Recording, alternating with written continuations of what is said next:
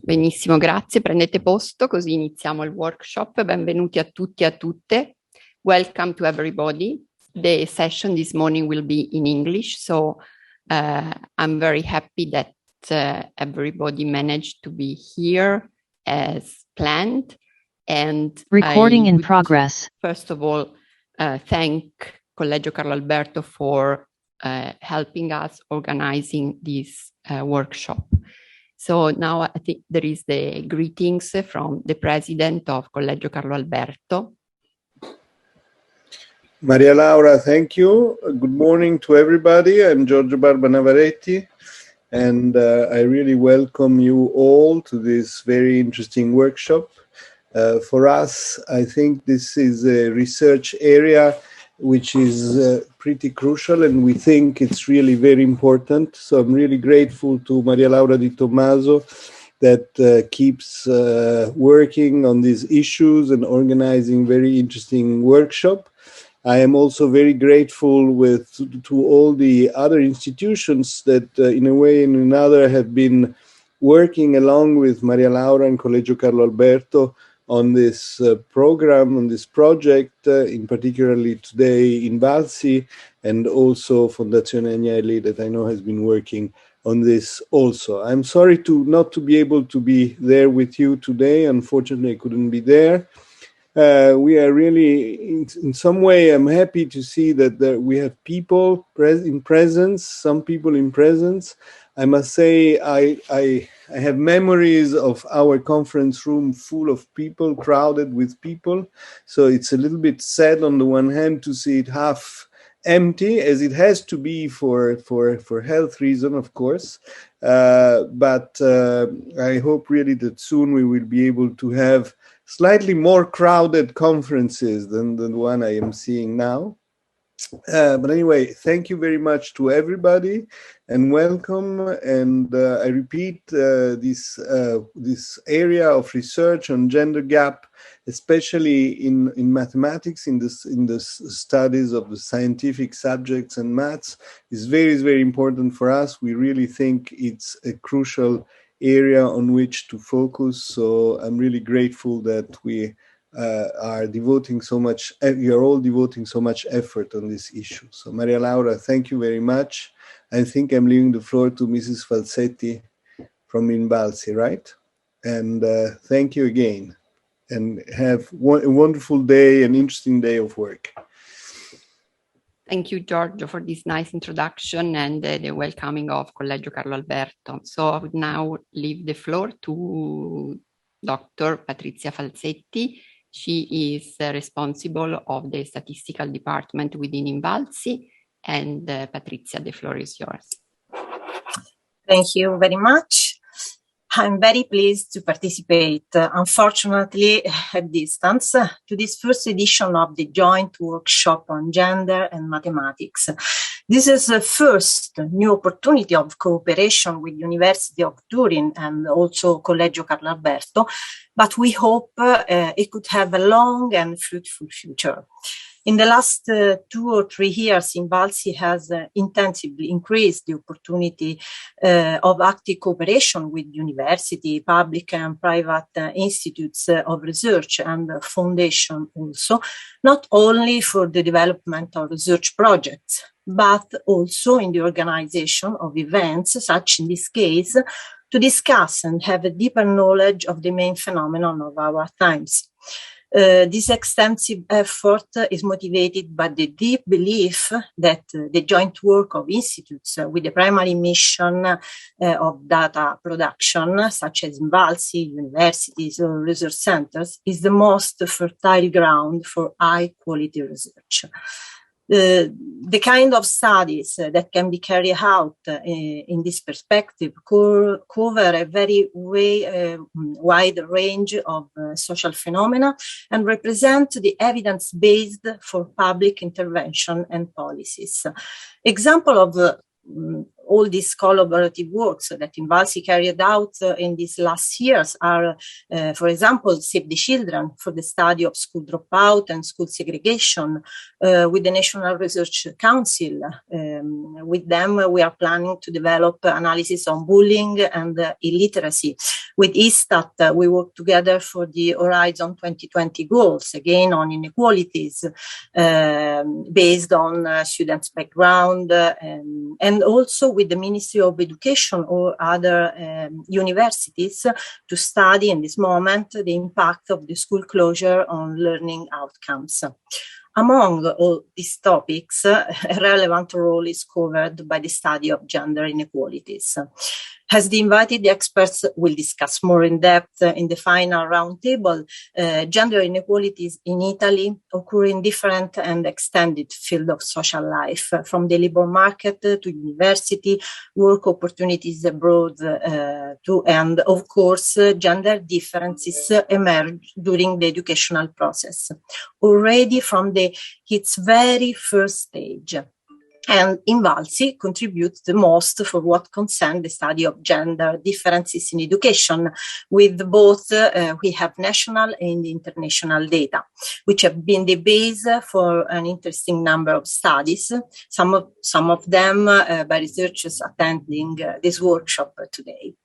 Thanks to their studies, the mechanism of gender gap, we substantially increase our knowledge about cultural factors influencing the gap, the geographical distribution of inequalities, and even more importantly, the strategies and teaching techniques that reduce the gap and increase gender equality.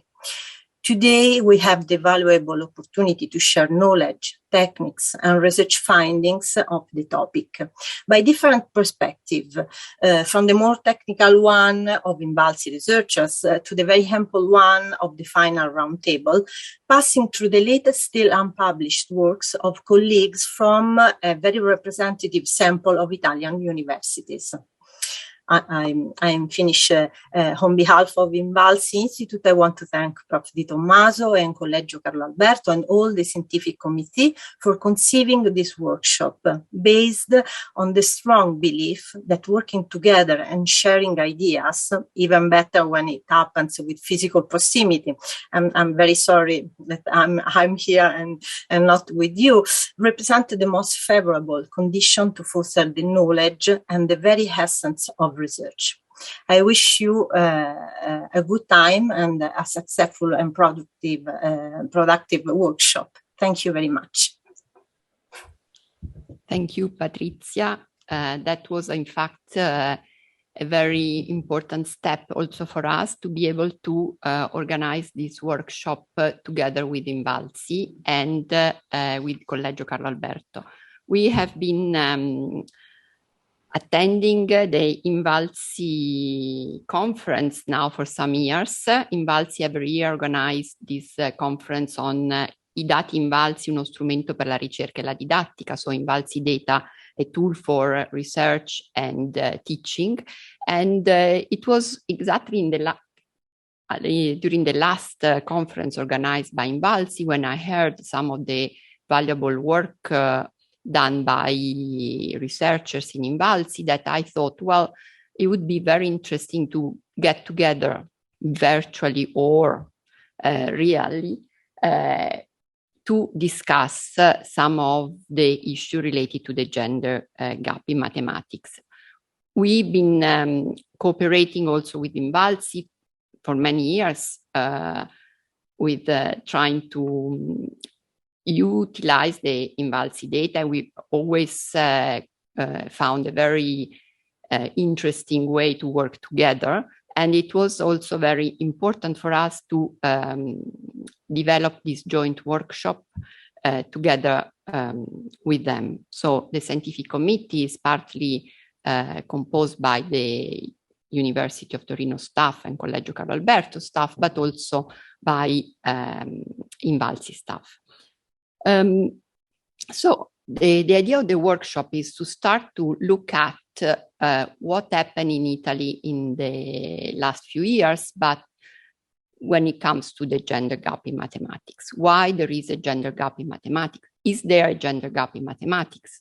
We will see today in many of the papers that, oh yeah, well, unfortunately, there is a gender gap in mathematics, and we will be trying to see with the contribution of all the researchers we're presenting today, why there is a gender gap in math and what can be done to address it. The idea of the workshop is also to bring together not only academicians and researchers from different institutions, but also policymakers. And in the round table that will be tonight, that is planned tonight, at the end of the workshop, we will try to have a discussion also with local institution and national institution in order to try to see what can be done at both local and national level to address the gap. So that was a very important element for this workshop. Now I would like to start the program of the workshop without any further delay. But before starting, I just want to point some organizational issues for the morning. The first organizational issue is that there will be questions and both from the floor here, and from the people who are attending the workshop online, and they are both very welcome. So please use our chat if you are linked online to provide comments, questions, and we will either repeat your questions lively here or give you the floor to pose the questions yourself. If people in the room have questions, they just raise their hand and they will be given a microphone that needs to be disinfected for safety reason. And everybody has to keep the mask while talking, except people here at the desk. So thank you very much for these small safety rules that you will, of course, obey to. So the first speakers this morning, the workshop is organized so that there will be a presenter, and in the first case, there will be two presenters and a discussion provided by the discussant first, and then there will be 5 minutes for questions and reply. The first presentation is by INVALSI, by Michele Cardone e Patrizia Giannantoni. So I first invite Michele Cardone to come to the desk.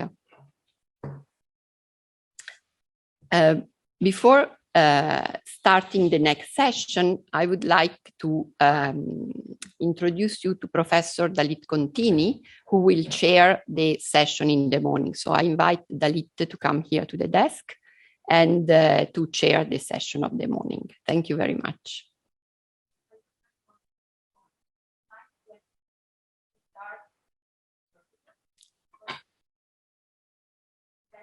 Yeah, that's okay. Yeah.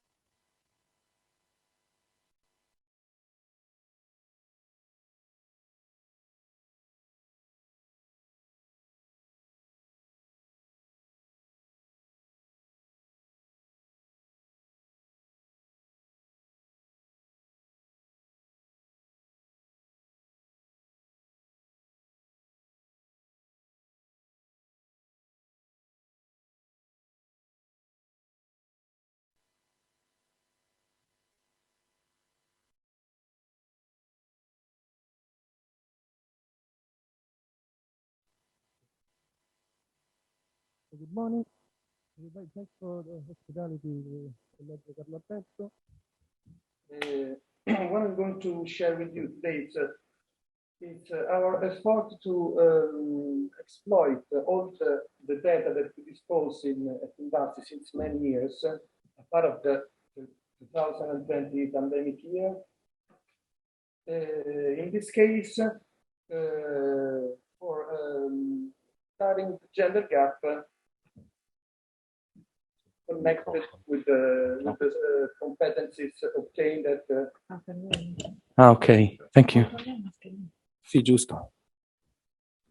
Okay, in this case, we exploit our data to study the gender gap connected with the competencies. So let's go on. Okay, the initial input for this work was one of the 17 development goals, in particular the number 5, that is achieving gender equality for the empowerment of all women and girls. There are many references in literature about gender gap. I just focused here on 3 of these that are more connected with our work. That is, males achieve better school performance in the mathematical scientific field, while females in the linguistic sphere. Male pupils show a greater self-control in dealing with particularly stressful and unexpected situations. And the connection with the social and economic background indicator, that is that males are more sensitive to resources present in the family and learning context. If we widen our field to the international framework, we can consider the PISA data. In particular, if we consider PISA 2018, in 36 countries over 36, females scores better than males in reading. Almost all of them are statistically significant, while males scores better than females in mathematics in 31 countries over 37, but less are statistically significant. If we think about Italy, this is confirmed for reading and mathematics, and also for science, where about 2 out of 3 top performance students are boys. So the hypothesis is that girls are ahead of men in the comprehension test, and this gap tends to decrease with the progress of the school path to the end of the second cycle. The situation is partly different when we consider mathematics tests. Differences are moderate in the first cycle, while they diverge in favor of males, reaching significant differences at the end of the second cycle of the school course. So the aim is verify gender differences in competencies at the second cycle of the school curriculum for the school year 2018-2019.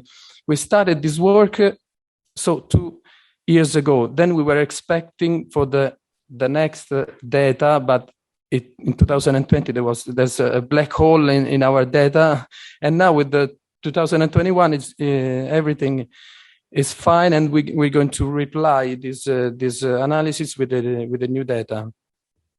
This analysis is made considering all data that can dispose by INVALSI tests. There is the competencies level and other information made going backward to grade 10 in 2014 and grade 8 in 2014 and grade 10 in 2016. Now I'll show the details. This approach going backward is made possible by the univocal code that every student disposes.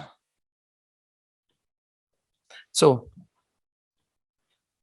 we have considered grade 8 2014 data, considering the test score in Italian and mathematics, the information about repeating at the first cycle, Then we consider information from grade 10 2016 tests. That is the background social indicator and the desired qualification, that is an information obtained in the questionnaire administered to students.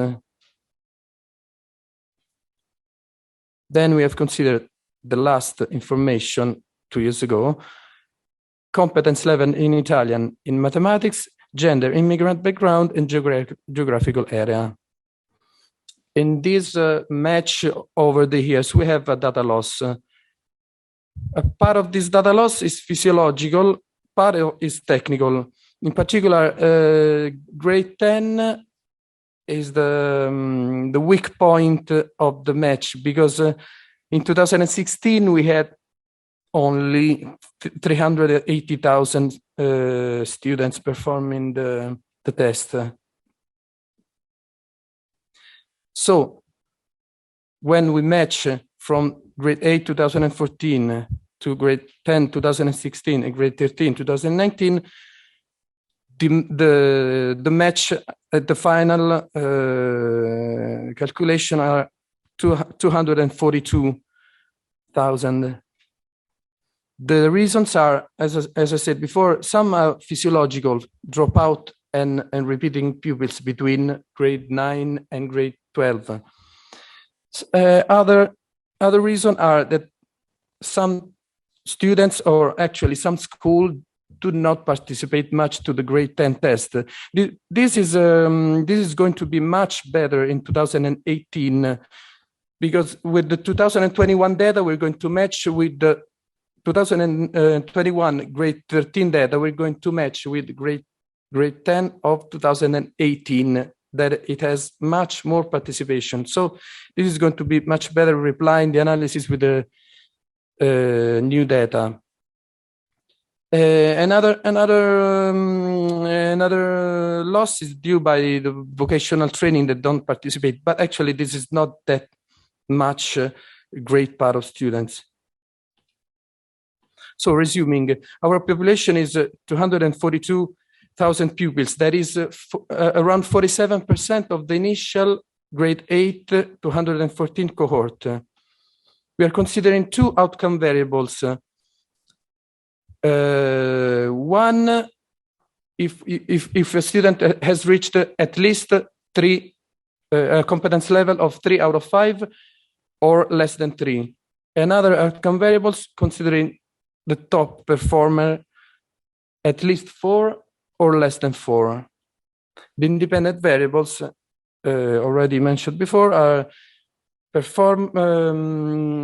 in the 8th grade 2014, repeating student and lower secondary school, desired qualification, background, gender, immigrant background, and geographical area. We first analyze some descriptive statistics.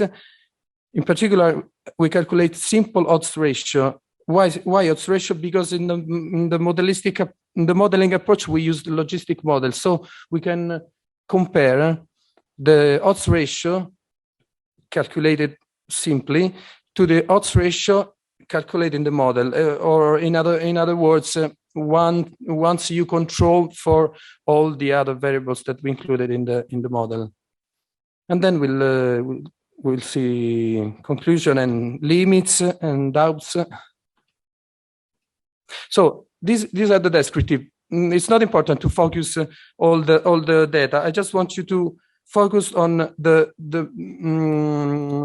independent variables more associated with gender. That is, the desired qualification administered in the students' questionnaire in grade 10. The difference is stronger. 58 females wish to have at least a university degree. On the contrary, for only 42 males. The repeating at lower secondary school, 39% females versus 51% males. Of course, we're talking just about the little part of repeating students at the secondary school. And then the performance in Italian language and in mathematics. If we consider the opposite quartile, in the lowest quartile, 44% are females and 56% are males. So the situation is in favor of females. On the top quartile, it's completely the opposite.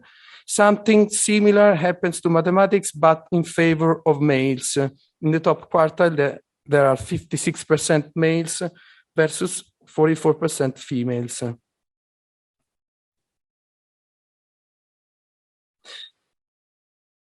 If we calculate simple odd ratio of gender crossed with the two outcome variables, this is the first outcome variables, that is at least a competence level of 3 or less. If we calculate the females odd ratio, we can say that in Italian language, females are 37% more likely to obtain a competence level at least of 3, that we consider for convention sufficient level.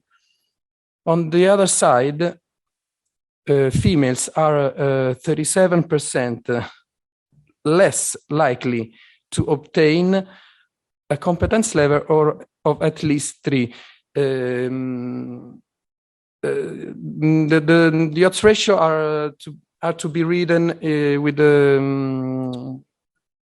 the more they go farther than 1, and the more the stronger is the effect.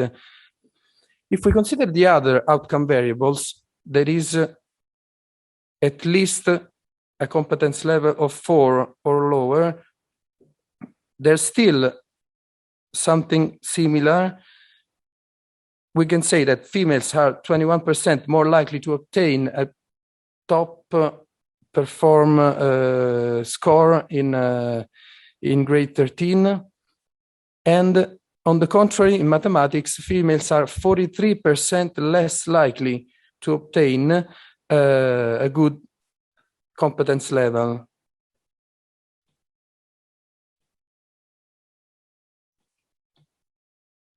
If we move to the logistic model, maybe I can go rapid to this. This one is just how I the reference categories of the logistic model, because on all the variables has to be fixed in one category. So the results of the coefficients are to be interpreted comparing to the one that is considered a reference.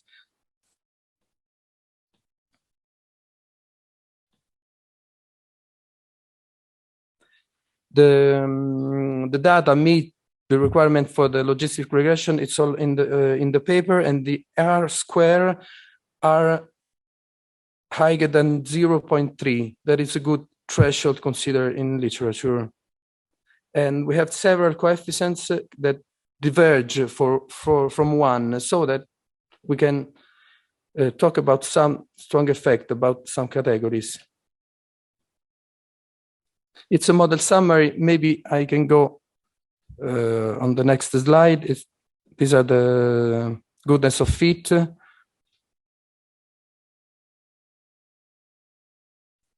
I just want to say that both the models fits well for Italian and for mathematics. If we consider another goodness of fit, that is the classification table, we can say that the second model, the one with the top performer competence level, works better, because this is the classification table that says how many cases are predicted in the good way. So if we see in the first one, the lower competence level are well estimated only for half of the students. So we can say that in the first model will provide many overestimated competence levels for not sufficient students. So we can say that the second model works better. This is the first model with a competence level at least 3 out of 5. In bold are the most stronger effect. The strongest effect are the competence in grade 8. So 9 years before. We would expect some more effect from the background, from the socio-economic background, but actually what is not expected, at least by me, is the desired qualification, that is 2.8 and 2.3. And more interesting for us in this conference is the female coefficient. The odds ratio has decreased to 1.11 and for Italian and 0.54 for mathematics. So it decreases for Italian language, but it doesn't decrease for mathematics. The same happens for the second models with the competence level, at least for it. The odds ratio that we have seen in the descriptive statistics, without including in the model all the independent variables, now the effect of the odds ratio of females is almost 1. So it means that the gap has disappeared. But in mathematics, while in mathematics it's still in the same quantity. So comparing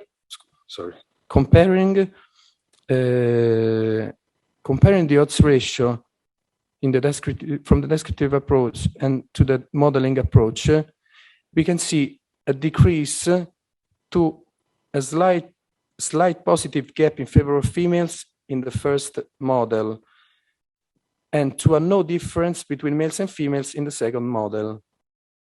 While for mathematics, the gap, it doesn't decrease at all.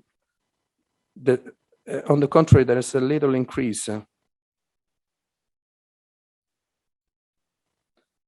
So what we can say is that starting from the descriptive statistics that confirm the best performance of females in Italian language and of males in maths, when we get into the model and control for other variables, the higher effect of females in Italian language almost disappears, while the one in favor of males in mathematics remains strong. So although we are controlling for some characteristics, it seems that these characteristics introduced in the model reduce the better performance only for females in Italian language. This is the limits of the study.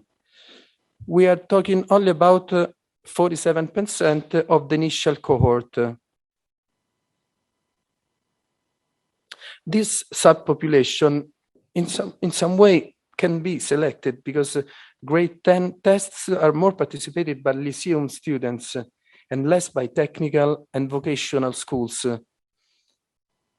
Again, vocational training and repeating pupils between grade 9 and grade 12, not included, are less proficient. So maybe we have made this analysis on a population a little bit more selected.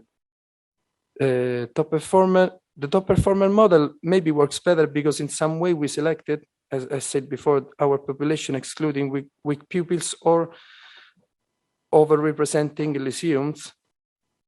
And the desired qualification that is the only perception variables. The other are all structure. We are wondering why it has so much effect. Next step, we can use the new INVALSI data. And we know the grade 10 2018 tests are much more participated than 2016. We can separate by school track, of course. And we can consider other models without making dichotomous the outcome variables. We can consider all the 5 levels, or we can consider the the continuous score. Actually, we made it dichotomic because it's easier to communicate, but I confess that it's easier to communicate to everybody the results. So thanks to everybody. Just 18 seconds over the time. Thank you.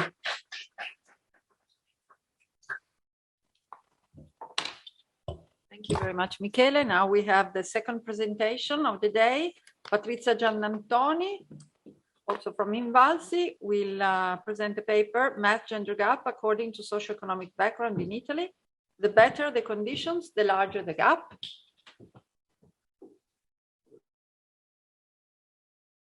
Chiudertela. Riusciamo a chiudertela. Chiudo. Eccola. Non ho capito.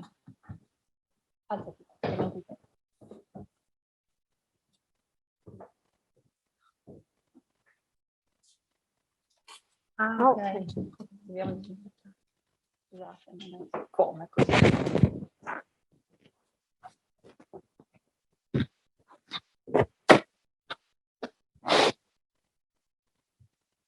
Okay, good morning. So this is the second presentation from an INVALSI team. And in fact, this is a work that we developed together with two colleagues from INVALSI, Veronica Pastori and Cecilia Bagnarol. What we share with the previous presentation by Michele and co-authors is what I call in a way an INVALSI approach to research. Because as we know, as statistical office of INVALSI, we are concerned with data on different aspects, but mainly data production and statistical analysis. But as we can, we also try to develop some independent research. And when we manage, the strength of our research usually is the fact that we have very strong familiarity with the data and their potentiality. But on the other hand, we very often start research from our curiosity on a theme, but we don't have profound, deep knowledge of the topic. So, well, what happens that we ended up with some always significant results we present, and for us also apparently interesting, but that are in need of further interpretation. And as Patrizia Falzetti said in the opening speech, these kind of situations are precisely the opportunities where we can discuss, and your comments and interpretations and discussions and observations are all very precious for make a better understanding of the evidence that we found. So in this case, okay, the starting idea of this work was we were working at INVALSI to this Agenda 2030 objective of the United Nations, and particularly to gender equity. And the interest of our team of research was to study the effects, the gender gap when it interacts with other sources of inequalities. So not just the gender gap, but how it changes for different subpopulations. For example, when we have an economic disadvantage, or in some parts of Italy in the north with respect to the south. So a kind of initial research question was, does the gender gap decrease when the socioeconomic status is higher? And that could be, of course, because there are less gender stereotypes, more cultural, a different cultural background for many reasons. And we have a long time period that we can observe. So we also asked ourselves, is this effect constant over time? That changes? So at the beginning of the research, the expectations were that we could find less gender gap in when we look to a subpopulation of higher socioeconomic status. But indeed, what we found already from a starting literature review was quite the opposite. That in many studies, we found that increasing the socioeconomic status of students, in that kind of situation, we found higher gender gap, which is for us more challenging as for the interpretation, but also more interesting. So we decided also to have a look to other kind of favorable and unfavorable conditions and to see how it changes the levels of gender gap. We use INVALSI data for grade 5 of school, so quite at the beginning of the school process. We look at the 10-year period of time from 2009 to 2019. And all the time that we could, we used different measures of phenomenon. So we could have a more robust results. So as the math outcomes, we use both percentage scores, so the number of correct answers over the total answers of the test, or these WLE scores, which are built up Rush model. So they are more sophisticated and they consider together the ability of the students and the difficulty of the items. And also for the socioeconomic status, we use both the ESCS index, which is a synthetic index built up by the INVALSI, but following international guidelines. And in some kind of analysis, also the mother's educational attainment. This is the outline of the results I'm going to show you. The idea was to follow different lines of research. So a first line is a temporal analysis. So we look at the trend of socioeconomic, gender gap divided by socioeconomic status over the 10 years of the reference period. The second analysis is more geographical. So we look at the differences in gender gap over Italy at regional and sub-regional level. And the third one, the last one, is a kind of more, try to give more an interpretation to the data. So we build these nested regression models just for 1 year, 2017-18, which is the one with in which we found the highest gender gap in Italy. And in this analysis, we have as the outcome, the math scores. Then we put in the analysis many contextual variables, factors that can affect the result. And in the middle, as a key variable, we put gender in interaction with these variables. So we can detect the different effect of each factor operating on females and on males. For example, for the socioeconomic status, it means that we can detect how much it gives an advantage if you are a boy compared to the advantage it gives to a girl, which can be different. So let's start from the temporal trend. Okay, so this is the trend of the gender gap over time. On the vertical axis, we have, let's say, the male advantage, because it's the difference in math scores for males minus math scores for females. So the upper the line, the higher the gender gap. And the different colors represent different quartiles of the index of ESCS. So the yellow line is the top socioeconomic status, and the red line is the lowest. We added these separated dots at the end of the graph, which are last analysis we made with the data for the last year that INVALSI has just released 2 weeks ago. So unfortunately, we can already see from this graph that the gender gap is going up again after the COVID period. So it's not much interesting for the general analysis, but we were curious to have a look to what was going on. And looking to the gender gap by socioeconomic status, we can see that indeed it seems to be higher for the group of students with the highest socioeconomic status. And this result is coherent, consistent over time. It's consistent over categories because they are almost never overlapping except here.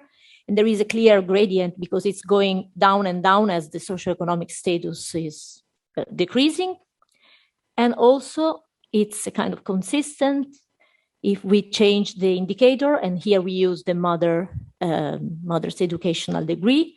The yellow line is the mother with a university degree, and the red one is the lower school. Here it's even more clear, the pattern, that the lines are completely separated. This is another way to represent very similar results, because here we selected only the the students with the highest socioeconomic levels. They are about 50% boys and 50% girls. So boys are in orange and girls in green. And then these flows, they show how they distributed in the different levels of math scores. This is the lowest score, and this is the top quartile score. And what is interesting here is that for boys, there is a clear gradient also here of more and more students experiencing this beneficial condition of being in a very high socioeconomic status, going to highest level of performances. Whereas for the girls, we don't see the same distribution. It's quite stable across the 4 categories of scores. And it seems that about 1/4 of girls is going to each category. It's quite equidistributed. And in a way, it seems that it's like they benefit less than boys to this favorable economic condition.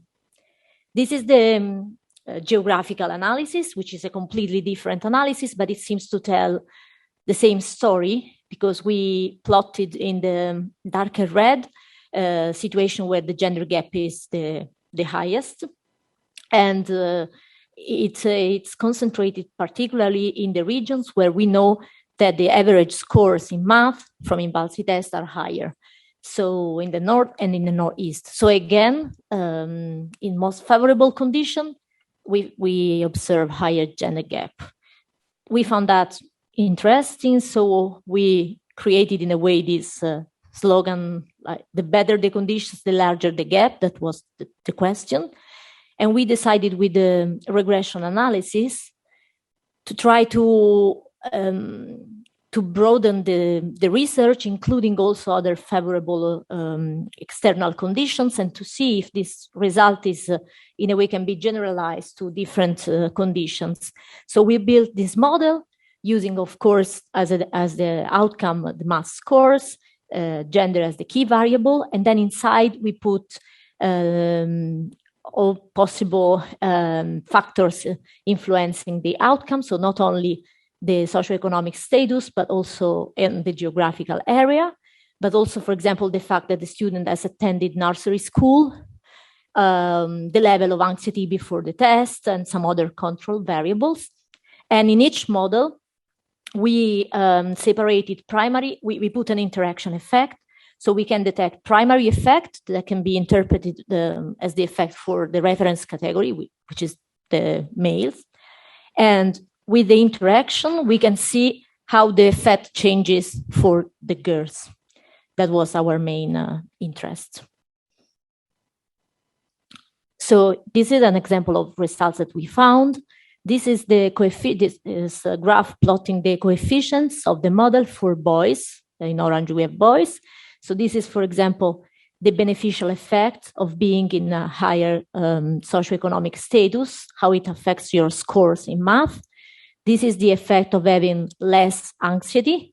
The variables are positive oriented. So you can see here, you have no anxiety before the test, then your result is probably better.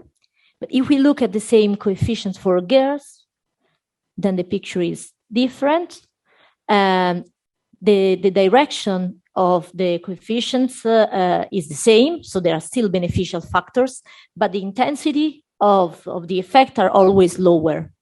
And what is interesting for us in the line of our research is that the difference in the effect is particularly is more pronounced exactly at the where the most favorable conditions are operating. So at the top socioeconomic status, and even more here.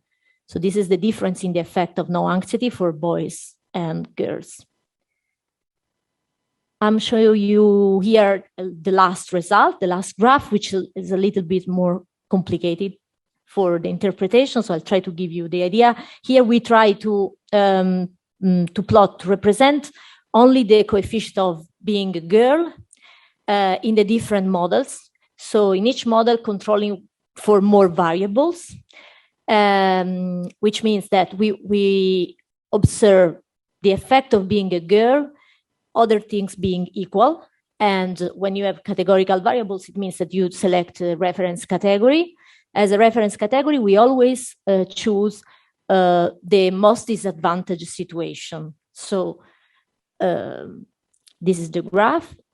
Starting from the left, this is the model where only socioeconomic status is in the model. And this is the negative effect of being a girl, which is reducing, as we put more variables in the model. And so here we put the geographical area, the nursery school, anxiety, all the variables I mentioned before.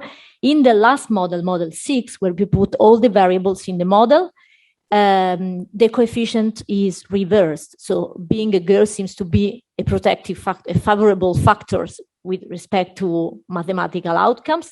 But this category is comparing a girl and a boy in the situation of the lowest socioeconomic status. The school is in the south, non-nursery school, high anxiety level. So all the worst, most difficult conditions. And in this case, in this category, the coefficient is reversed. So, okay, it's plus. So the main results are that in difficult conditions, it seems that girls at grade 5 of school perform better than boys. But then this kind of advantage is reducing as more beneficial conditions are operating, and is then reversed even in a very strong way, such as that if we observe only top performers, there the balance of males and females is very unbalanced in favor of males. So this is the results. Then what's interesting is to try to give the interpretation, of course, these results. And as I said before, here we don't have a strong background to give clear interpretation, and it's also difficult in general to, it would need more research. We try to make some speculation using this model of the two different lines of interpretation. So the sociocultural interpretation versus more biological cognitive interpretation, but of course they are not alternative, and in some ways they're not even strongly distincted.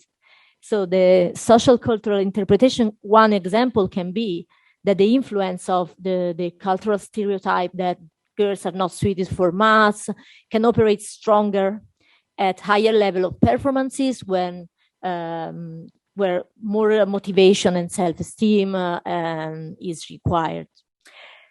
But at the same time, we were also, in a way, attracted for some kind of cognitive interpretation, because what emerged is that in some difficult situation where characteristics such as perseverance, determination, precision, reasoning, then in that situation, girls have better performances, whereas in other kind of situation where intuition, propensity to new methods and alternative approach, there we see males overperform girls.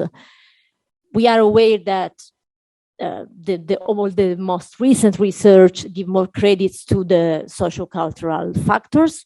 We found interesting to have a deeper knowledge of these cognitive interpretations when we think about the fact that we know from neuroscience that in a way the brain functioning is different from boy and a girl already from the very beginning, for example, for the visual spatial skills. And we found also interesting all the studies that have shown that the gender gap has very specificity.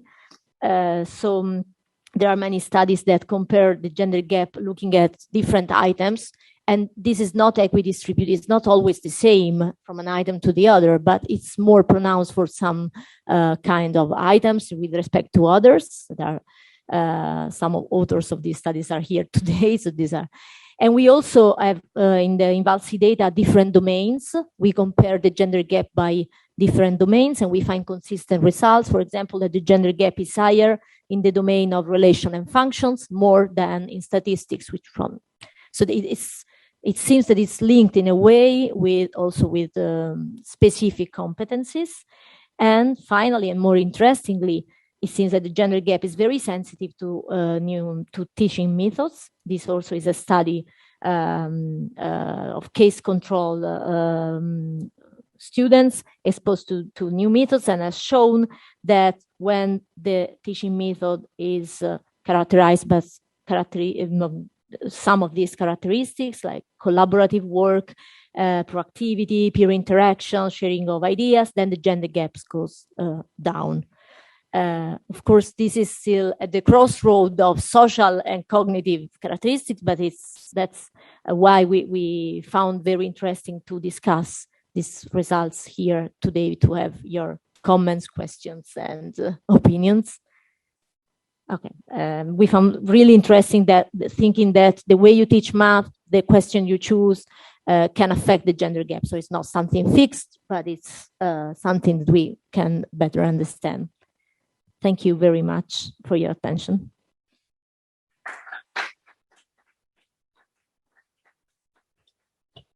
Thank you very much, Patrizia, for this interesting presentation. Now I give the floor to the discussant, Aldo Geuna. I think maybe. Oh. Yeah, I think you can stay.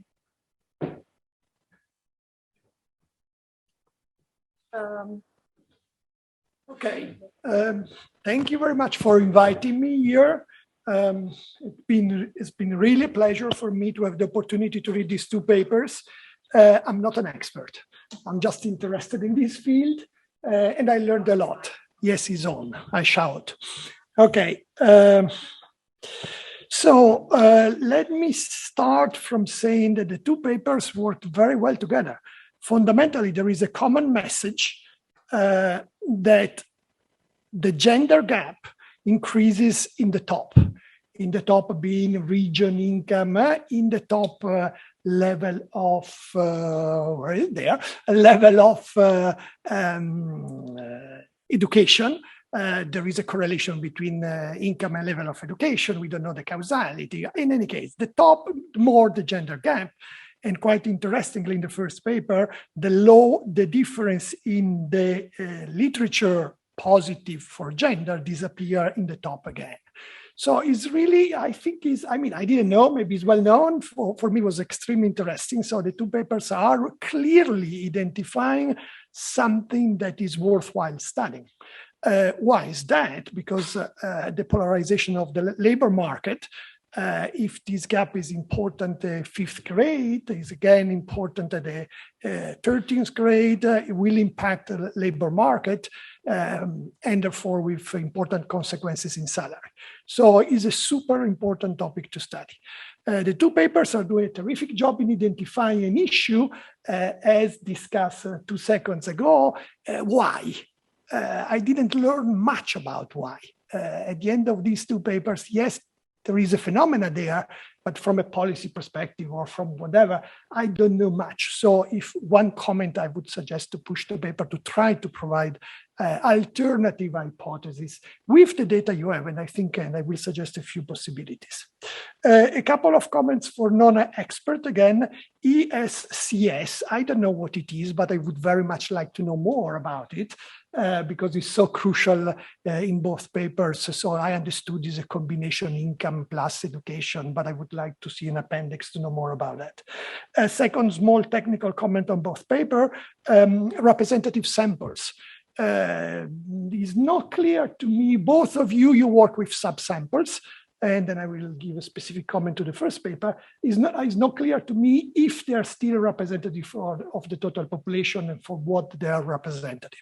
So again, some technical appendix there convincing the reader that we are still talking of something that is representative for the population would be very much worthwhile. Okay, let me switch the order, start from the second one, because it's a bit more challenging. you propose, the why is what I'm interested, of course, clearly from this introduction. You propose two alternative interpretations, one that is biological and one that is social, or the literature has identified both of them, and you tilt a bit towards the biological. I have some doubt about that. Also, in terms of you use a second grade starting ability, as if that is unbiased. So my natural question is, maybe the bias happens at year 4, so before schooling. And therefore, both your starting ability and your biological argument are very much tied to schooling already. So I really would like, I know that is not possible, but okay, this is just a comment. I'm free to say impossible things. I would like to have some control early on before schooling, both to say that is a starting ability, as you presented in the model, but also the biological argument. I'm very much, but I don't know, again, I'm not an expert, think that in the first few years of life, might be there is already something social that is then shaping what we might think at year 8 is biological. So you need to convince me a bit more on that. Second comment on the way in which you do the analysis, you use 17-18 as is the one with the biggest gap. So what? I'm actually worried about 17-18. I don't know if I count well, but it might very well be connected to the Great Recession, 2007, 8, 9. I don't know. Kids are arriving at 9 and 10. So if I calculate right, that sample might be already affected by the Great Recession, and therefore there might be an adversity, a risk adversity to produce kids. Okay, so I don't know if it matters at all, but why don't you redo the analysis on previous years? You have it, and you convince me that the result is robust and there are no other factors that are specifically because that regression had an income regional effect, I think.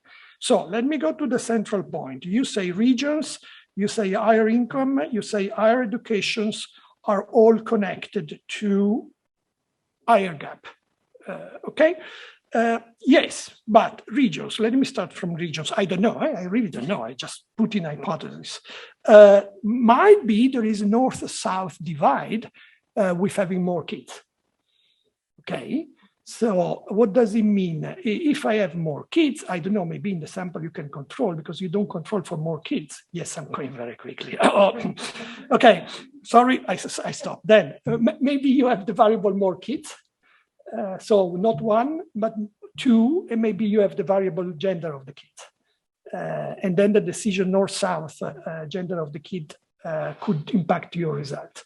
Similarly, higher income might mean more kids and the same kind of effect. Higher education, higher income region might be associated to higher working practices by females. So there is an alternative model that simply sees female in higher income with higher education. Higher income is family income, I guess, correct? So if the mother works, automatically there is an higher income in that family, correct? So if that is the case, there might be some possible effect. That means the mother is working more, and if there are more kids, there might be an alternative effect on gender. That could, maybe you can test. We can discuss further. Let me draw, I have 1 minute to the other paper for a quick comment. You identify the same problem. In the presentation, you showed us the basic effect of the ratio and then the final one. And then you convincingly argue that the literature effect disappears while the mathematical effect is still there. But you have quite a few variables that could be correlated to these phenomena. So in an attempt of explaining why, I would include one variable after the other, also because you can come up with 3 theorizing with your set of variables in your model to try to see which is the set of variables that are causing that effect. Fundamentally, the mathematical gap doesn't change. changes of 1-2 percentage points. So the effect is on literature. That is interesting. So the literature positive effect disappears. So there is the advantage has disappeared. Why? I'm interested in understanding that. While here we have a story of increased gap, there we have a story of decreased positive literature gap. So yes, the two papers are showing similar things, but not exactly. And I would also try to see to the total result on your results, so on the literature story. So I would really try to dig a bit more, and you can with your data, simply with what you have, to explain why this literature positive effect is decreasing. You say possibly this variable, test them, and try to tell us a history of why that is happening. Sorry, too long. Thank you very much. I really enjoyed the two papers.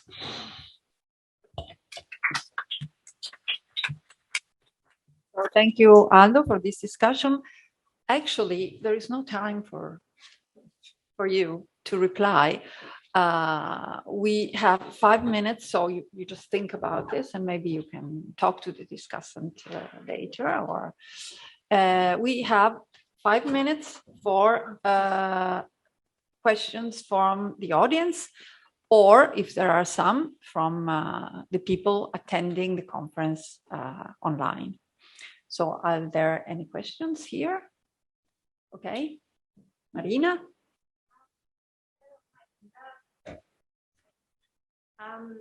Just to ask, INVALSI doesn't contain information on occupation of the mother. It's just level of education of the mother, is it? Not exactly. We have information about the occupation, which is included in the ESCS index, and it's a bit less precise and works. Yeah. So just because it would be nice to see that on its own in order to look at this effect of, relatively wealthier regions in which, it's a study that has been done for the United States, for example, very educated mothers who opt to stay at home. And then they transmit a very different message in terms of role model, although they're high education. So it would be nice to know whether there is some of that, because particularly looking at the regions where you find this, I kind of know anecdotally that there is quite a lot of that actually. So it would be interesting to just know whether these are employed mothers, so not just whether they're high educated mothers.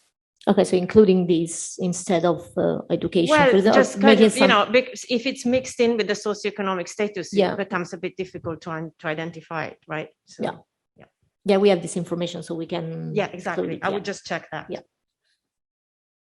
Thank you. There are 2 more questions.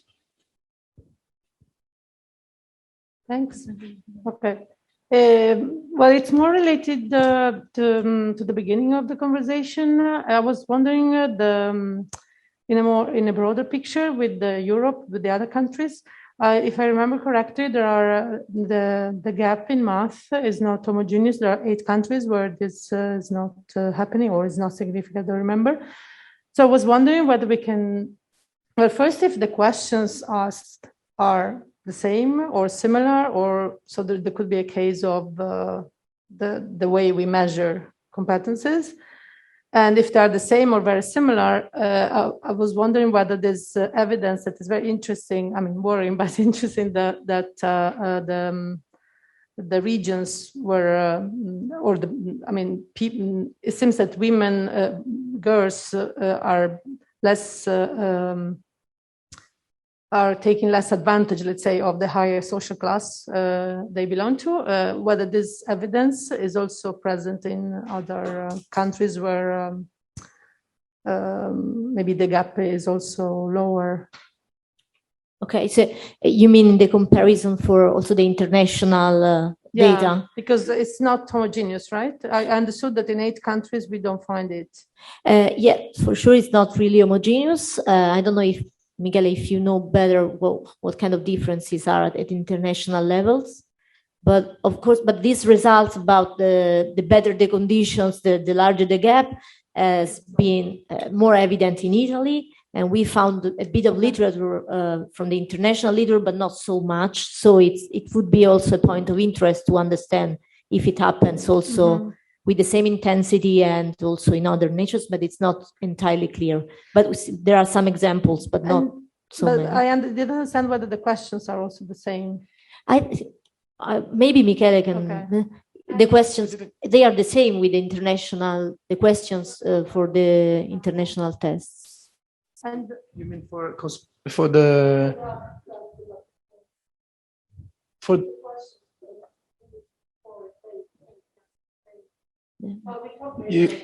yeah, I think we peer effect. There is this literature saying that women tend to underperform in math also because it's considered sort of masculine. So there is this peer effect that is very strong. I mean, is there any question that could be related to this in your study?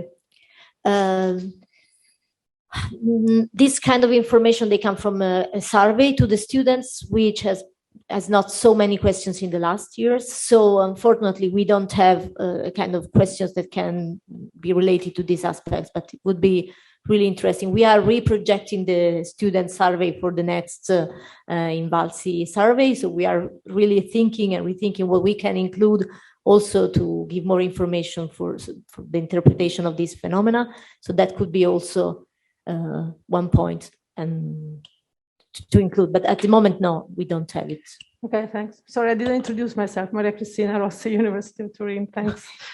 Luckily, we have 2 papers, actually 2.5 papers later on who will discuss these peer effects.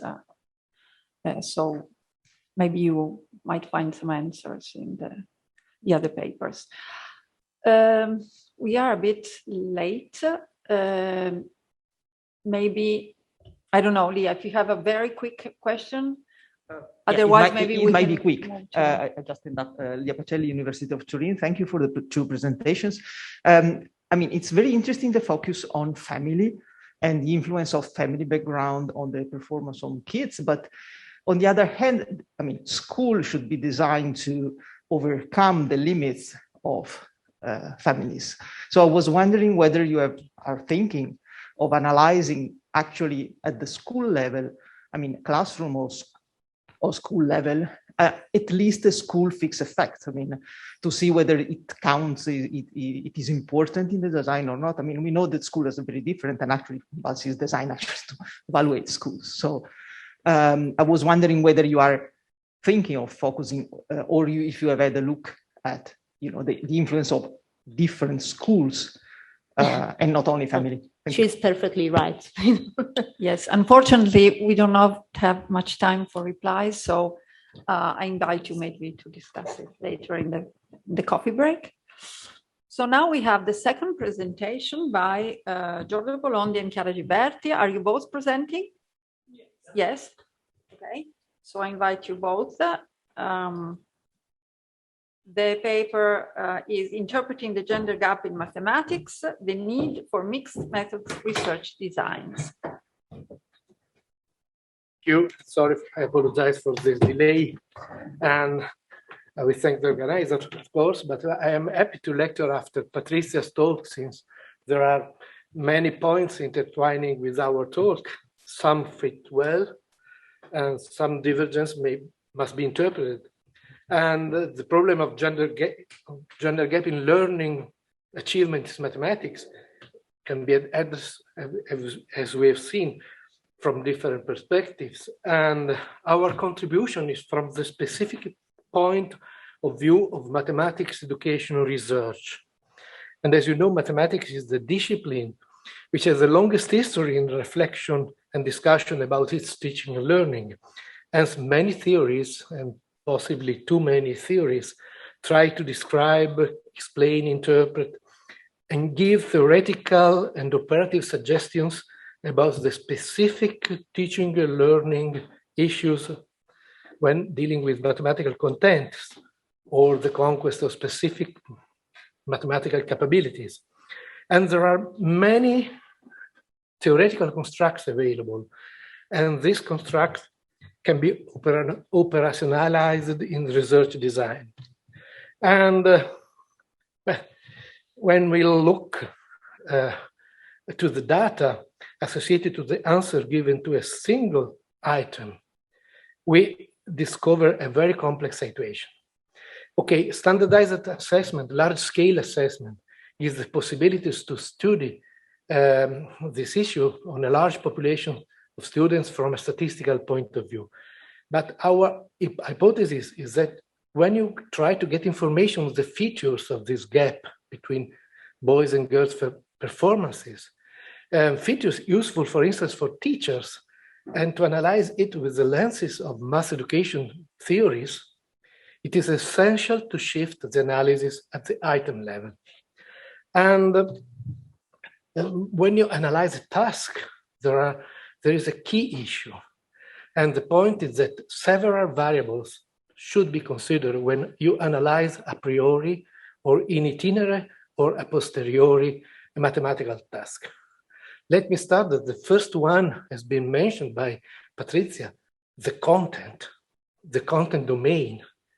And INVALSI has some content domains which are strictly related to the content domains make explicit in the national guidelines for teaching.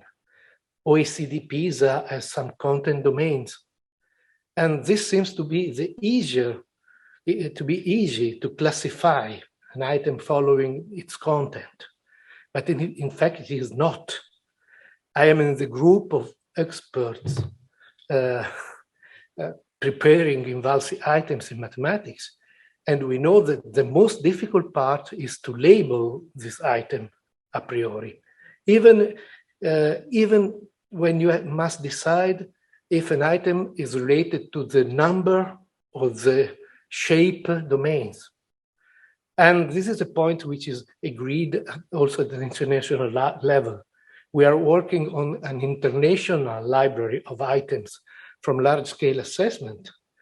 And in fact, we agreed that we can classify at the content domain level items, but we have no agreement on any other classification. So this is a key issue to be considered. You must consider several variables when you analyze and you prepare a mathematical item. Then you observe other, for instance, the domain, or for instance, the process, the cognitive process, whatever this means, that you consider in an item. And but you have several variables that you observe when you look to pupils answering the task. For instance, all variables related to affect, to how far this item is similar to items that students met in his or her particular school path. And then you have variables that you must consider when you interpret a posteriori, and that you discover in a posteriori situation. So this is a key issue. And what the fact is that these variables interact with a very complex dynamics. And what we observe is that large-scale assessment results provide evidence of emerging phenomena. For instance, the gender gap. These are emerging phenomena. Emerging phenomena, let me use a terminology coming from other disciplines. Emerging phenomena from a chaotic situation. And what we see is that a very small change in the formulation state of the task can result in large difference in the observed results. That is to say, student performance, students' answer. And there is a recent literature trying to look at this difference through either qualitative or quantitative methods. And in fact, the main difficulty is that of course, you cannot give two versions of the same answer, of the same task to the same student. So either you adopt completely qualitative methods, or you prepare a research design with equating techniques and something similar in order to get information. And just to give some examples, since the main point is which variables can have an impact on gender gap at the item level. I will show just two examples. For instance, this is a clear example of how you can change the position of data inside an item. The same data, but just organized in different verbal distributions. Or this is a research, a part of the research that we did with Chiara and Clelia Cascella. Or this is an example on how changing the element for an argumentation can significantly affect the results of students. You see, this is a classical argumentation in geometry, and you change how data and warrant and backing of the argumentation using Toulmin's classification of element of argumentation can affect students' results. And so the main point is, are there variables that are more likely to be associated to gender gap performances? And then, so the first part of our general research design was to focus on factors which are more related to school context, content area, type of items, closed answer or open-handed question, method of assessment of particular class. You have a class level also to investigate, or classroom practices, assessment practices, and so on. So with those idea that gender gap in math achievement is particularly influenced by cultural and social causes, and also by those we called micro-social factors related to the milieu of the classroom practice. And there is another striking point that we will mention. We observe a difference, a statistically significant difference in performances, in INVALSI performances, but there is no difference in school grades. And this implies that when you equal students with their INVALSI performance, you see that girls get better grades, better school grades. If you equal students with INVALSI performances. So there is something inside the classroom which influences this, which have a role in this dynamics. And so we started with three different ways to look at the huge INVALSI repository of items, almost 2,000 items that have been administered. A simple descriptive numerical index, just looking the ratio between the difference in performances between boys and girls, and something described in the difficulty of the item. And then something more refined, look into the differential item functioning analysis in the item. And then just a qualitative look to the items. So we analyzed thousands of these of items, looking to the difference and to this, we call it this simple descriptive index, the indice di gender gap.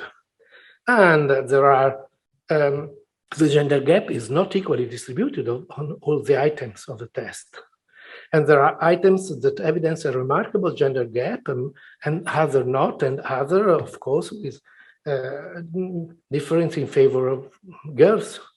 And this phenomenon appears also at a local level. We tried to study in deep the situation of a region where the gender gap is particularly relevant, South Tyrol. And we found exactly the same phenomenon and exactly on the same items. So this appears even both at a national scale and on a particular regional scale. So this is analysis.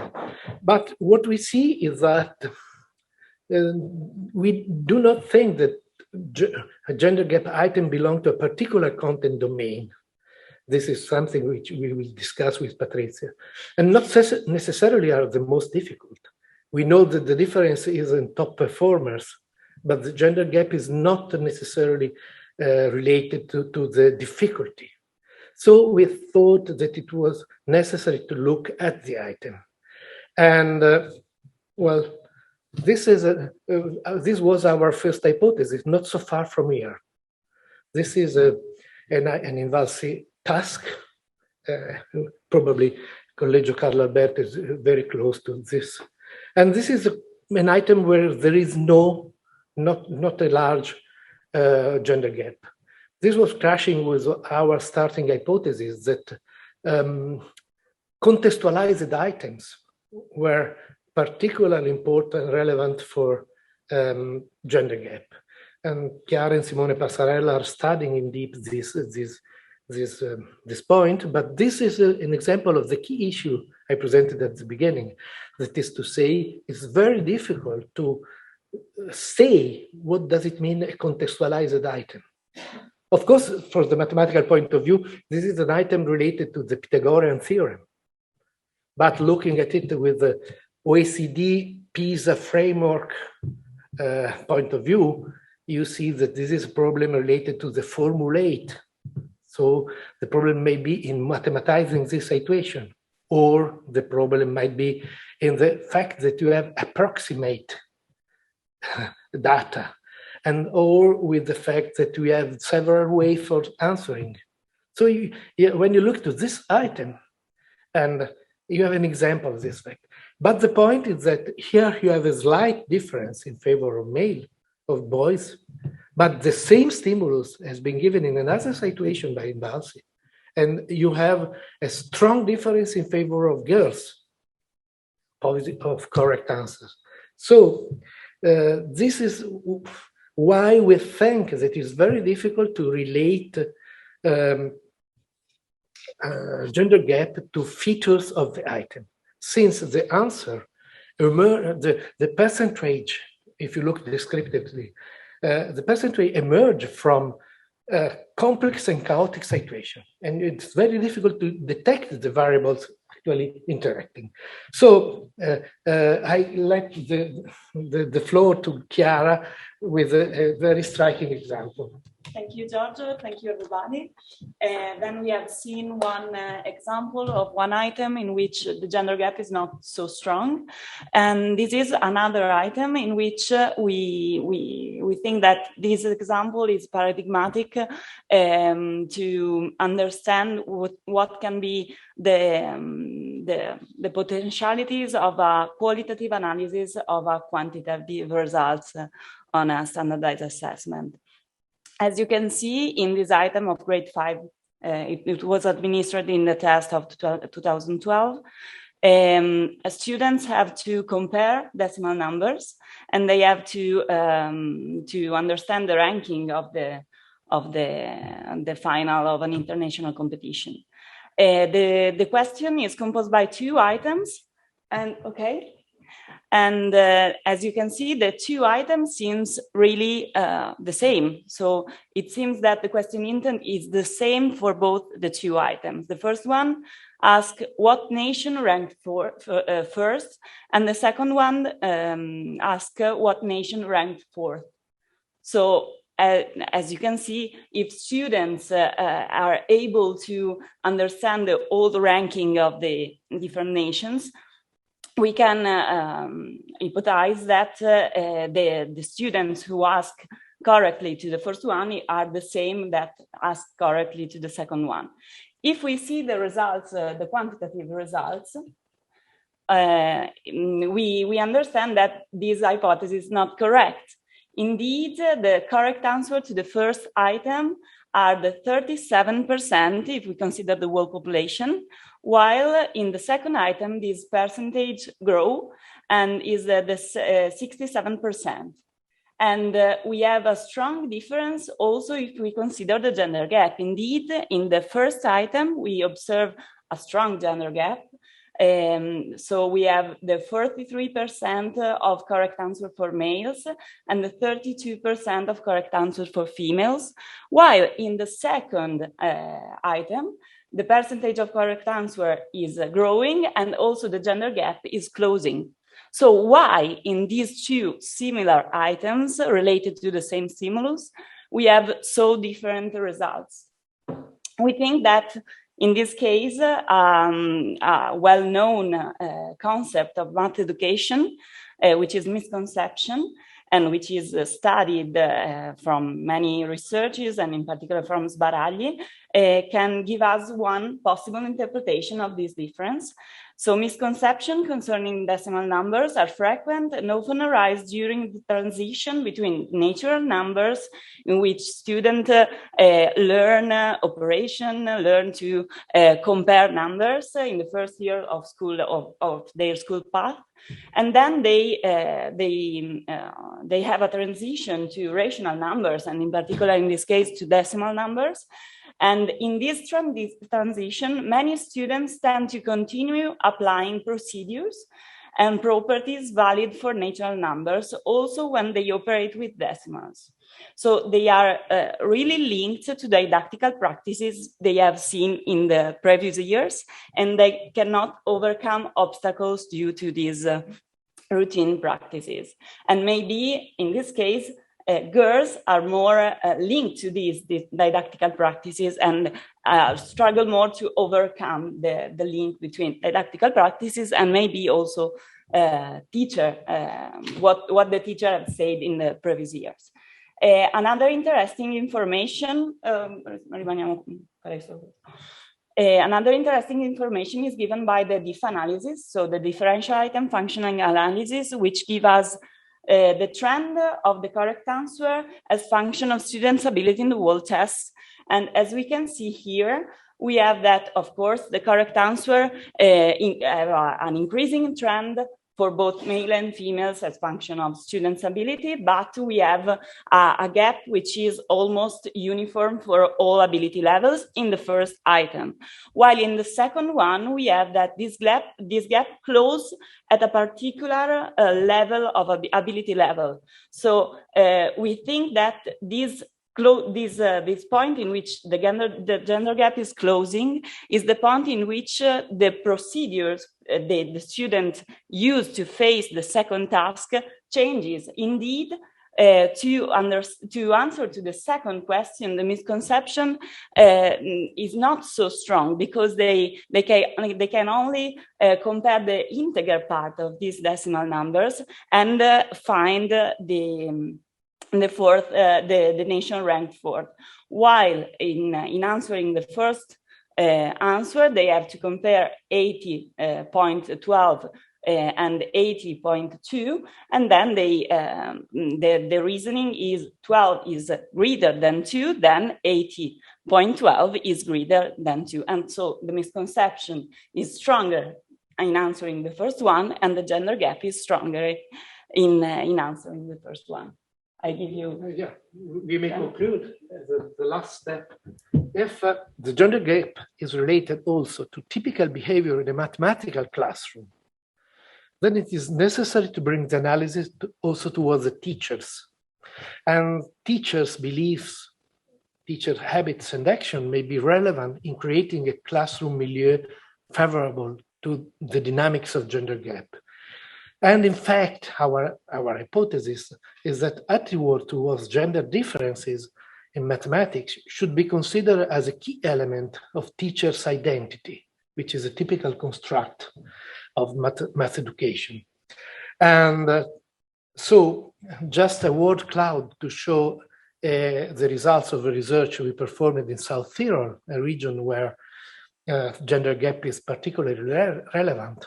We asked to a large target of teachers to describe their best students in mathematics without speaking about gender gap, but we asked general some details. And as you can see, the adjective, this is a part, of course, of the research, the adjective used for describing good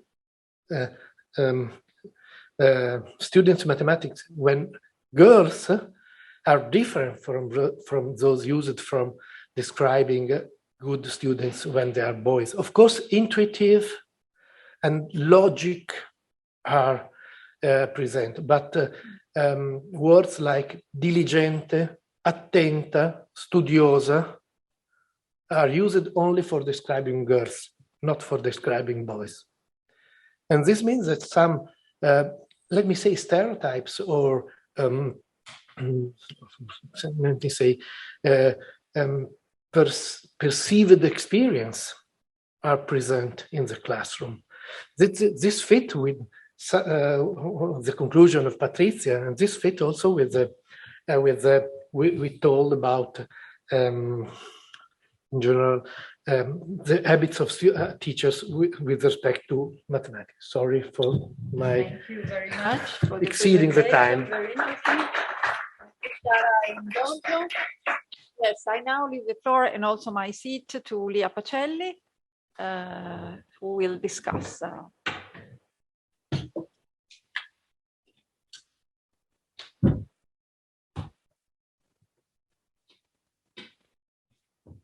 Thank you very much for inviting me and for giving me the chance to participate into this very interesting conference. I will be very, very quick because of of time, and I'm really looking forward to have the full paper of this research that is really interesting and challenging. I have just one real question for you.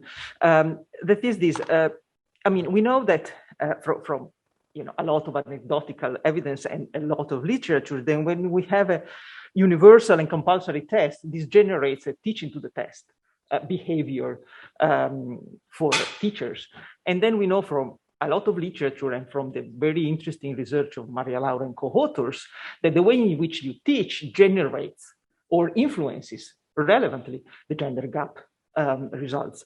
So I was actually thinking whether you have comments about the idea that the fact that you have an item, a specific wording of an item generates a behavior from the teacher that then generates the gap. So the way in which there is a link between the item and the gender gap outcome actually goes through the influence that the wording has on the behavior of the teacher. So it's a kind of shortcut of a cortocircuito, we would say, between the way in which we measure and the behavior that we generate into the classroom from the teachers and so on. It's really a question because I would be very curious to know the answer. Okay, this is actually a key point. Teaching to test, of course, is a key issue for INVALSI. And but let me say that, for instance, for the particular case of, for instance, wording of items, there is another actor, which are textbooks. And in fact, at the beginning, INVALSI items were very close to the usual wording of mathematical language used in textbook. It's a linguist, expert in linguistics, says that the language used in mathematics is a spatial language in the sense of Cortellaz and others. And with specific features, for instance, there are some wording that you use only in bureaucracy and mathematics, sapendo che. You never use this construct when you speak. But teachers are used to employ this language and textbooks. And at the beginning, INVALSI items were worded as the common features. Then we shifted to a more natural language, since we saw that these linguistic features may create difficulties to students. And now INVALSI items are slightly different from textbooks, and textbooks are trying to adopt INVALSI language. This is a phenomenon that we are observing.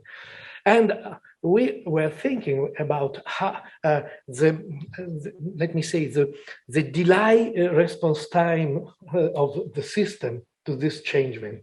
And it is possible that it depends, of course, on teachers' habits, but also on features like gender. It may happen if our general research hypothesis is true. Girls perform better in items which are closer to classroom habits. to what we say abitudini didattiche. In general, we say that this is a general hypothesis, and this means closer for wording, for topics, for contextualization, for many variables. Our hypothesis is that there is no gender gap when the item is close to habitually used in classroom items. This is a general hypothesis.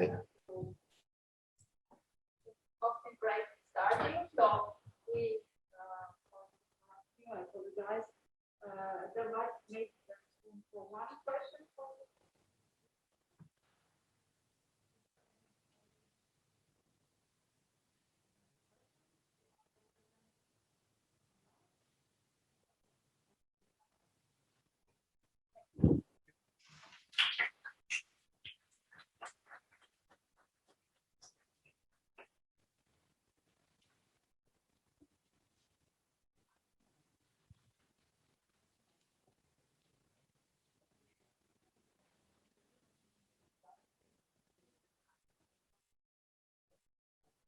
Yes. Okay.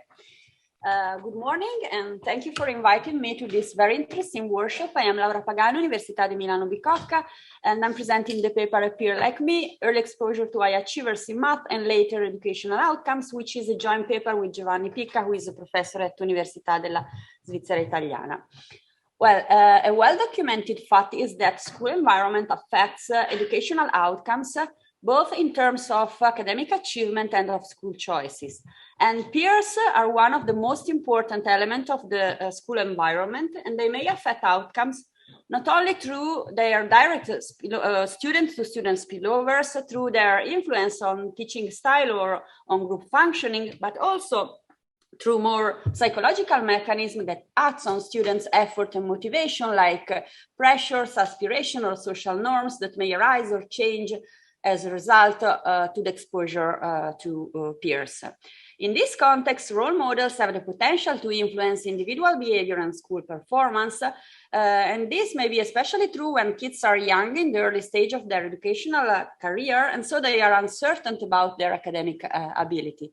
The point is that seeing someone with characteristics similar to own characteristics, for instance, of the same gender, who is doing particularly well in a task or in a subject, may affect kids' perception about their own ability in that subject or in that task.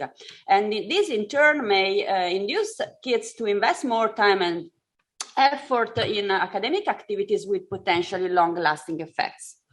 Another well-documented fact is the existence of a gender gap, both in terms of math achievement and in terms of the investment in STEM-specific human capital, which in turn leads to subsequent occupational segregation and gender gaps in earnings. So, in view of this, in this paper, we investigate whether early exposure to peers of the same and of opposite gender who are academically gifted in math affects later math achievement and school choices. More specifically, we try to answer these questions. We ask whether the effect of exposure to high achievers in math differs depend on own and on the high achiever gender, whether this effect is long-lasting, and whether this effect can at least partly be ascribed to a role model mechanism. To do so, we try to identify the causal effect of the shares of high achievers in primary school on later middle school grade 8 math achievement and on the probability to choose a scientific academic high school track. With this paper, we add to a recent growing literature on the effect of high achieving peers on educational outcomes, which has mainly focused on the effect of such exposure during secondary school and university years. While in this paper, we focus specifically on the effect of exposure during primary school years. And indeed, both psychological and economic literature has shown that peer influence is already in place during primary school years. And so trying to understand the effect of exposure to high achievers during primary school may help set the students on a path towards the development of positive math attitude and to reduce or avoid math anxiety and math avoidance subsequently. Okay. Okay, I skipped the institutional background because I don't want to run over time. I think you are aware of it, most of you. So I move on to the data description. Well, to perform our empirical analysis, we use administrative level data provided by INVALSI for the universe of the cohort of Italian students who are enrolled in grade 5 in the 2012-13 school year that we are able to follow across grade 8 and 10. And moreover, students in grade 5 and 10 have to fill in a questionnaire. So as a first step, we merge the grade 5 and 8 administrative data set with the grade 5 questionnaire. And after some cleaning, we end up with a sample of around 350,000 student observation. Then, to investigate our school track choice, we further merge the previous data set to the grade 10 administrative data set and questionnaire, and we end up with a reduced sample of almost 300,000 student observations. We focus on two main outcome variables. The first is grade 8 math achievement that we measure through INVALSI math INVALSI scores. And then the second outcome is the probability to choose the scientific liceo track that, in addition to attracting higher achieving students and featuring a more competitive environment, it is mainly focused on scientific subjects like math and science. However, to keep my presentation to the 20 minutes I've been allocated, I will present results only for grade 8 math achievement, but the patterns of results is very much qualitatively similar to the one we find for grade 8 math achievement. Our variables of interest are the boys and girls shares of high achievers in math in the last year of primary school. And considering that classmates hardly changes during primary school, this measures quite well exposure to high achievers during the entire duration of primary school.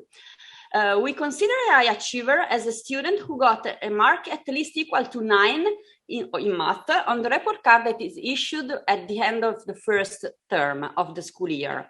And we compute the girl and boy leave one out class shares of high achievers for student high as the ratio between the number of high achieving respectively girls and boys over the total number of respectively girls and boys in the class, excluding student I. Descriptive evidence confirmed that boys outperform girls in math achievement, both in grade 8 and 5 by respectively 6 and 4%. Moreover, the share of boys that are enrolled in the scientific liceo is considerably higher, 10 percentage points higher, compared to the corresponding shares of girls. In these figures, we show descriptive evidence about showing how math achievement in middle school in grade 8 varies by deciles of the shares of high achievers of both genders. And we show this evidence for both girls and boys. And we see that for both groups, there is a clear positive correlation between the share of high achievers of own gender in primary school and subsequent math achievement. While as regards the relationship between the shares of high achievers of opposite gender and math achievers, the relationship is less clear-cut. Obviously, these are simple associations to which we cannot give causal interpretation because there are a number of empirical challenges that we have to address if you want to estimate, to identify the causal effect of exposure to high achieving peers during primary school or later math-related outcomes. The first threat regards sorting of students into classes of primary school, because this type of sorting may lead to systematic differences in the math ability distribution between classes of primary schools. In the Italian school system, this type of endogenous sorting is more likely to happen at the school level. So to address this point, we include in our specification fixed effect for primary schools. Sorting into classes within primary school is a much less serious concern in the Italian school system because once students are admitted to a primary school, classes are formed by school staff, generally without taking into account of preferences of both families or students for specific teachers or classmates. So this should be a minor concern. However, we will provide evidence on random allocation of students into classes within of given primary schools. A second important threat to identification is related to common shocks that may affect at the same time the shares of high achievers in primary school and later math-related outcomes. The most important of them is teacher quality. For instance, a very good teacher in primary school may affect at the same time the shares of high achievers in primary school and later education math-related outcomes. So to tackle this very important point, we include in our specification this effect can also be gender specific. For example, a teacher may be particularly good with a given gender. So in order to address this point, we include in our specification the gender specific average share average math performance in primary school, excluding the student herself, and the math achievement in primary school of the student herself. And all the measures of achievement in primary school are computed using the grade 5 INVALSI scores. The inclusion of these variables should control for the teacher's effect that are likely to confound the relationship between the shares of high achievers and later math-related outcomes. In addition to this, we include in our specification a number of average class characteristics that are likely to be correlated at the same time with the shares of high achievers and with the later outcomes. Finally, it is possible that kids who are in classes with specific shares of high achievers of both genders self-select into specific middle school or middle school classes. And so to address this point, we include in our specification fixed effect for middle school classes. So basically, with our identification strategy, we are comparing two kids that attend that are in the same middle school class, who attended the same primary school, but in different classes of primary school characterized by similar observable characteristics that have the same baseline math achievement and that happens to be exposed to a different shares of high achiever during primary school due to non-systematic differences in the math achievement distribution during their primary school. To implement empirically this identification strategy, we estimated the equation that you see where our variables of interest are the girls and boys shares of high achievers in primary school and their interaction with the girl dummy. We provide some evidence in support of our identification strategy, specifically aimed at showing random assignment of students into classes of primary schools. So we perform a couple of tests. With the first, we check whether average observable students' characteristics significantly differ between classes of the same primary school. And to this aim, we run 10,000 replication of class-level regressions of class characteristics on primary school class dummies. Results are shown here, and basically they show that students' observable characteristics do not vary between classes of the same primary school. As a second test, we look at the correlation between the shares of male and female high achievers in primary school and observable predetermined individual characteristics. And here we see that there is a very low and insignificant correlation between such shares and all the considered predetermined individual characteristics. So in view of this evidence, we believe that this evidence provides support to our identifying assumption that conditional on the set of fixed effect and of the control variables that include in our regressions, the shares of high achievers of both gender during primary school is as good as random. This table shows our main results with different specification. Results are in units of standard deviation. To better assess these results, I focus on the full specification in column 4, and I show here the point estimate of the coefficients of the male and female share variables together with their interaction with the girl dummies. Basically, we have two very interesting results. The first is that there is a positive correlation between the shares of high achievers, of math high achievers of own gender and grade 8 math achievement. And the second is instead that when kids are exposed to a high share of high achievers in math of the opposite gender, then they're more likely to have a lower achievement in math achievement in middle school. And to better assess the magnitude of these effects, here we show how the gender gap measured as the difference difference between the math score of girls and the math score of boys varies by different shares of top girls, of high achievers, of female high achievers, and for two different level of high achieving boys, a very low, the 10th percentiles, and a very high, the 90th percentiles of share of high achieving boys.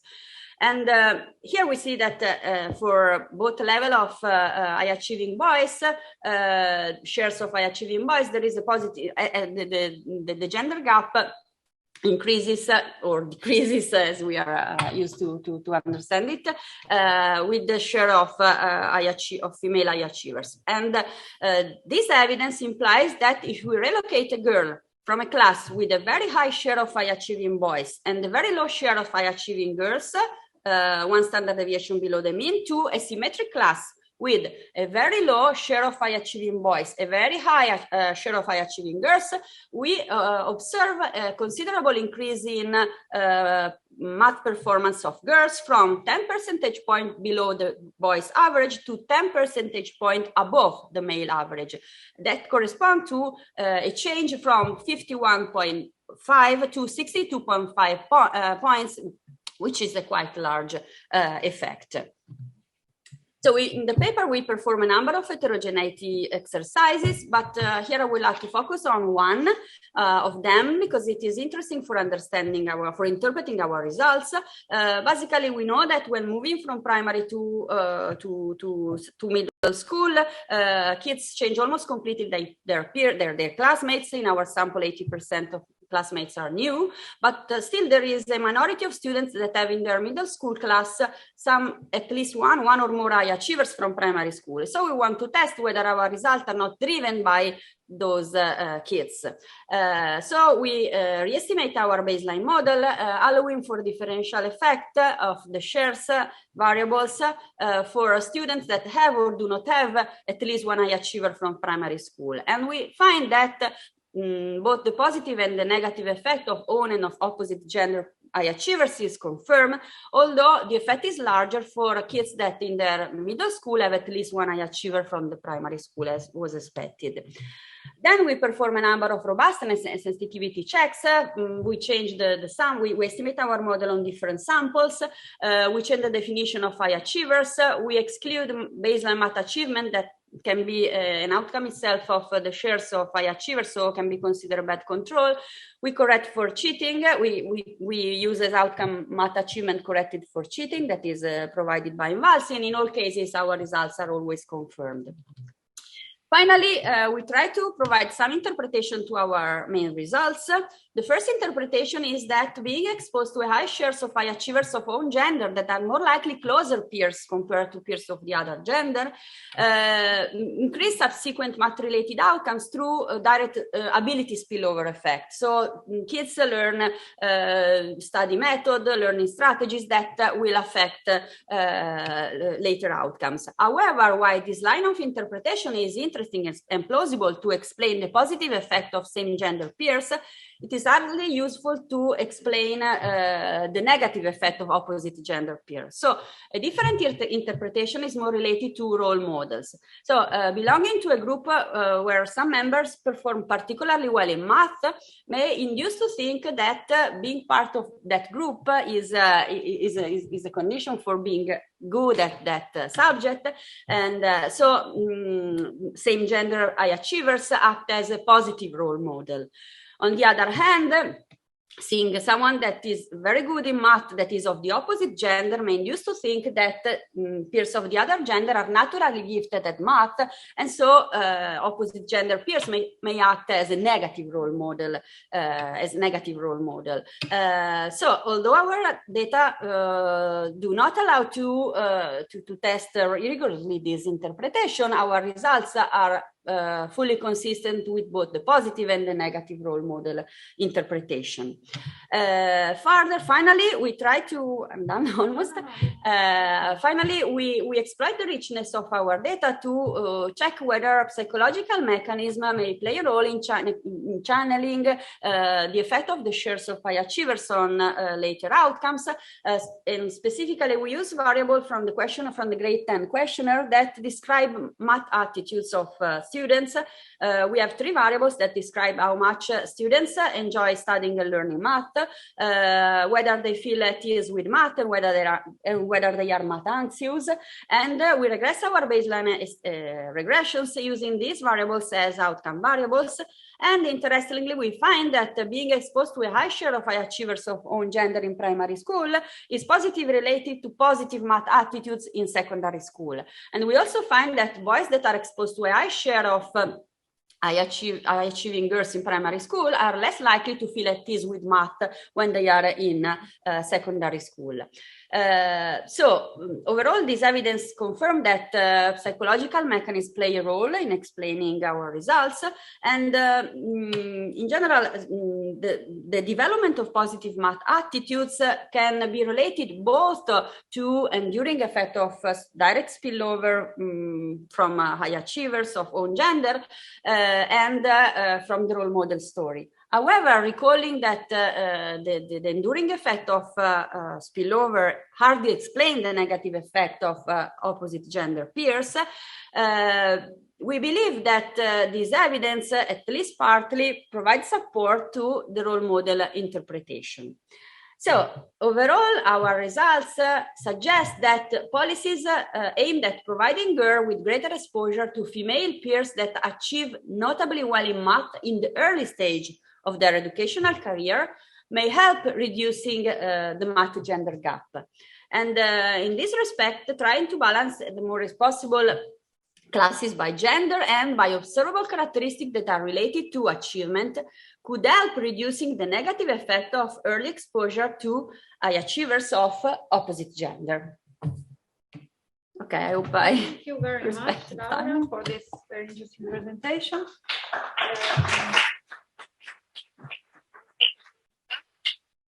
And so now I give the floor to the discussant, which is Francesca Parodi, please.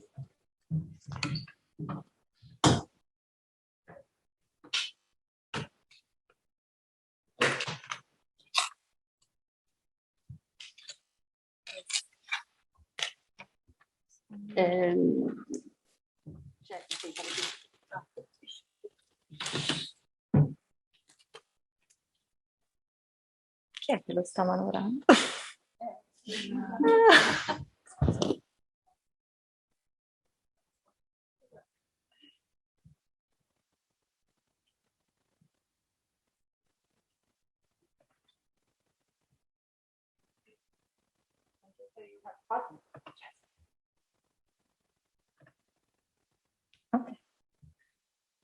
Okay, so thank you so much to the organizers for inviting me to discuss this paper. I really enjoyed reading it. And thank you for the presentation. So this paper, let me summarize it a little bit before I make my comments, addresses a very relevant question, which is, does exposure to gifted peers of same or opposite gender affect pupils' later academic outcomes? And in particular, the focus here is on peer effects at very early stages of the educational process, because we've seen that the authors look at pupils that are at the end of primary school, and then they follow them up to the end of secondary school. The methodology that the authors adopt is a regression analysis that exploits very rich administrative data from INVALSI that collects information not only on pupils' test scores, but also on a number of other characteristics, both of the pupils, of the teachers, of the schools, also family background, as well as measures of math anxiety, for example, that, as we've seen, the authors exploit very nicely. The identification strategy in the paper relies on exploiting the random allocation of kids across classes within primary schools. And also the authors do a number of robustness checks that really show the reliability of this identification strategy, I think.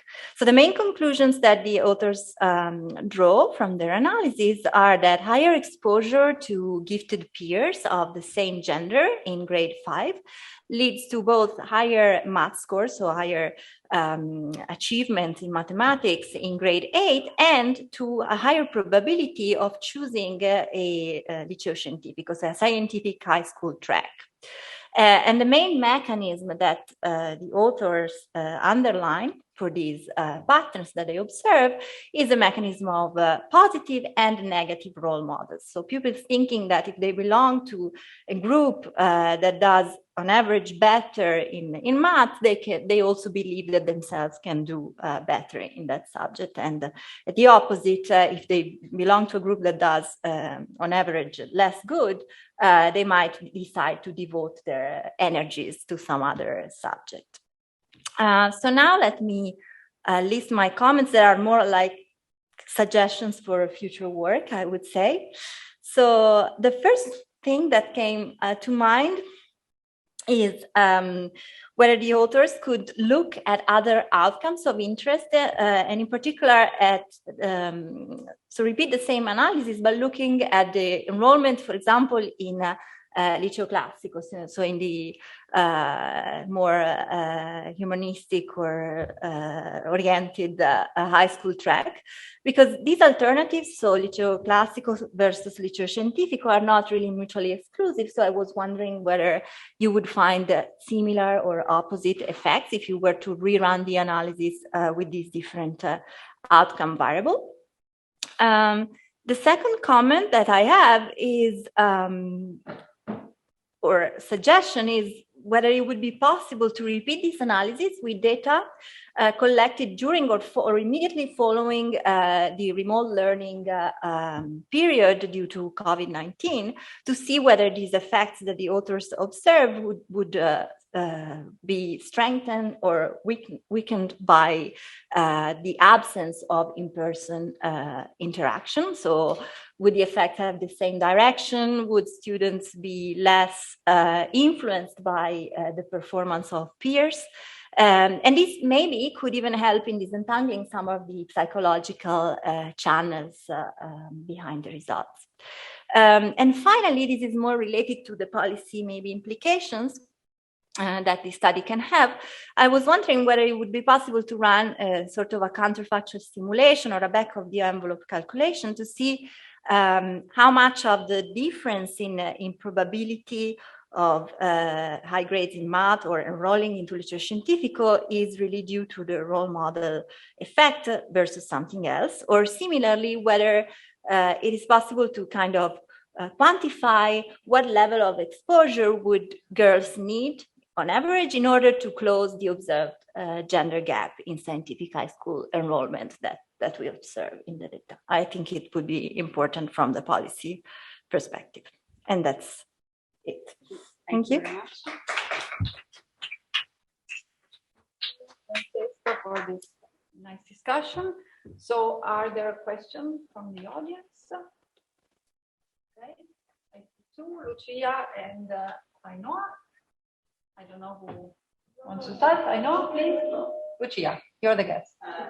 So I was wondering whether the correlation between high achieving students in math and in Italian, and whether you did the same exercise for high achieving students in Italian, because I think this would help you in disentangle a bit your mechanism on role models. So when I had in mind, like if you have in the class high achieving boys in Italian, then you might observe that more boys.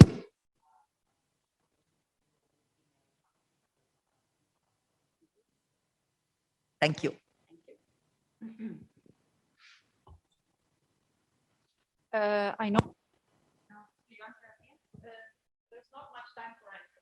Maybe you can ask your question, and then maybe if we have time, Laura can answer.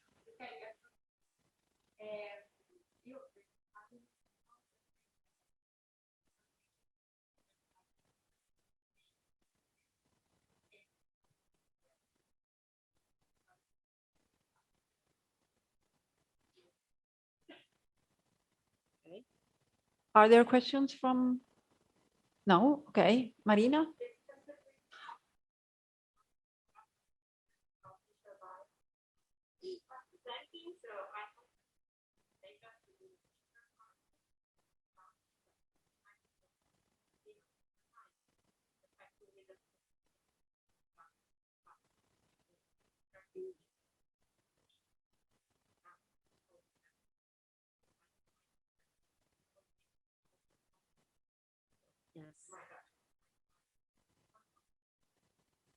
Yes. Actually, I also have a very short question. 1 minute. Can you answer, or I can? About the teacher, sure, I totally agree. What we try to do is to include control for average boys and girl performance in primary school. Unfortunately, we are not able to match classes to teachers. So ideally, we should exploit the fact that the same teacher goes to different classes, but unfortunately, we do not have this. If at least in this data, we can try to construct a more specific. Yes. Yes, thank you. And so I would like to talk maybe later. Thank you very much to all for the discussion and the questions. Thank you very much. Thank you very much.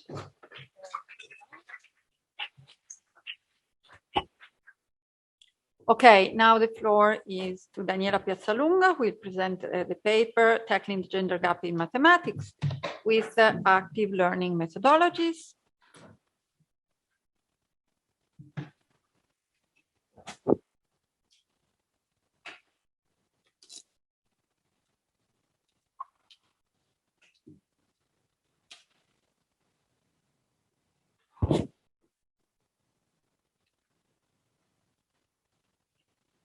Okay, so thank you everyone for being here. And the paper I'm going to present is a joint work with Maria Laura Di Tommaso, Dalit Contini, Dalila De Rosa, Francesca Ferrara, and Ornella Robutti, and was done also with the collaboration of several institutions and several people. So the Ufficio Scolastico Regionale, the Fondazione Agnelli. So thanks to everyone for the joint work. So I will not spend too much time on the issue of the gender gap in mathematics in terms of background, but let me just remind you that Italy is one of the countries with the highest gender gap. So these are the data from PISA 2018, but in other data sets, the results are similar. So the gap is there for most countries. The mean, the mean is in favor of boys, but Italy is one of the countries with the highest gap. And existing literature so far has focused on the role of teachers and parents in terms of stereotypes, belief, and expectation, the role of peers. But surprisingly, to the best of our knowledge, at least, there is no empirical study addressing the role of math teaching practices on the gender gap, and in particular, not with rigorous evaluation studies. Qualitative work from the educational literature tell us that group work, mathematical discussion, investigative work, and some types of cognitive activation strategies seems to improve girls' performances. But these have not been studies, and these are mostly correlation studies, so they are prone to all the endogeneity issue that we know. So the Italian context where we look at this aspect is in a context where the gap is particularly large for causes which are also out of the scope of our work, but which seems to point into at least two possible reasons which are not exclusive. One is in terms of gender stereotypes. So we know that in general, Italy is less gender equal than other countries. But there is also a more widespread use of traditional teaching in terms of teacher-centered instruction. And this is true both from anecdotal evidence, talking with scholars in the field of education, and also from TALIS results in terms of beliefs, teachers' belief. So our research question and our project we try to answer the question if properly designed teaching practices could help reduce the gender gap in mathematics. And to answer this question, we implement a teaching practice, so-called math laboratories, at a very early stage of schooling, so when children are in grade 3 in Italy. A teaching practices which, based on the literature, is potentially capable of reducing gender differences. And we test if this works, if this is the case, with a randomized control trial. So a few words on the RCT. We deliver the treatment in 3rd grade, so when children are about 8 years old. And we know that the gender gap can already be observed. So from the INVALSI data in grade 2, we already observe a gender gap. The treatment is implemented at the class level during school time. So this means that children in the treatment classes are not exposed to additional math hours, but the same number of hours. But for these laboratories, they face a different methodology. And overall, they face 15 hours of laboratory meetings, which are split over 5 meetings of 3 hours each. Obviously, all students take part in the activity, so also students with a disability or educational needs. And during the same period, the control group followed the usual curriculum taught by the teacher. The treatment was delivered by 4 tutors trained in math education at the master or PhD level, while teachers were present, were in class with the role of observer. So we invited all primary schools of the Torino province to participate in the trial, and they obviously participate voluntarily, but they were required to participate with at least 2 classes. 1 randomized to the treatment and 1 to the control group, with some small criteria, in particular that classes should have different math teachers. And overall, we enrolled 25 schools with 50 classes, 1 treated class and 1 control class per school. And the random selection of the schools and of the classes was, the selection was random, and also obviously the allocation to the treatment or the control group. So this is very briefly our timeline. So we conduct a pilot study in the autumn 2018, and we registered the trial, and then we conducted the pre-test in January 2019. We implemented the laboratories between February and April 2019, and we conduct the post-test between April and May 2019. So in terms of the laboratories, they are based on the so-called social constructivism, which are theories which emphasize the importance of active learning for students. And in particular, they are based on the Laboratorio di Matematica, which is a teaching methodology and didactics developed by our co-authors, Robutti and Ferrara and Anichini at the beginning of 2000s, and which builds on the element of stressing the role of doing instead of listening, focusing a lot on problem solving, working in small group and in peer work, sharing and comparing ideas between pupils and with the teachers, arguing a lot about solving a problem, using mistakes as opportunities and stressing the role of mistakes as opportunities and as opposite to simple mistake or wrong options. And on top of that, there is the use of simple tools and materials such as buttons, rows, etc. In this didactics, the role of teacher is to orchestrate the class activities. So it's present in classroom and control, but the role is much more given to the students. These are all characteristics that could help girls, which tend to be more stressed in competitive setting. And let me also add that we focus on numeracy and not on all the domain of math, simply because of time constraints.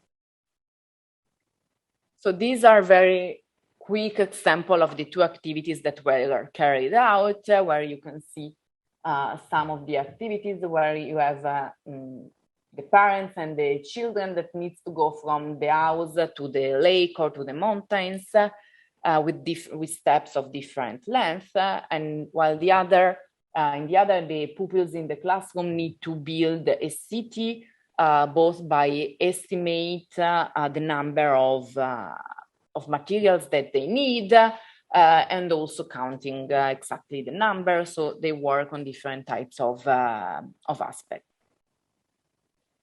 So we use mainly the most important data are the test and the post-test scores, which are not the INVALSI one because we are working in grade 3, but they have been designed by the scholars participating in the project with a very similar setting and conceptual background to the INVALSI assessments, and are composed by 20 items. We also assess the children's attitudes toward math after the post-test, and we collect some additional background information, as well as aggregate data to test the external validity of our results. The model is very simple, so what we are going to estimate is the effect of being in a treated or in a control class, which is T, on post-test score, while controlling for a set of variables such as obviously the gender, age, migratory background, and parental education, the pre-test score, so the test score in January, and the school fixed effect. So in terms, so we can observe as expected that there is a gap already before conducting the treatment along the entire distribution of children. And however, in terms of balance, our group of children is well balanced, both in terms of both when comparing controls and treated children, and when we focus separately on girls and boys treatment controls. So as you can see, there is no difference between treated and controls in terms of pre-test scores. There are small differences in terms of the balance, in particular in terms of the probability of having high educated parents, which means parents with at least one parent with a tertiary degree. But if anything, this imbalance is in favor of the control group. And the same is true when we look at the teacher characteristics, in particular about the tenure. So the number of years the teacher is teaching in the class. And very interesting, as expected, most children attended most of the laboratories. So more than 70% of children were present at all the laboratories, and more than 95% were present at the large majority of the laboratories. So absences were more or less random, related to sick period. So what about our results? We observe an overall positive effect of the treatment, which is entirely driven by girls. So we observe that for girls, there is a positive effect, an increase in 0.14 standard deviations in terms of their math performance, which is quite a large impact for those of you who are familiar with the standard effect size. And this is very robust to the inclusion of additional control or not.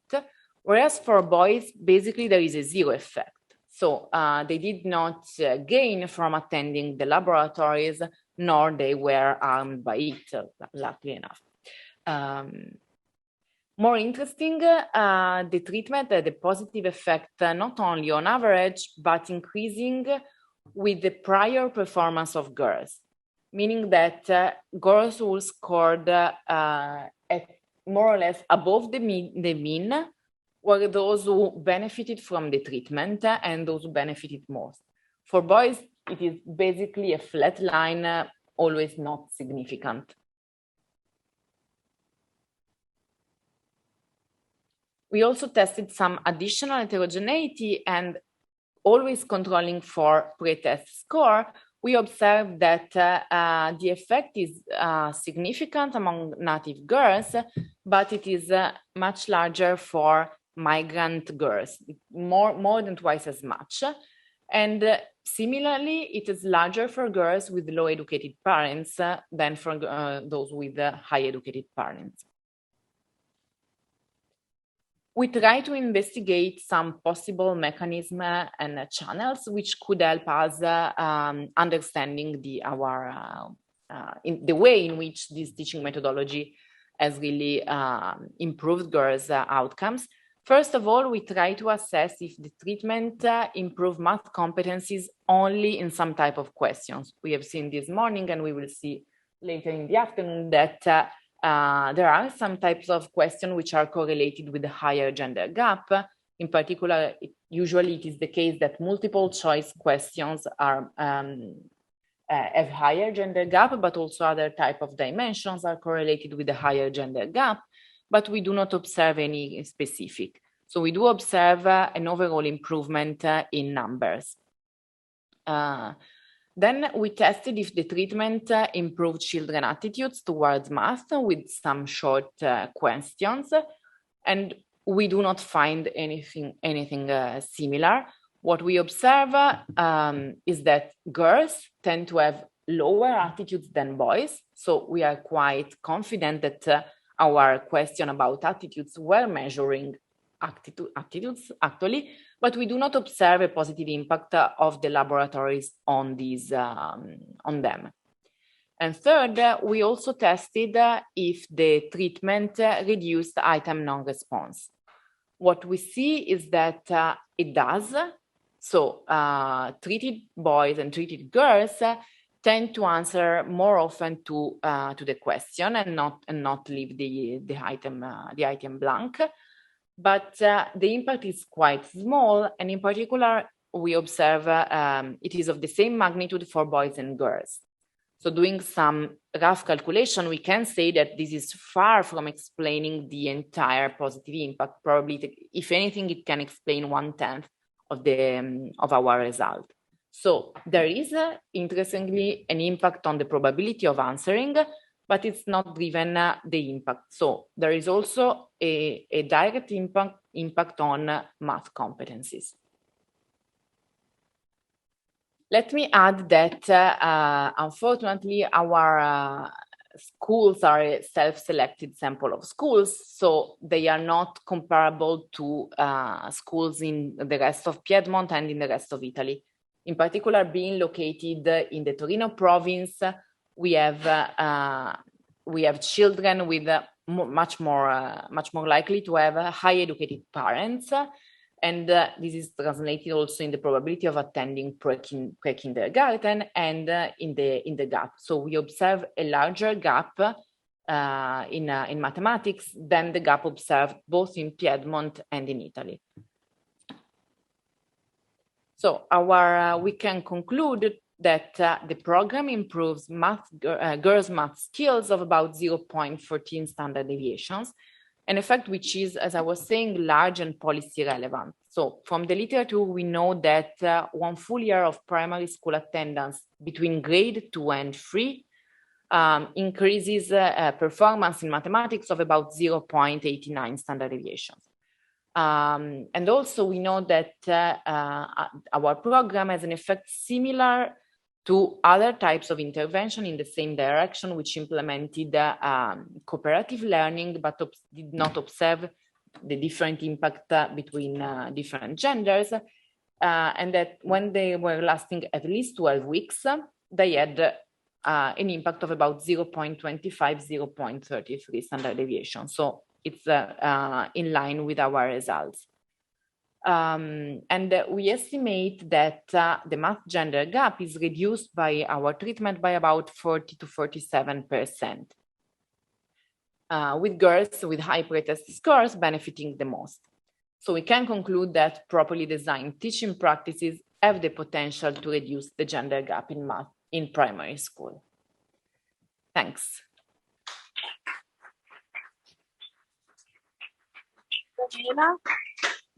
I will not say for this interesting presentation because I'm involved. And I leave the floor to Ainhoa, who will discuss. Good morning, everyone. Thank you for inviting me to the workshop.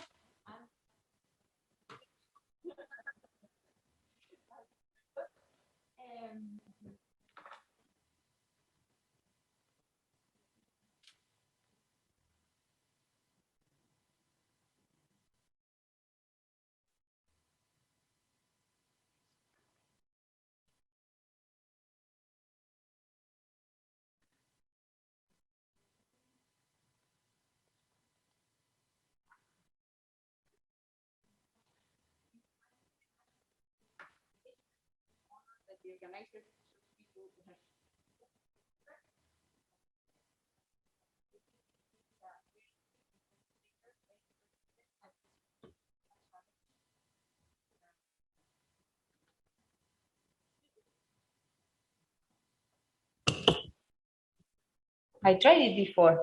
Really, Francesca can reassure that I have tried. No, but this is it on? Is it even on? On, yes, but then where do I have to point? There? No. No? Yeah, we use that, right? Okay, now it works. Now it works. I was trying. Okay. Perfect. Grazie. Okay. Okay, so I was saying this was a really difficult paper to discuss because basically it's 80 pages. So basically they give you all the details you want to have. They even have a section that is called limitations of the study. So that was supposed to be my job, but they already did it. The list of acknowledgements is it's half of a page. You already presented everywhere and everything. So I have the feeling that maybe everything I'm going to say you already heard it. Actually, yesterday at dinner, you were mentioning some comments that I already have. I can say that I already had them. I didn't copy from what you said because Ignacio, so I sent my presentation to Ignacio before the dinner. So, okay. So to summarize the paper, this is basically one slide that is a copy of the one you showed before, but basically this is a policy, enters within the set of policy evaluation papers. I can do this. I think basically the policy that they are analyzing is a mathematics active learning program, okay, which of course has many implications in terms of cooperation, giving problem solving skills, etc. It lasts 15 hours. It's given to third-year students, 8 years old. And it substitutes regular classes, which is something really nice that they actually managed to convince policymakers to actually enter into the classroom and substitute. Otherwise, you always have the concern that you're only giving something extra. And then basically you apply methodology, which is a randomized control trial, which is really nice with classes allocation, random allocation to classes within schools. And basically you find positive effects on girls, but not boys, which implies a reduction in the gender gap in mathematics performance. Okay, so my first comment, of course, is like I'm doing my best given to provide something extra on top of all the comments you already have. But I think that one thing that happened also, like have a paper with Flavia that we published this week, in which we also have a situation in which they have this kind of new methodology in which they study math together, working in groups, etc., etc. And we actually had the same comment I'm about to make to you, that basically the methodology implies many things: peer interaction, problem solving, learning from mistakes, etc. So basically it's very difficult to say which one of these aspects is the one that is effective. But of course, it's also interesting to say, okay, this is a package. We can say something about the effect of the package. It would have been even like an additional value to say which of the aspects, but I can understand because we couldn't do it ourselves, that it's very difficult. Okay. One of my comments here is that basically in the treatment classes, they work on a specific aspect of mathematics, that is numeracy, while in the control classes, they follow the program. Okay, so one of the things I was wondering is whether you have a way to check that the amount of hours that they devote to numeracy in the control classes is exactly the same. So basically the idea is then you're going to test them on numeracy. So basically if I'm going to teach Italian and I give extra, like regular classes are 10% on the adjective, 10% on the verb, 10% on another topic. If I do 20% on adjective and then I test on adjective, then they're going to know more about this specific aspect. Okay. So if you have a way to say this, and also the control group also has the same amount of hours spent on numeracy. Okay. Then, of course, the issue of the tutors. These tutors look very highly qualified.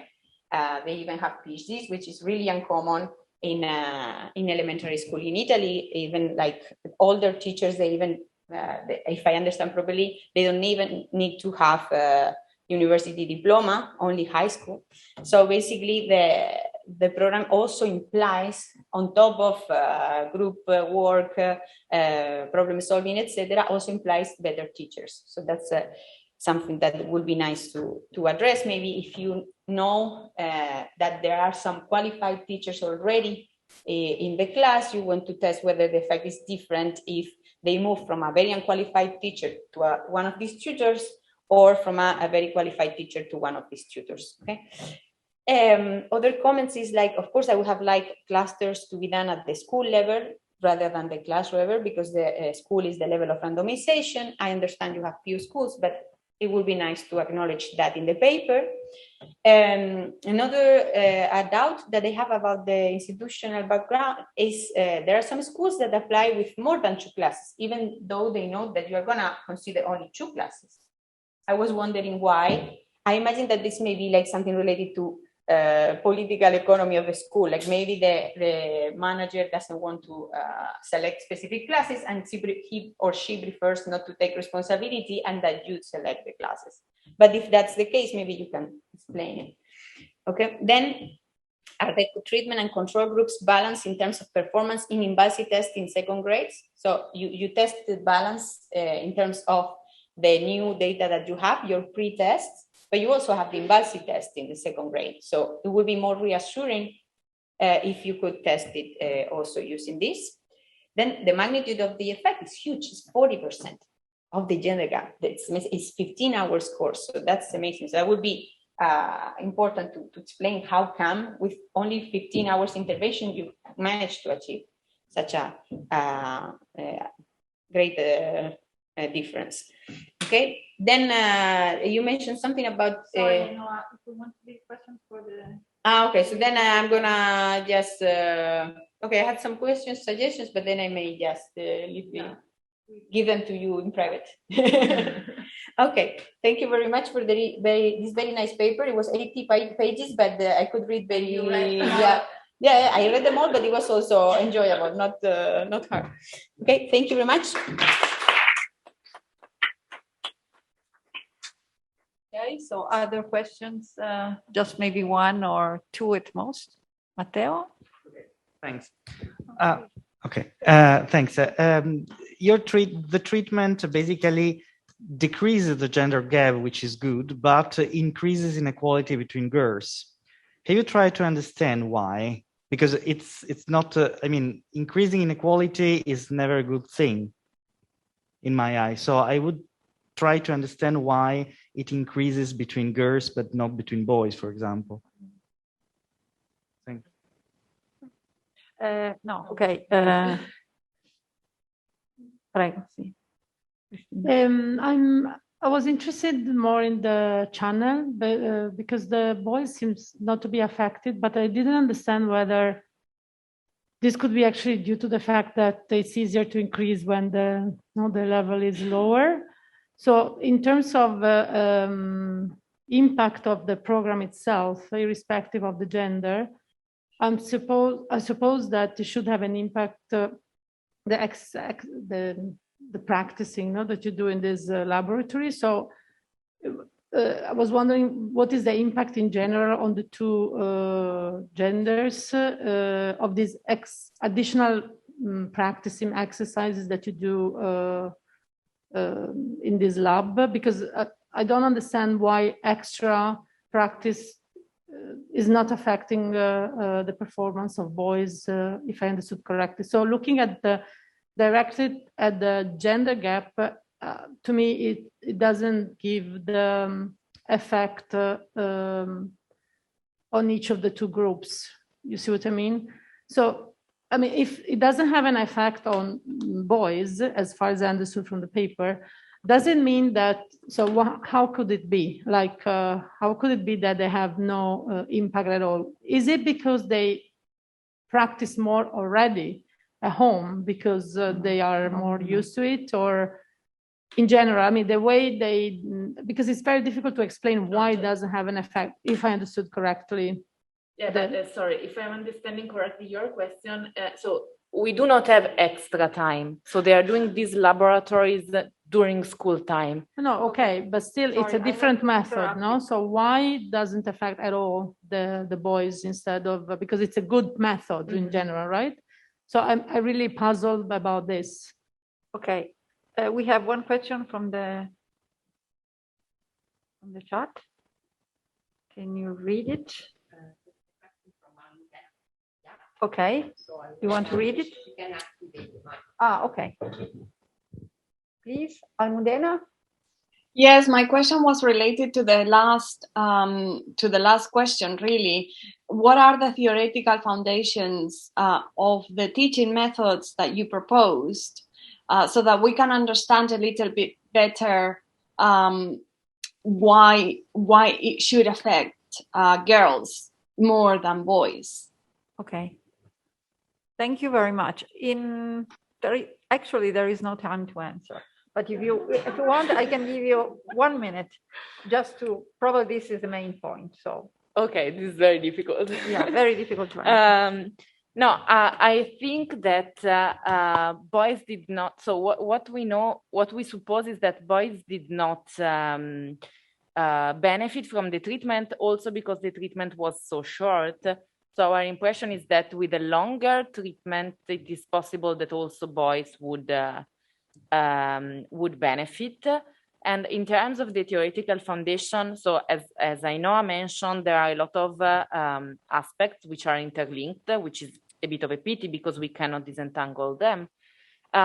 Included the role of mistakes and growth mindset. And these two aspects have been shown to be, have been considered from the theoretical literature to be important, in particular for girls, especially because girls may be more worried to make mistakes, and so do not intervene, do not take the floor, etc. And at the same time, the growth mindset approach has been proposed to benefit girls more than boys. So these could be the channels why girls benefit more than boys, at least. Okay, thank you, Daniela. Thanks. We might, sorry, there is no time. I cannot have to treat everybody in the same way. So now we have Lucia Corno. Please, the floor is yours. We'll present a paper, Parents and Peers. So we go back to peers, gender stereotypes in the field of study.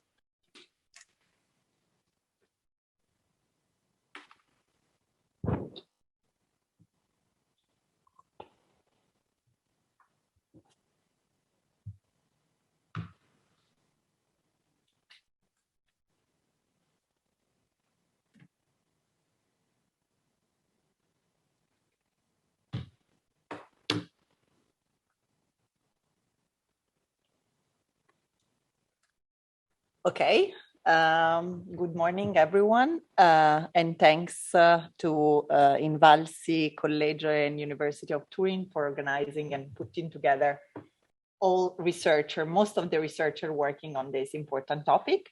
I have to admit that the program was perfectly fit until now, because what I'm going to present is really like in many dimensions correlated with the previous speaker talk about. So this is a joint work with Michele Carlana at Harvard Kennedy School. And the idea here is really to understand the role of parents and peers in adolescent decision-making regarding the field of study. So we all know that gender segregation in the field of study is still very persistent in most OECD countries. and with, of course, women underrepresenting the so-called STEM, but also men very unlikely to specialize in typically female-dominated areas, such as health, humanities, and education. And this, of course, has long-term consequences for women, for men as well, that might be stuck in an undesired job position, and for development overall. What has been underlined by Daniela just a few seconds ago is that this gender gap, of course, start very early on in a student's educational career. So what we believe is that the understanding the role of parents and peers in creating these early gender barriers in the field of choice is actually very important. So what our main research question is, which is the role of parents and peers in affecting gender stereotypical choices of their children in the field of study. So to answer to this question, we ran an experiment involving 14 Italian middle school students. So here you can see the participating schools in our sample, going from the north to the south of Italy, 163 classes and more than 2,500 students. We ran a survey. The survey was divided in two main sections. One section was the experiment, and another section we collect also survey data. So let me tell you a little bit about the experiment that we ran. So the main goal of this experiment was really to understand whether the field choices of students, so math versus literature, are affected in a gender stereotypical way by parents and peers. So our main outcome was basically, so we did our best to try to simulate as much as possible the real high school track choice by asking students to choose in class between two tasks, a typical male task, which is a mathematical task, and a typical female task, which is a humanistic task. Okay, so these tasks were actually multiple choice questions that we pick up from past INVALSIs. Now I learn how this might actually bias the gender gap as well, but so far this is what we have. And we also collect other variables related to friendship network. We conduct an implicit association test to understand the level of stereotypes that boys and girls might have towards maths and Italian. We collect explicit gender stereotypes and also their academic interest in their potential future. We also ran an online parents questionnaire. Unfortunately, involving parents was not so easy as we thought. So we incentivize parent survey a lot through Amazon vouchers and big incentive, but unfortunately we really had a low response rate. So what was the experiment? So what we tried to do was basically to activate in the mind of the students the indirect influence of parents and peers by randomly expose students to different information before students had to choose between the mathematical task versus the Italian task. Okay, so we divided the students in our sample in 6 main groups randomly. So to the first group of students, we asked students to think about what the mother would recommend them to choose between the mathematical versus the humanistic task. In the second treatment, we ask, think about your father and what your father would recommend you to choose between math and Italian. And in the third treatment, we tell the students that the choice between math and Italian will be revealed to the parents. So this is like to test the influence of parents. Simultaneously, we also wanted to understand the role of peers in this adolescence decision-making. So to treatment 4, we tell the students that the choice will be observed by the classmate, okay? And this is really related to previous literature. And in this idea, we would like to test whether students are more likely to confirm to a stereotypical choice.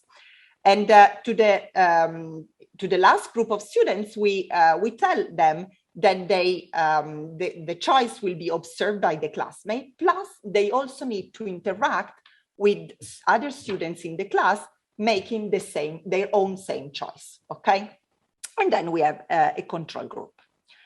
So the first thing that I wanted to show you is that, because of course we are in a lab setting, so I wanted to show you that the choice of the task is actually very highly correlated with real life outcomes. So what you see is that, first of all, that we observe gender gap in math choice. So 63% of boys choose the task in math, and 43 choose the task in 43 of girls choose the task in math. And here you can see that, so the X is basically the X is the variable that is, we want to see the correlation between the X variable with the student's choice of math. So we observe that the choice of math is very highly correlated with the probability of having an interest for a high school STEM track, okay? And negatively correlated with the probability of having a classic track. We construct a measure of overconfidence because, so I said before that we tell the students that they need to perform multiple choice question, 3 in maths and 3 in Italian. So we can actually measure the performance of the students in this in math and Italian. We construct this measure of overconfidence by looking at how many questions they thought to have answered correctly compared to the actual number of correct questions that they provided.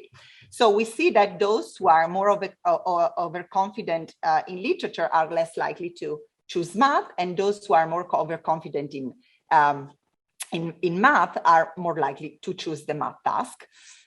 We also ask like a placebo question related to their choice between a logic versus a more communication type of task. And again, we see that the choice of math is very highly correlated with this later outcome.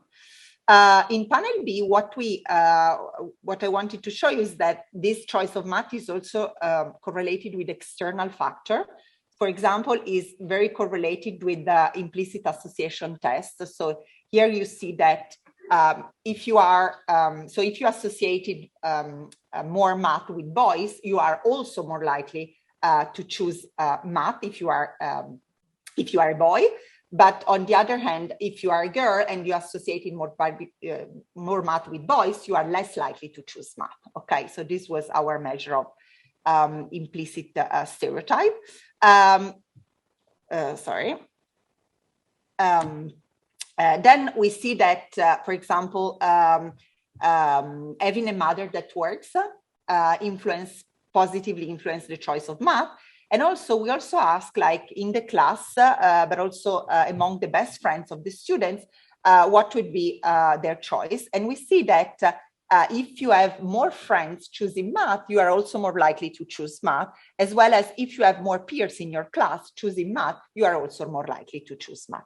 So these are, of course, only correlation, but just to tell you that what we are looking at, it's really like correlated with important future students' outcome. Okay, so let's see what we found. So we basically run a very standard regression when we look at the probability of choosing math in the task, that we regress on all our 5 types of treatment.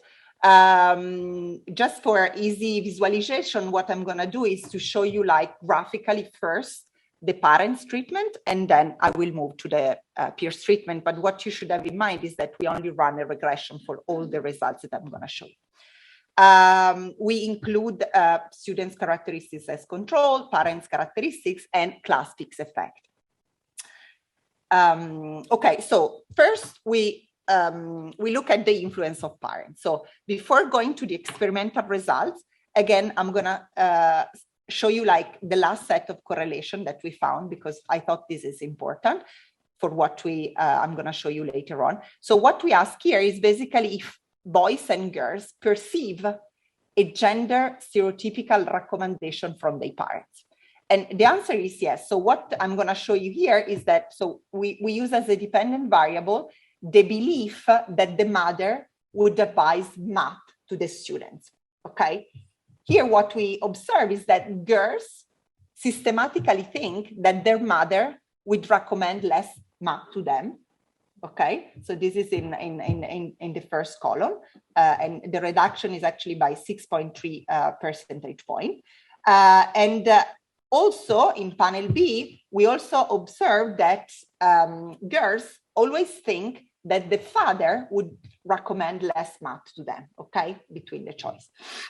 Then what is important in this table is that the belief of the students is also highly correlated with the actual recommendation of the parents, okay? Remember that we also had we also interviewed the parents despite like a very low response rate. But here, what we observe here is that indeed when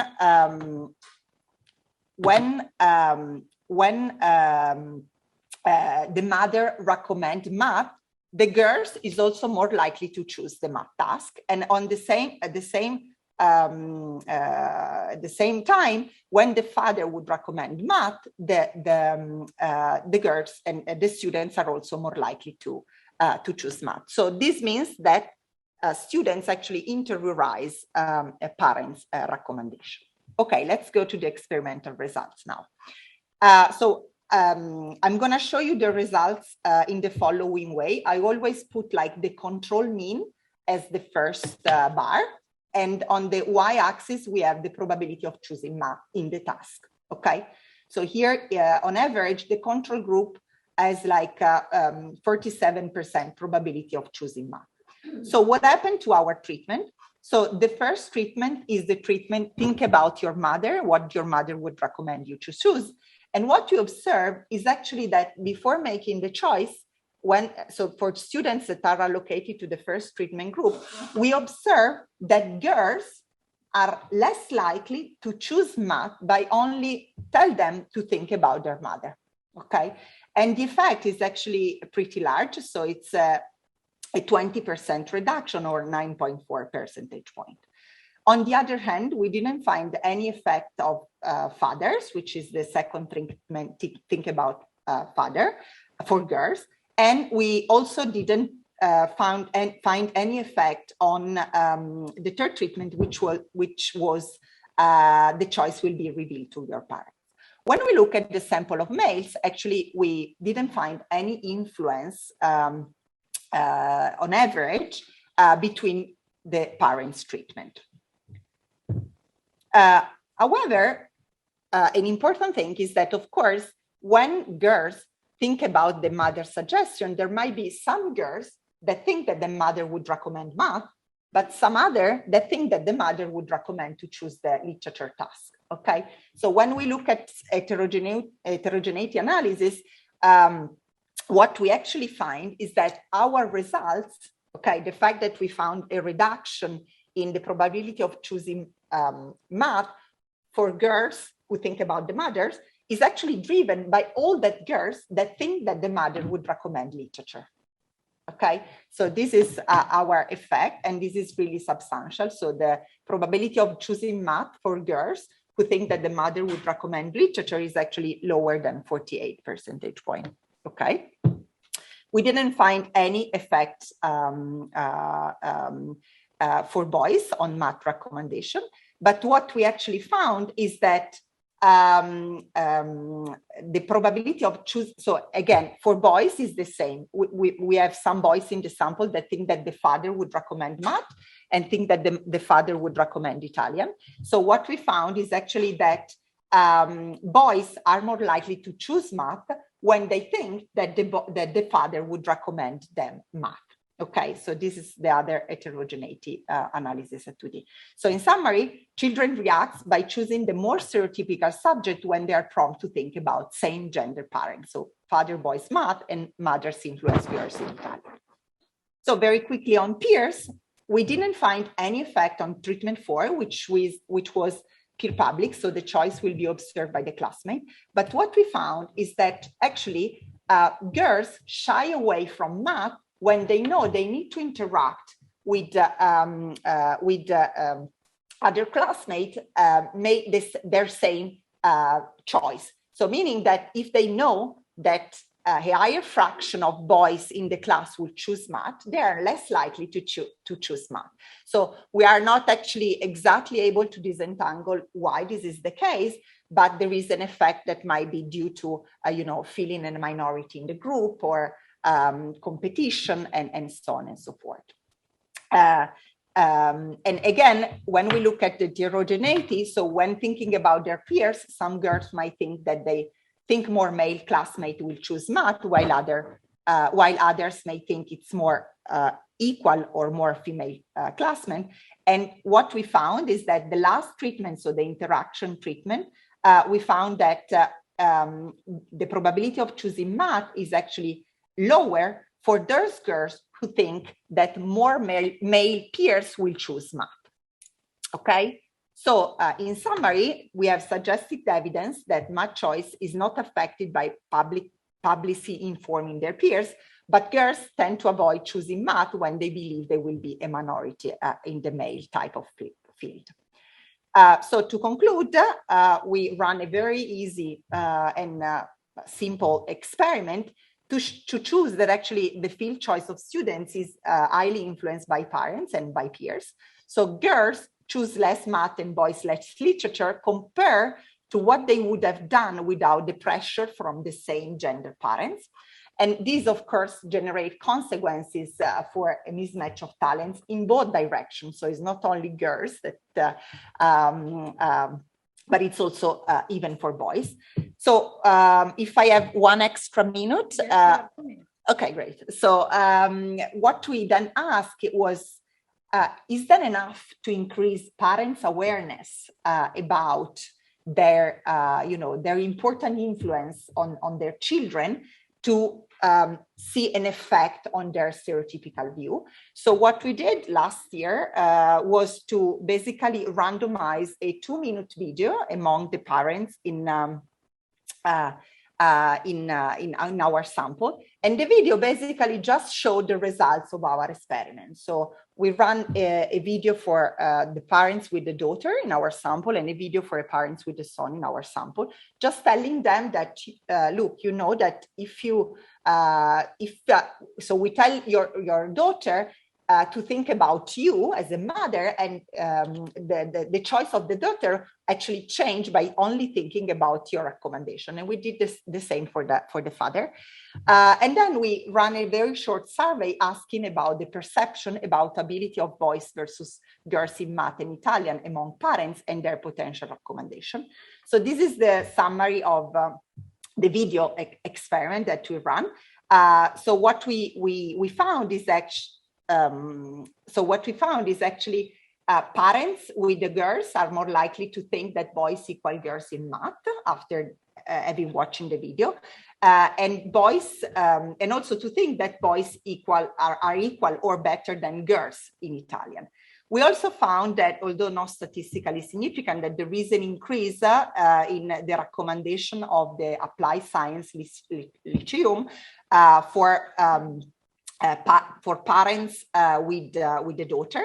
And what we strikingly observe is that there is a strong decrease in the recommendation for the classical track. Okay, this is just suggestive. It was a very short experiment with a very small sample, but just to think a little bit more about policy. And then in terms of peers matters, but only for girls when they believe they have to interact with students that choose the same subject. So of course, this might have deep implication for high school track, since individual students do not only choose a subject, but choose a package, which is like the subject they would like to study, but also the peers to whom they want to interact with. And so we were thinking that maybe, putting together different type of track, for example, in the same school building, might actually attract more girls that in any case they can study math but interact with other girls' friends choosing Italian during school breaks and so on. So I think that's all. That's all for now. Thank you. Very nice work. Now I give the floor to Ignacio Monzon, who will discuss this paper.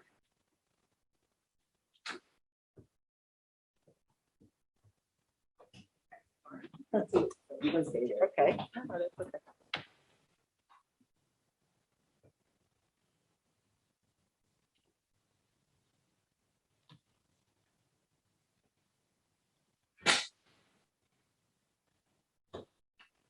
Hello. Hello. I'm a little bit surprised by this format of asking questions without answers. Okay, makes me feel guilty. Okay, okay, but that's okay. I can live with some guilt. Okay, that's fine with me. So why should we care about this? So students make decisions and want to know if these decisions. Now we're too close. Yes. Now you have to sit down. Okay.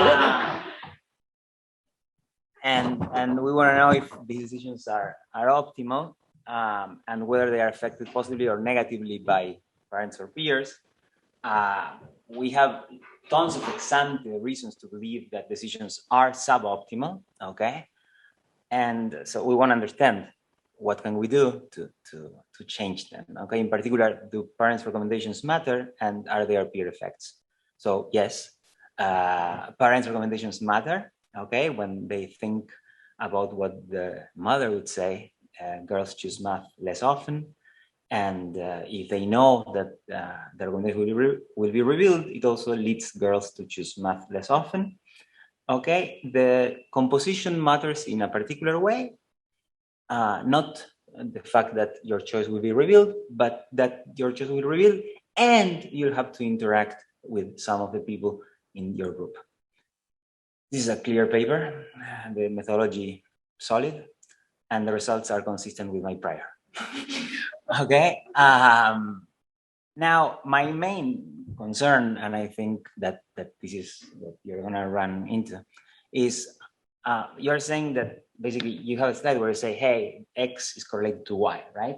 So the real decisions are correlated to what they must decide in this experiment, but it doesn't mean that when you change something that changes the decisions in the experiments, you will change real life. So to me, when I think about the field of study, my main concern is that, well, who actually decides it? It's actually the kids, which is the role of teachers directly, of parents. If we want to help them make decisions that are less suboptimal, it's not obvious what should we move, right? And I don't know. So basically, for instance, so there are some numbers, you have some estimates. So what do I learn from these numbers that we didn't know before, that wasn't given by my prior already? Okay, and the kids, if I understand correctly, in this experiment, they get, if they get more points, they get happier, but there's no money, there's nothing payoff relevant at the end of the day. So my main concern would be like, well, in real life, probably students think for longer about this. So that, I mean, that's that makes sense? Yes, yeah, yes. okay. But I cannot reply. I think no, you have to suffer. Yeah. No, but, yeah, we have 2 or 3 minutes. Are there any questions? I have a are there questions? Okay, so I leave my question for later. No effect on with respect to peer, and I was wondering how much this could be due to the fact that students already assume that the information will be revealed to their peer because they are in school. Like in the sense I'm in school, I think that even sharing later on. So I was wondering, if you can tell me a little bit more about your control, maybe group. Okay. Well, there are other questions, but there is one from the Cecilia again. Okay, thank you, Cecilia. Please. Hello. So this is a question for Lucia about the policy implications. So the policy implications that she discussed are policy implications that work within the stereotypes, within the existing stereotypes. In the longer run, we may want to challenge those stereotypes. So I was wondering if she could talk a little bit more about how to actually change those stereotypes so that they don't kick in the first place. So now either we have 1 more minute for questions or we give some time to Lucia to answer.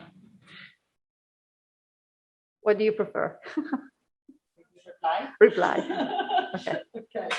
So no, maybe I will try to reply to Almudena first so that we can discuss that with no, I think Almudena, this is a great question in a sense that in the literature of stereotype, what is actually missing is so I think there are like two main things that are missing in this. Sorry, could you please turn on the microphone? Sorry. Thank you. So I was telling, thanks. So I think there are like in the stereotype literature, there are two things that we still miss. The first one is when stereotypes are exactly formed. We don't know yet. And second, how we can change stereotype. Okay. However, there is some, so there are like some experiment not related really to gender stereotypes that try to put together like people with different stereotypes. So if you think about stereotypes related to race, there are like some experiment and try to mix people from different race for like, a long period of time. And this is actually in education system as well. And they see how stereotypes might be reduced. So my last comments related to the idea of putting together, different gender students within the same buildings, actually going exactly in this direction. So on one way is linked to the fact that we observe that, again, girls shy away from math because they are afraid of interact with male peers. Okay, so the idea here is that if you put together like a group of high ability girls that are good in math together in the same building with other girls that actually decided to choose Italian, again, there is still like a group of girls to whom you want to interact with, but still you can actually go ahead with your choice because you decided to choose the mathematical track. So this was my idea. I mean, this is something that, of course, is extremely open to discussion. And that's.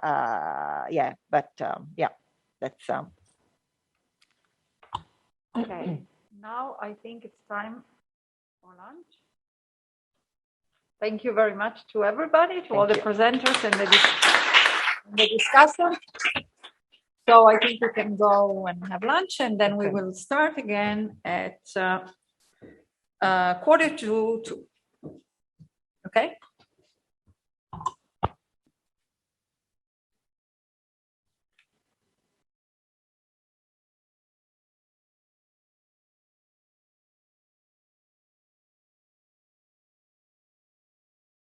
Grazie a tutti per gli interventi molto proficui che ci sono stati sorry, I switched to English. Thank you very much for all the very interesting contribution this morning. I'm very happy that we have organized this workshop with the scientific committee, together a joint workshop with INVALSI, Collegio Carlo Alberto and Università di Torino.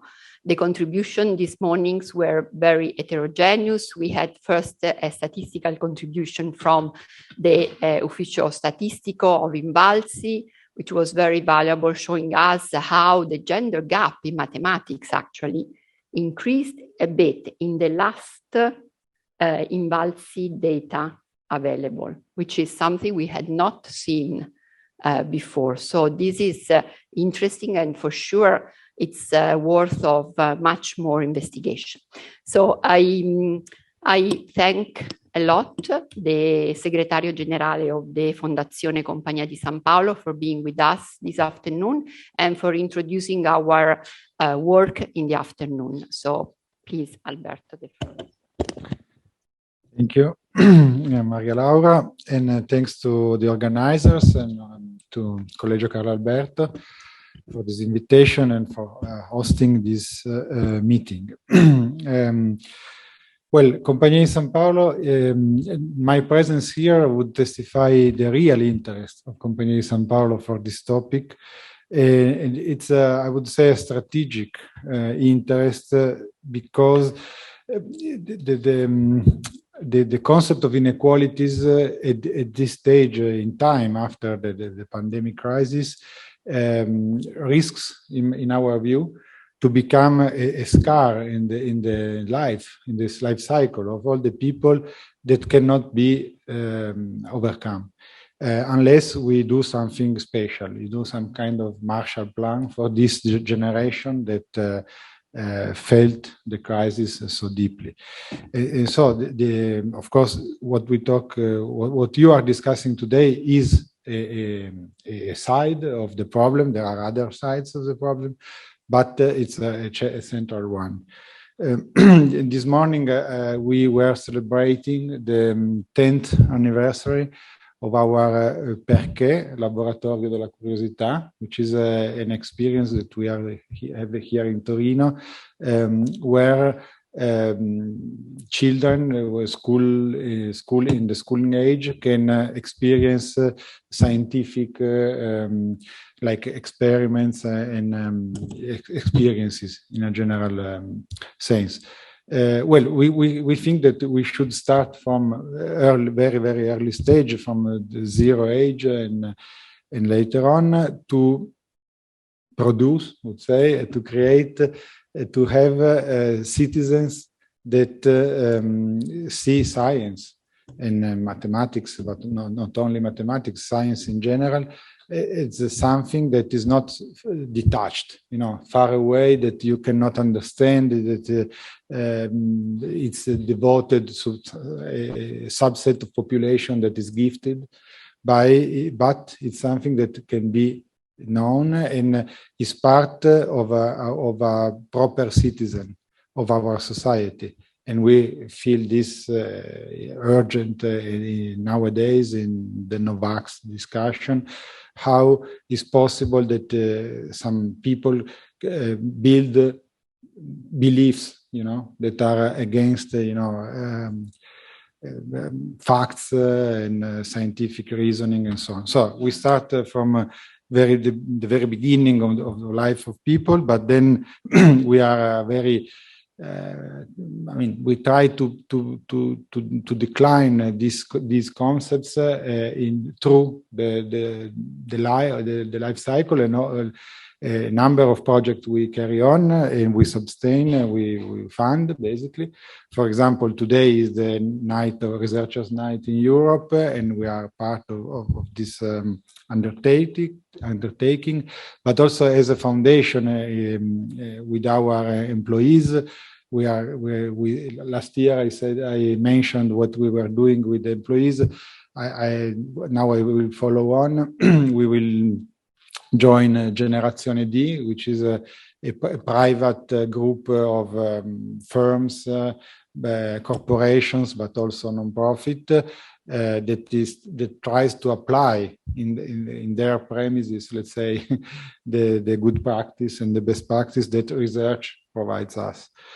And I would also mention the fact that on the 12th of October, we are working within the Sistema Scienza Piemonte, so the group of NGOs and third sector organization and also universities active in the science communication to organize the Ada Day, so the day devoted to Ada Lovelace and all the women that contributed to science and mathematics and engineering.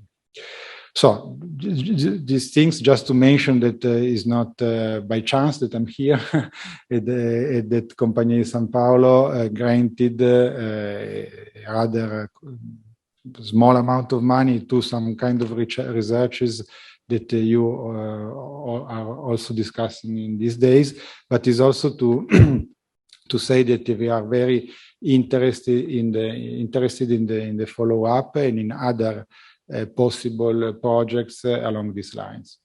Thanks very much. Thank you very much, Alberto, for this contribution, and also for pointing out how education in many different aspects is important in the formation of preferences and of the consciousness of young adult and adult in general, and also for pointing out how the Compagnia in many different aspects and also through the network that has on the local network or with other institutions, that's also a very important aspect for us. So we will, of course, follow up your suggestion and ideas. So thank you very much. I now would leave the floor to the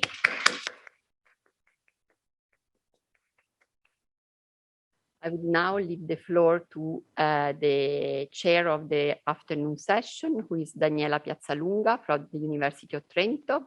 She already talked this morning, and she will introduce the next speaker, who is the keynote.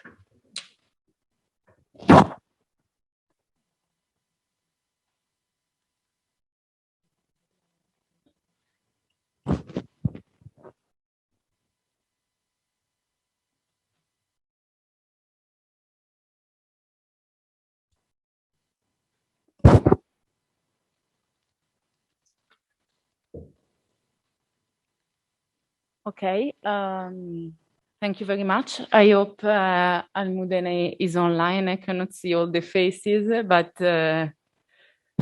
okay.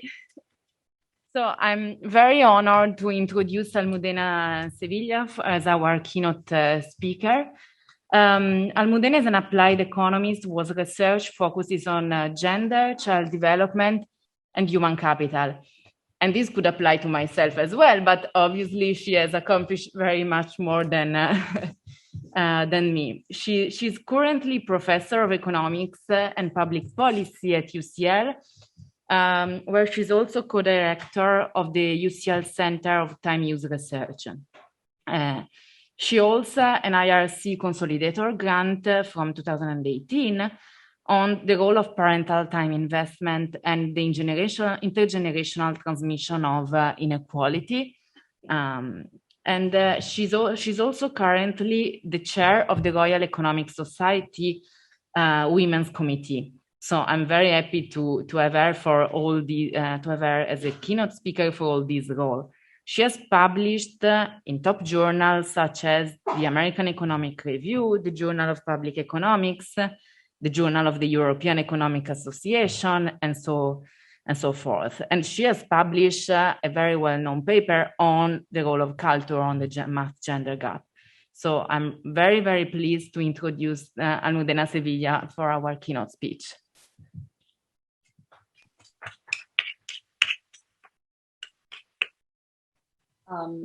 Hello, everyone. Let me try and see if I can share my slides. Hold on. Sorry, I should be used by now to Zoom, but okay. Can you all see the slides? Yes. Okay. Thank you very much for such a nice introduction. I feel humbled and honored to have been invited to this seminar, to this workshop, and to talk about my research on the gender gap in mathematics in front of so many experts in the field. It's quite intimidating, so I hope not to let you down. So in this presentation today, I wanted to go a little bit beyond about my current research and talk more widely about what I think are the challenges and opportunities that economists currently face in terms of developing this line of research further. And I'm very pleased to have here a lot of the ideas that I will be throwing out today to all of you already in some of the sessions. So I started with a very ambitious title, how can we address gender gaps in mathematics education? Lessons from recent development in gender economics. And let's see where we get. So it's more about reflecting and thinking with all of you. So I hope to make this a very interactive session.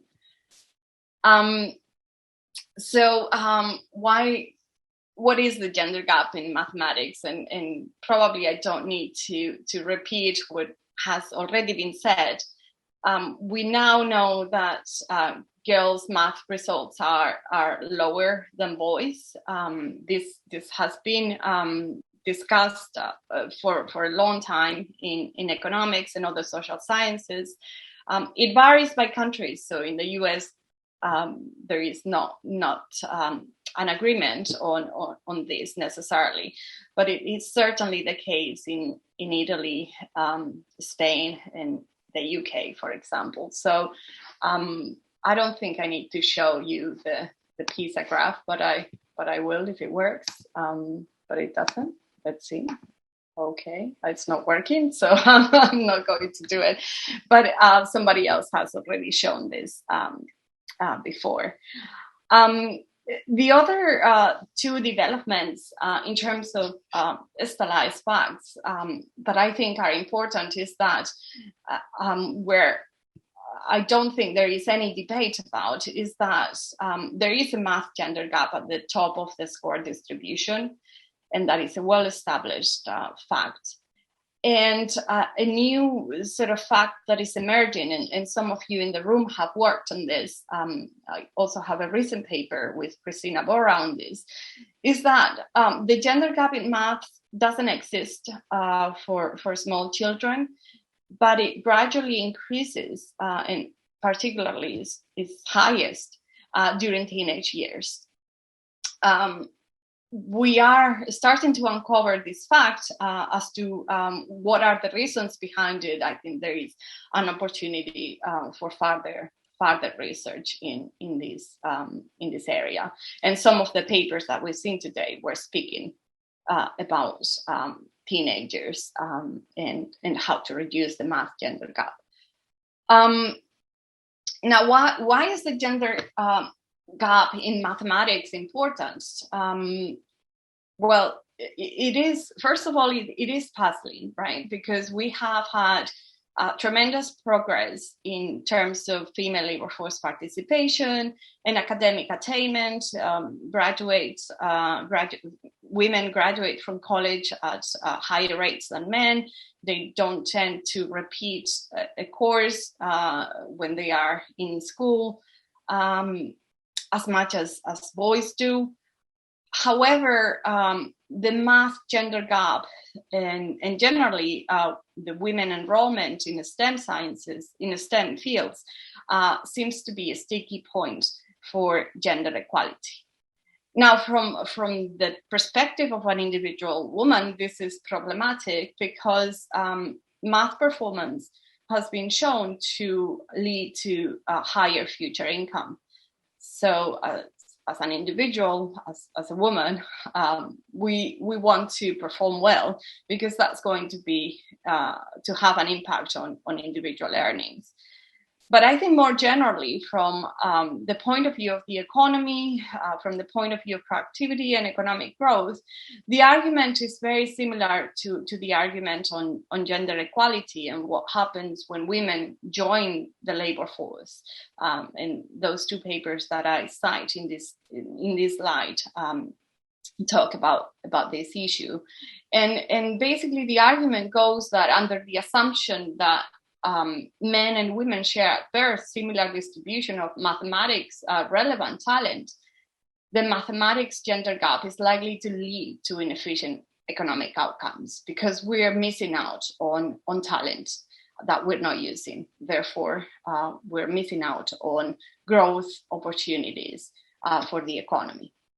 So that is the efficiency argument that I think it is important to remind ourselves of.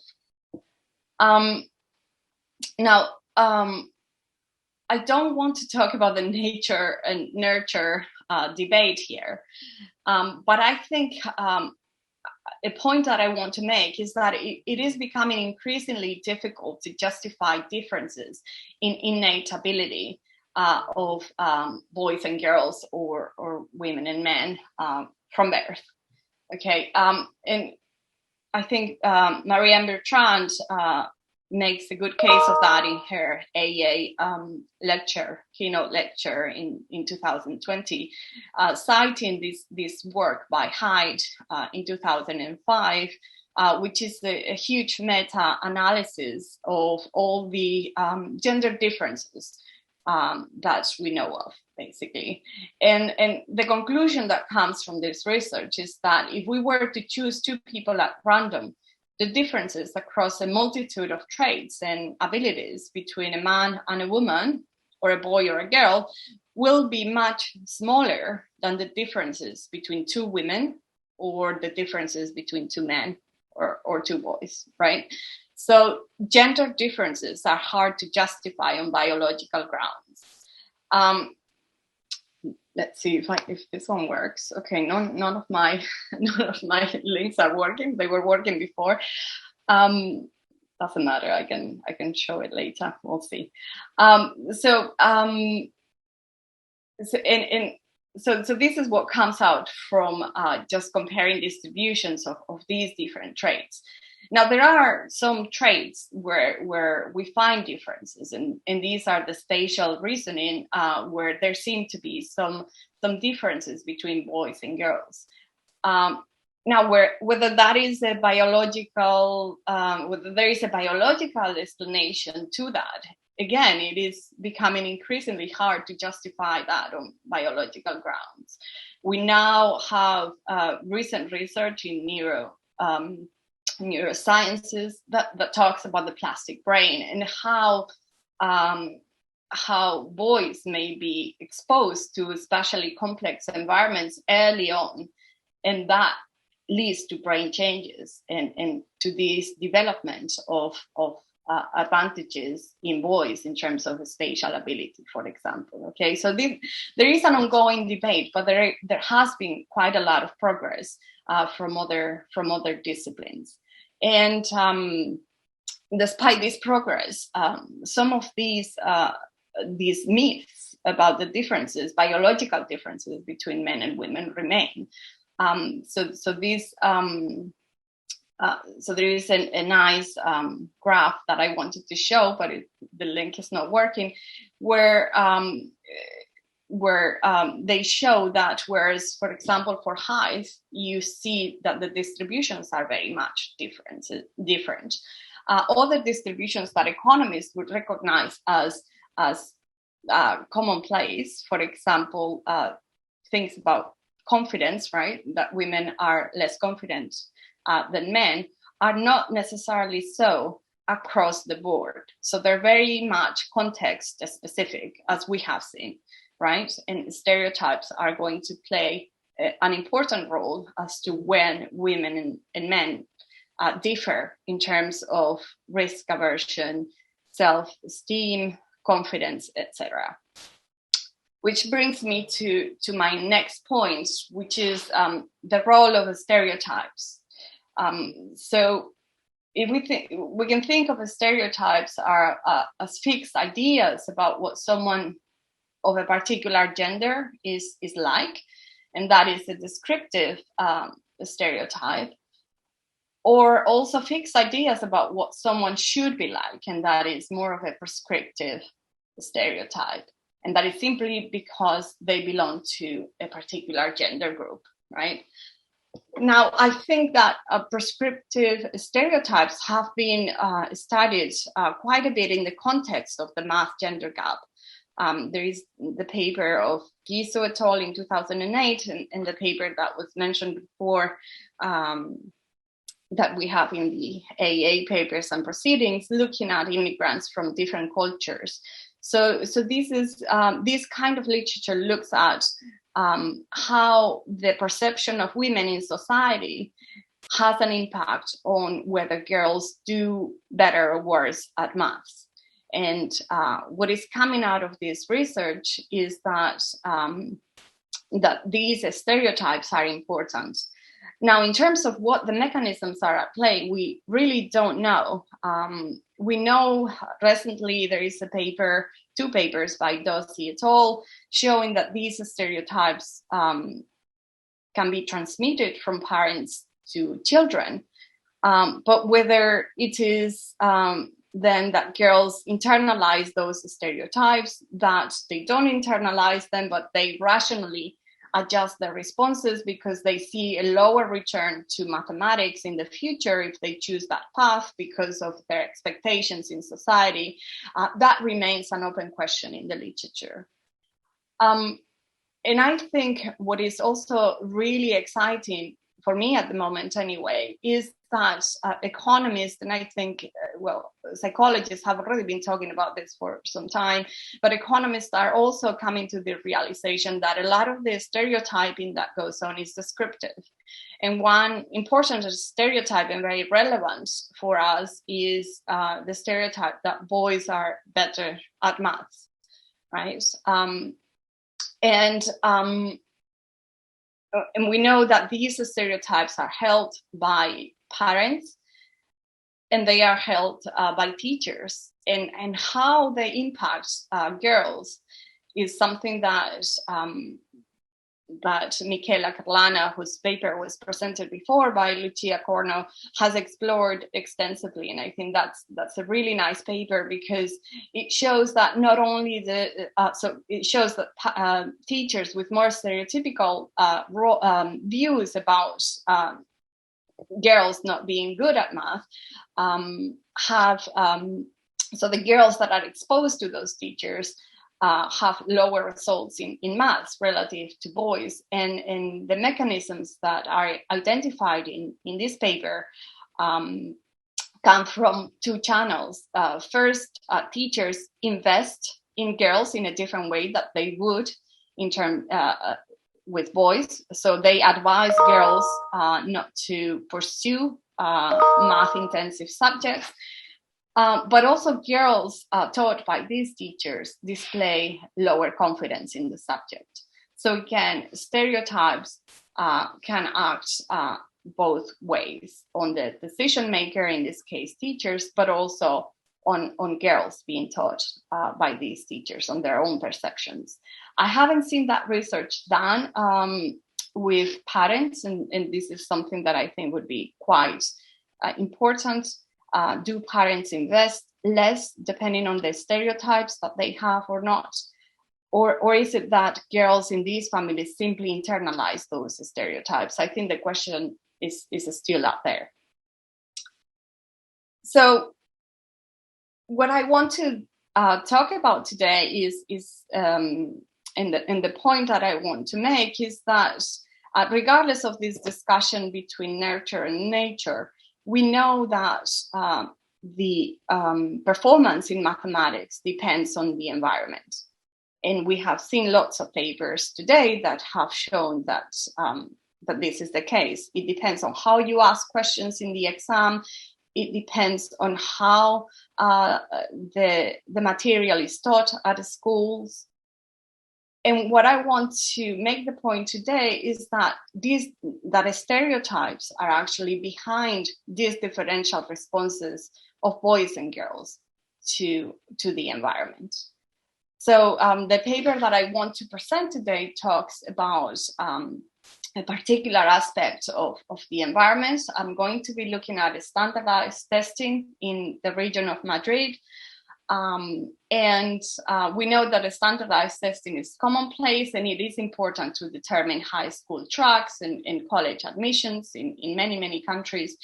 And the worry of when we see different performances in these tests systematically by gender is that we may not picking up ability or true ability, say in mathematics, but actually different ability to respond to these standardized tests. So in this paper, which is joined with Jose Montalban in Stockholm, we're going to look at to what extent does the familiarity with the testing environment impact the relative performance of boys and girls in mathematics. So that is our basic research question. So what is the context? We're going to use all the students in the region of Madrid in 6th and 10th grades. And we're going to look at the outcomes of a standardized test that is a low stakes and not competitive. Basically, there wasn't any sort of consequence of performing bad in this test, and your result was absolute and didn't depend on others. So we're going to use administrative data for the standardized test in the academic years of 2015, 16, 17, and 18.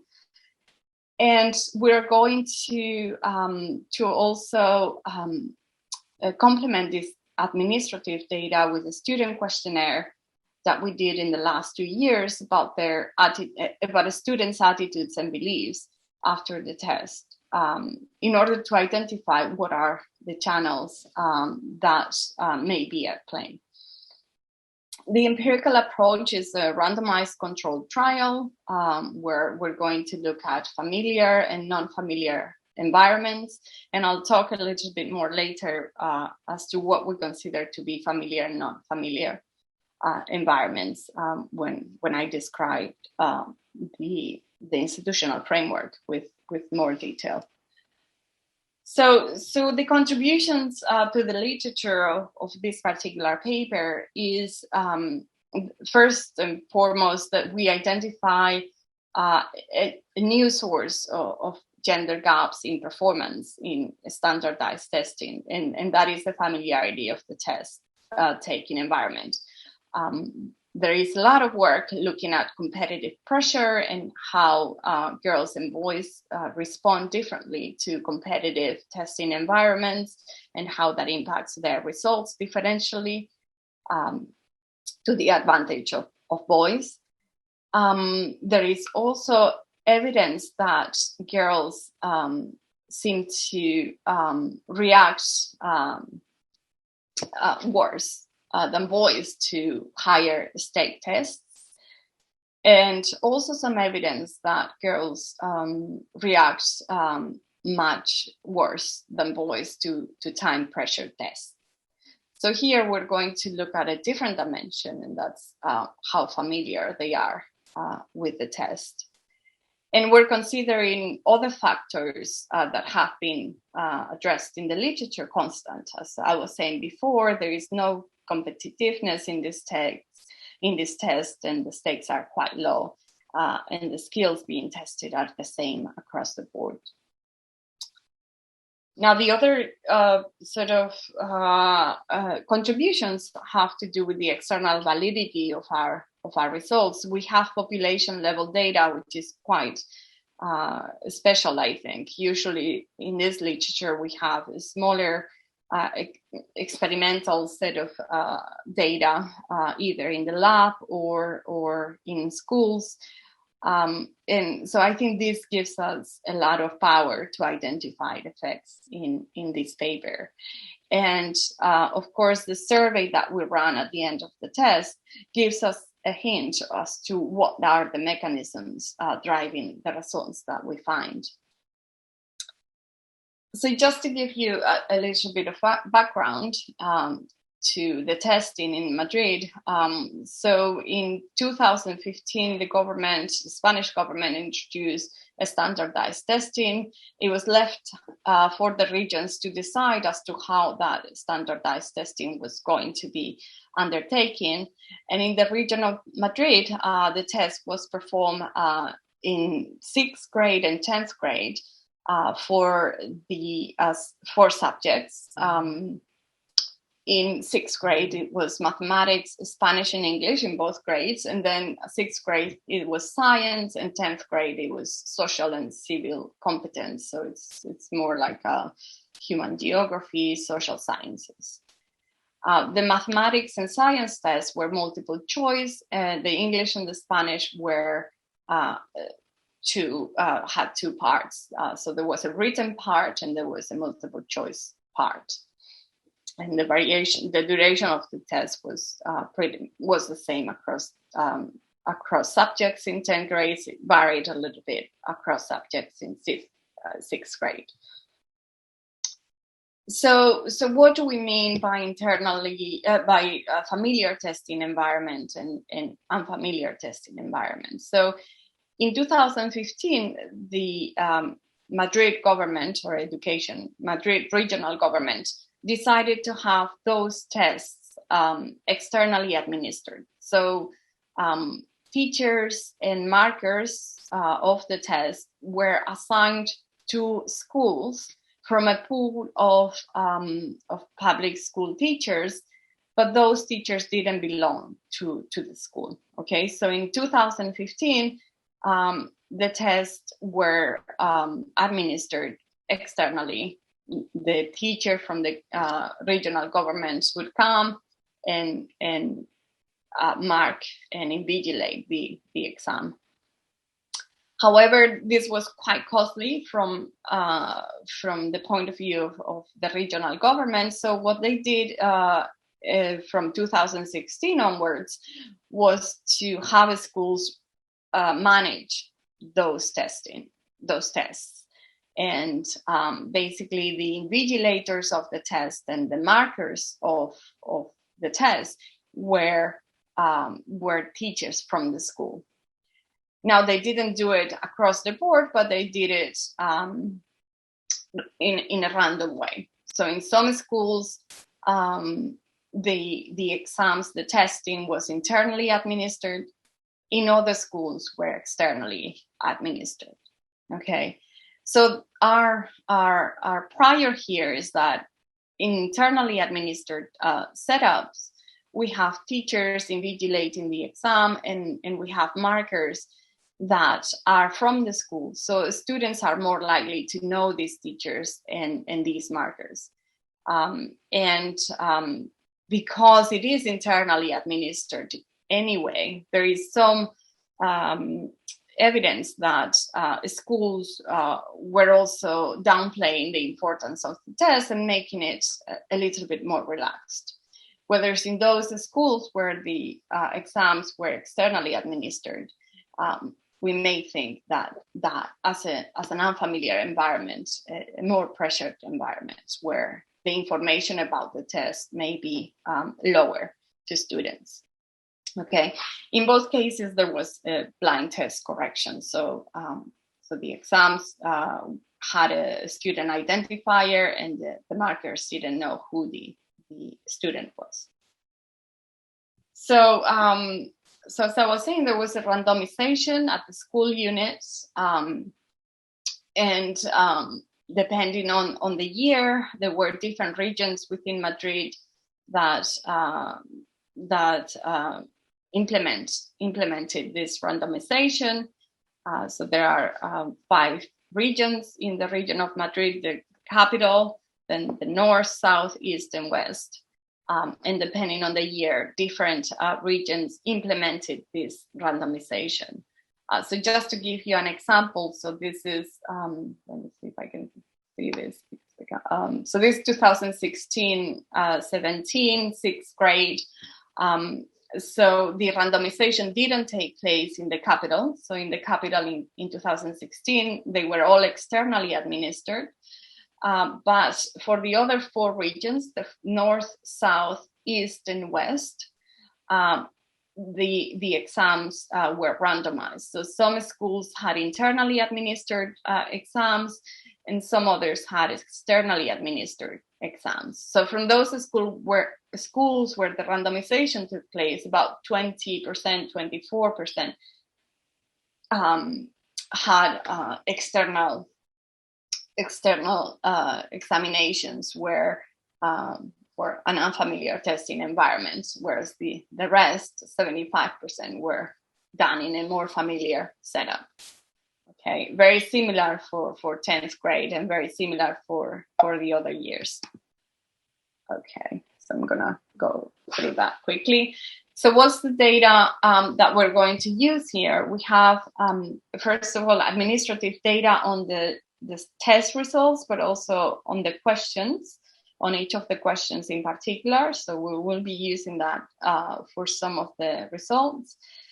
We also have data on school characteristics, and that is also admin data that the schools need to report to the regional government.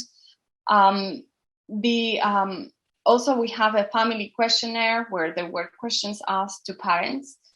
We have a very high non-response after 2015 because this family questionnaire was done online. So we're not going to be able to use this data as much for our main analysis, but we can use it to do something about the balancing of the sample. We also have a teacher questionnaire in 2016 and 2018, so we can look at the gender of the teacher, the experience, the age, etc. And we have a subject-specific student questionnaire, so we collected this ourselves on stress during the test, self-confidence about the subject, and effort both before and after the test. So this is just an overview of the data. So what's the empirical model? So what we want to evaluate is whether the environment, the testing environment, had any effect on our standardized scores in any given subject for any given student. So our dependent variable is the standardized testing. And we're going to control for the student gender, whether the test is externally administered, and our coefficient of interest is going to be this delta here, which is whether girls reacted in a different way to the test being externally administered. So the girls react more negatively in unfamiliar testing environments.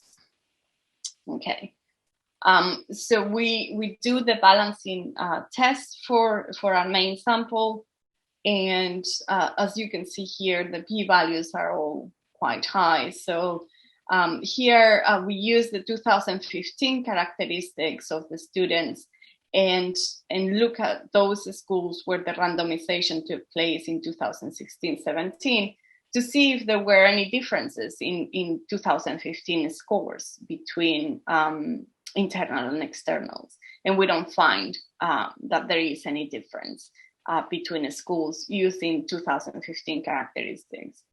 We do this for all the grades and for all the randomizations. And let me see, okay, so this is, so here, actually, we use we also do the normal balancing test where we actually use the characteristics of the schools in any given year. So we have a lot of school characteristics, and we compare schools that were run the test internally and those that run the test externally. So this 6th grade, and again, overall, all the p-values are quite high. So this gives us, so this 10th grade, this gives us quite a lot of confidence that there aren't any differences between the treated and the control groups. So, okay, so let me just quickly move to the results. Okay, so I guess this is the main table with the results. In panel A, we have results for 6th grade. And in panel B, we have results for 10th grade. So the first thing that I want to draw your attention to is the female dummies, because this tells us the difference in performance between girls and boys in each of the grades. So results here are very depressingly consistent with the literature. So girls underperform in mathematics by 14% of the standard deviation, almost 15% of the standard deviation. This is quite similar to what we see in the PISA results for Spain. And this is for 6th graders. For 10th graders, this coefficient is higher. We have 20% of a standard deviation. So again, consistent with these newer studies looking at this increase in the gender gap as we move on to the teenage years. For the sciences, we actually have a small advantage in 6th grade for girls. There is some biology here, and we know biology is a female subject, female-dominated subject, so that may explain this positive coefficient. But when we look at this social and civic, which is more history, economic, social science, there is a disadvantage on girls, and this tends to be male-dominated. So this makes sense. And obviously the Spanish language and the English, which is written, reading, skills, girls have quite a high advantage. Again, very similar in terms of the Spanish to what we see in PISA. The advantages go down when the female advantage is lower for higher grades, but it is still there, 16% of standard deviation, 14%. Now, what we're interested in is not the gender gap, but whether that gender gap differs, is increased in unfamiliar environments. And the idea here is that girls perform worse under unfamiliar setups. And we see is that is the case, but that is the case particularly for mathematics. Okay, so if we look at the first column here and the interaction, the coefficient for the interaction between the female and external, which is our unfamiliar dummy, the coefficient is negative. The size is a third of the gender gap in mathematics, and is significant. Okay, so basically the gender gap in mathematics is much higher in unfamiliar settings than in familiar settings, and it is very similar in terms of magnitude of the coefficient for 10th grade. Okay, so we see that in mathematics. We don't necessarily see that in other disciplines. We don't see it in certainly we don't see it in female-dominated subjects like Spanish and English. So the question is why do girls perform worse in these unfamiliar settings, and why they do so particularly in mathematics, right? So I'm gonna skip through that. That's just some robustness check. Excuse me. You have about 5 minutes. Okay. So we test explanations that may be going on, and I'll go through them very quickly because I want to get to the results from our survey. And we rule out all these explanations. We rule out that there is a gender bias marking is blind, and we do several checks, and marking doesn't seem to explain it. Whether there is differential help of invigilators, we can also rule that out, or whether the duration of the test was different in internal versus external testing environments, and we rule that out as well. So we have several checks that we do. So then the question continues to remain: why do girls perform worse in unfamiliar settings, and why so in mathematics? So what we did was to ask students after they finished each of the tests several questions. We asked them how nervous they felt during the exam, how confident they were with the subject, the effort that they had put before the test, and the effort that they had exerted during the test. Now, the answers to this is for mathematics in 6th grade, and again, they're presently not surprising and consistent with the literature. Girls feel more nervous in the test when it comes to mathematics, and they consider themselves to be worse in mathematics. There is not so much when it comes to effort, and the results are very similar for 10th grade. Now, somebody in the audience may say, well, they do worse because we've seen their grades are lower in mathematics. So it's not surprising that they feel more nervous or that they consider themselves to be worse at mathematics. However, when we compare what happens in English and Spanish, for example, which are two female-dominated subjects, we don't see that we don't see that boys feel more nervous or that boys consider themselves to be worse at those subjects. Okay, so it is something that has to do with mathematics. And of course, we can talk about stereotypes being part of the story here. Now, what really interests us is whether these feelings of stress and self-confidence actually were more pronounced in unfamiliar settings, because that could explain what was going on in terms of girls performing relatively less well in these settings. And when we do the same regression where the dependent variable is whether the student felt nervous, whether they considered themselves good, or the effort that they put into the exam, we see that, at least in 6th grade, it seems to be that girls in these setups are much more nervous than boys. So it seems that the results are driven by girls feeling more nervous and more stressed during the test, rather than having lower confidence in the subject or exerting less effort in the subject. The story is a little bit different in 10th grade when girls are older. And there we do find that there is a lower effort that is displayed during the test. Okay, and we can think about the stories of girls already giving up when it comes to 10th grade. So just to conclude, I want to conclude with the question that I started: how can we address gender gaps in mathematics education? So our paper shows that girls perform worse in mathematics in unfamiliar testing environments than boys. This difference is explained by gender differences in stress during the test, particularly for younger girls, and it's not necessarily by a lower confidence in the subject.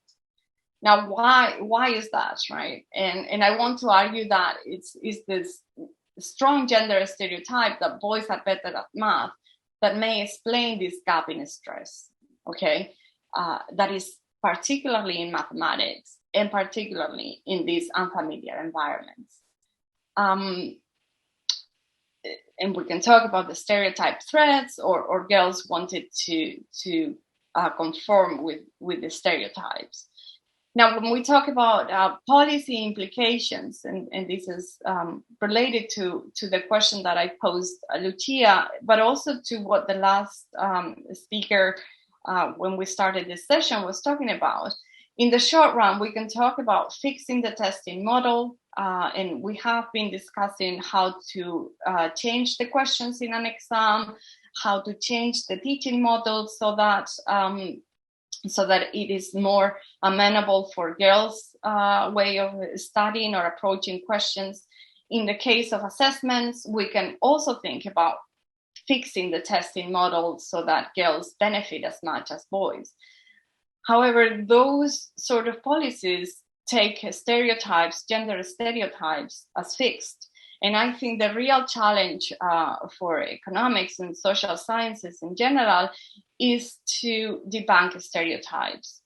And here is where I think the really exciting things are happening. So in economics, we're becoming more familiar with this notion that these stereotypes may be unconscious, and that treatments, for example, like informing teachers about their unconscious biases may correct those stereotypes. I think the real challenge is for us to see how we change those stereotypes when those stereotypes are really conscious and real beliefs. And this brings us to all this literature on gender roles or social norms or culture more generally, and how culture is changed. This literature has looked at prescriptive stereotypes, what women and men should be doing in society, but not so much with descriptive stereotypes of the sort of boys are better at math. And I think that's a really exciting avenue for further research. So thank you very much.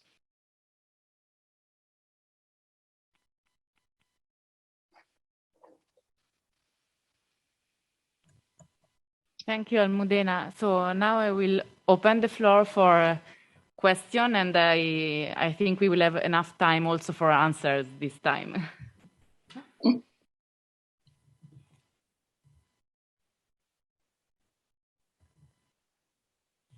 Okay. So, okay, there is one question from the. Okay, can you activate her? No.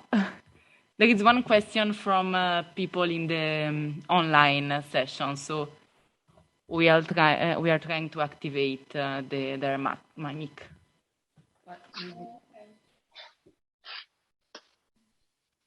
You can read the question.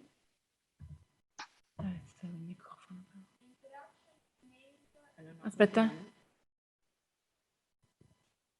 The interaction female external, despite being statistically significant, seem not to be very large in terms of magnitude. In fact, the effect seems to be not entirely explained by this interaction, and I wonder if you can also speculate on other causes that can be involved in explaining the female-male gap, but were not measured in the current research. Okay. Okay, so I'm not sure that I follow the first part of the question, which is the female external being small in magnitude. It is quite high actually, because it's about 0.05 standard deviation. Unit of standard deviation, where the gender gap in mass is 0.15 units of a standard deviation. So it increases the gender gap in mass in external administered environments by about a third. So I think that's quite a big increase in the mathematics gender gap. I think in the second, I think you're referring to other factors that could be going on that have nothing to do with girls reacting in a worse way to these externally administered testing environments. And you're quite right, and I sort of brushed through them really quickly. There could be a lot of other factors. For example, it could be that in internally administered testing environments, because schools were running the test, basically, there was more time that was allowed. Of course, guidelines said that, they had a particular time to administer the test, and also that schools would be randomly monitored, that somebody from the government, from the regional government, may show up to check whether the guidelines were being followed. But we may think that some of the guidelines weren't. So, for example, time during the test. Okay, if that was the case, then we would have to argue that girls benefited more from that extra time, and that's plausible, because we know that girls benefit from more during the test, and that was actually so in mathematics and not in other subjects. We don't see that disadvantage of girls relative to boys in externally administered testing. So we looked at here, we use, for example, the questions left in blank in these exams. And we don't find any evidence that there is any difference between externally and internally administered testing environments. So we would have, if there was some manipulation of the duration of the test, you would have expected to see something going on in terms of blank questions being left blank, for example. We also do several checks looking at the last set of questions, etc. So that is one of the checks that we do. We also look at whether invigilators helped girls in mathematics more so in internally administered exams, because at the end of the day, again, internally administered, invigilator was a teacher from the school, so girls could have received more help, and particularly mathematics, right? That would also explain our findings that relatively worse in externally administered exams in mathematics.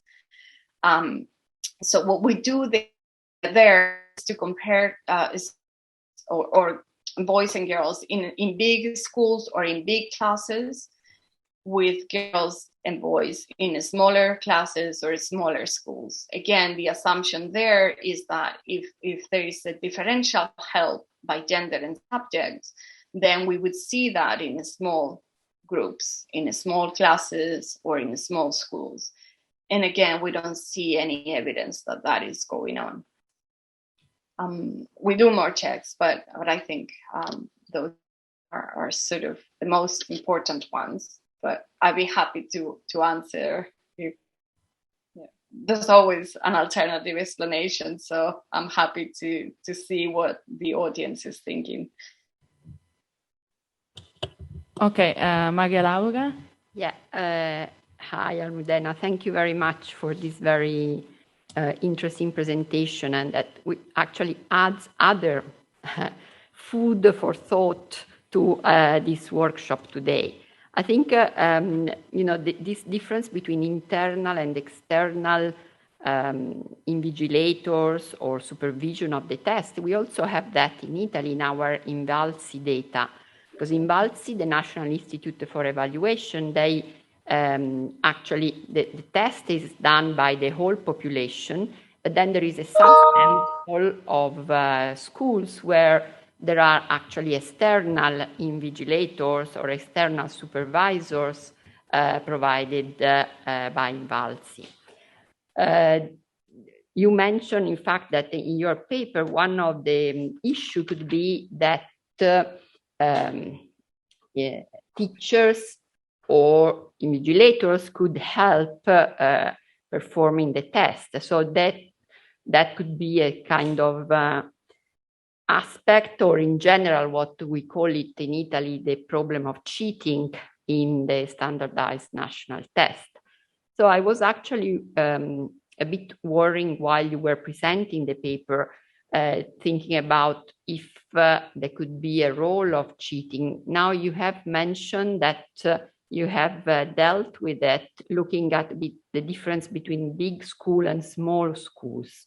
But I'm not 100% sure that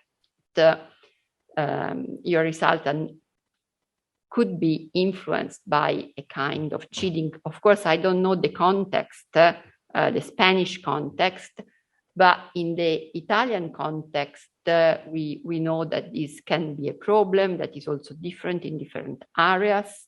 So I was wondering if that's relevant and to what extent, and if this control that you have between big school and small schools actually works to correct for the cheating. Yes, I think this is a very, very interesting question. I get this question a lot in Southern Europe. I never get this question asked in Northern Europe. Speaking of the stereotypes. And I think this is what we're trying to get to with all these tests that unfortunately, I didn't have time to present. I think that the cheating in external, for cheating to explain our findings, however that cheating appears, right? It would have to be in math, right? And it would also have to be for girls differentially, right? In externally administered testing. So cheating could have been going on overall in these internally administered testing where they are invigilated by teachers from the school, but why differentially so by girls and why differentially so in maths and not in other subjects, right? That's the first thing to realize.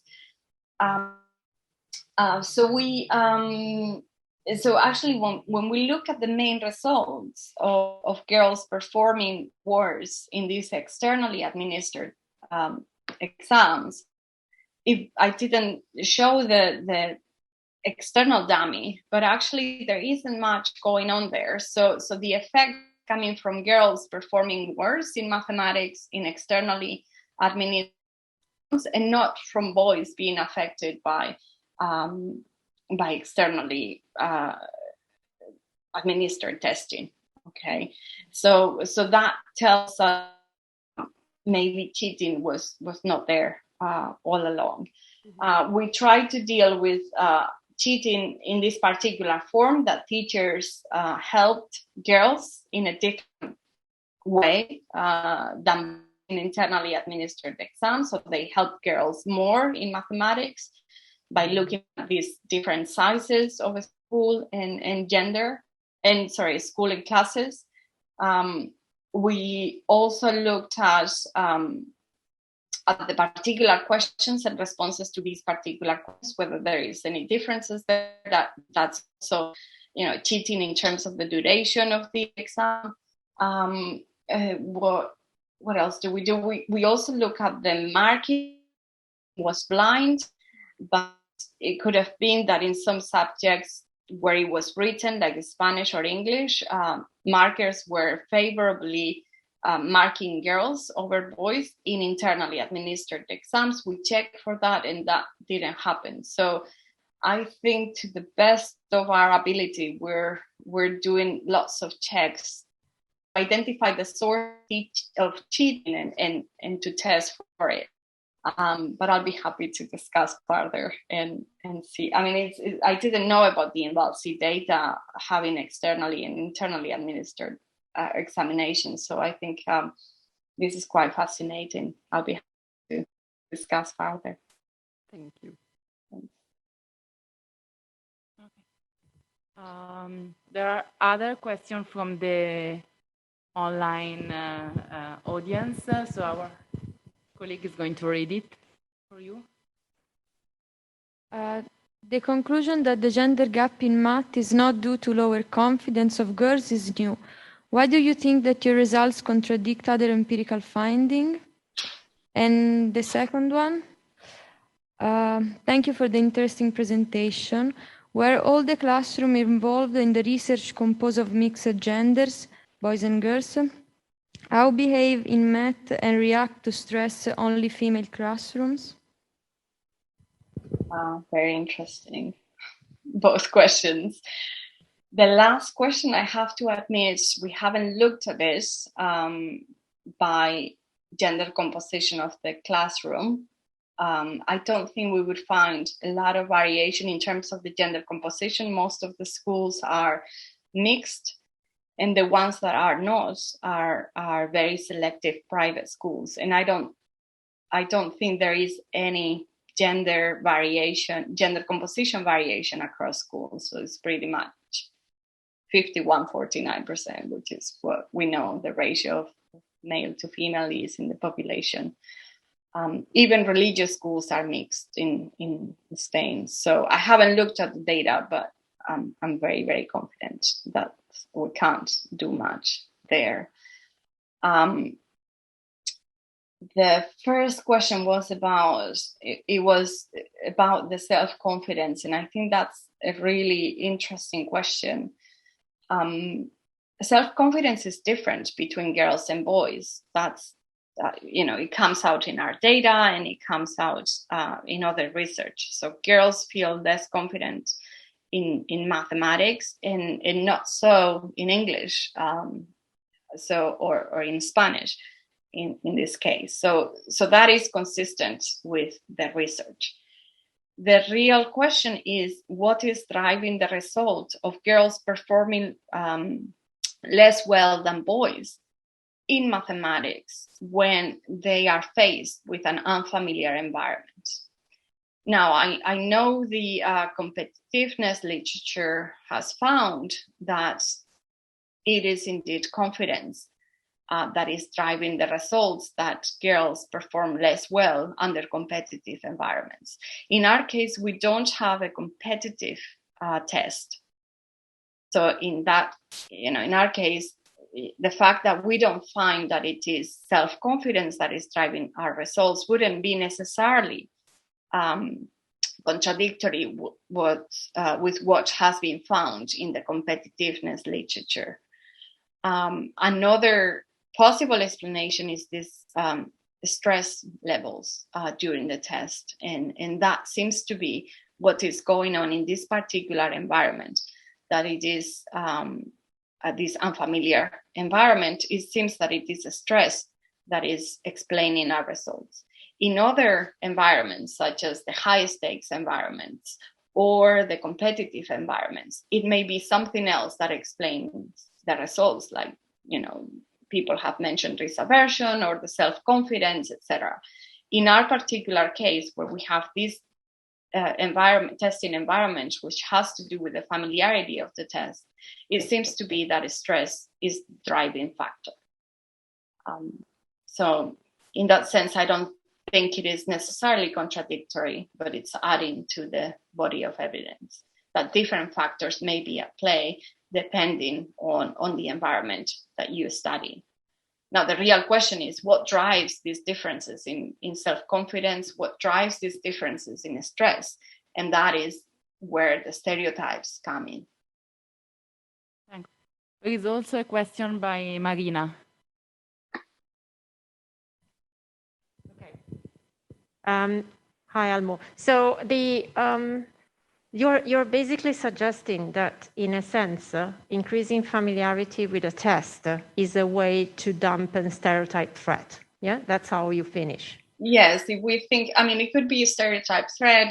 It could be girls conforming to stereotypes. Yes, in unfamiliar environments. In a way, I was just thinking in terms of, again, going back to descriptive and prescriptive stereotypes for women and men, or for girls and boys in this context.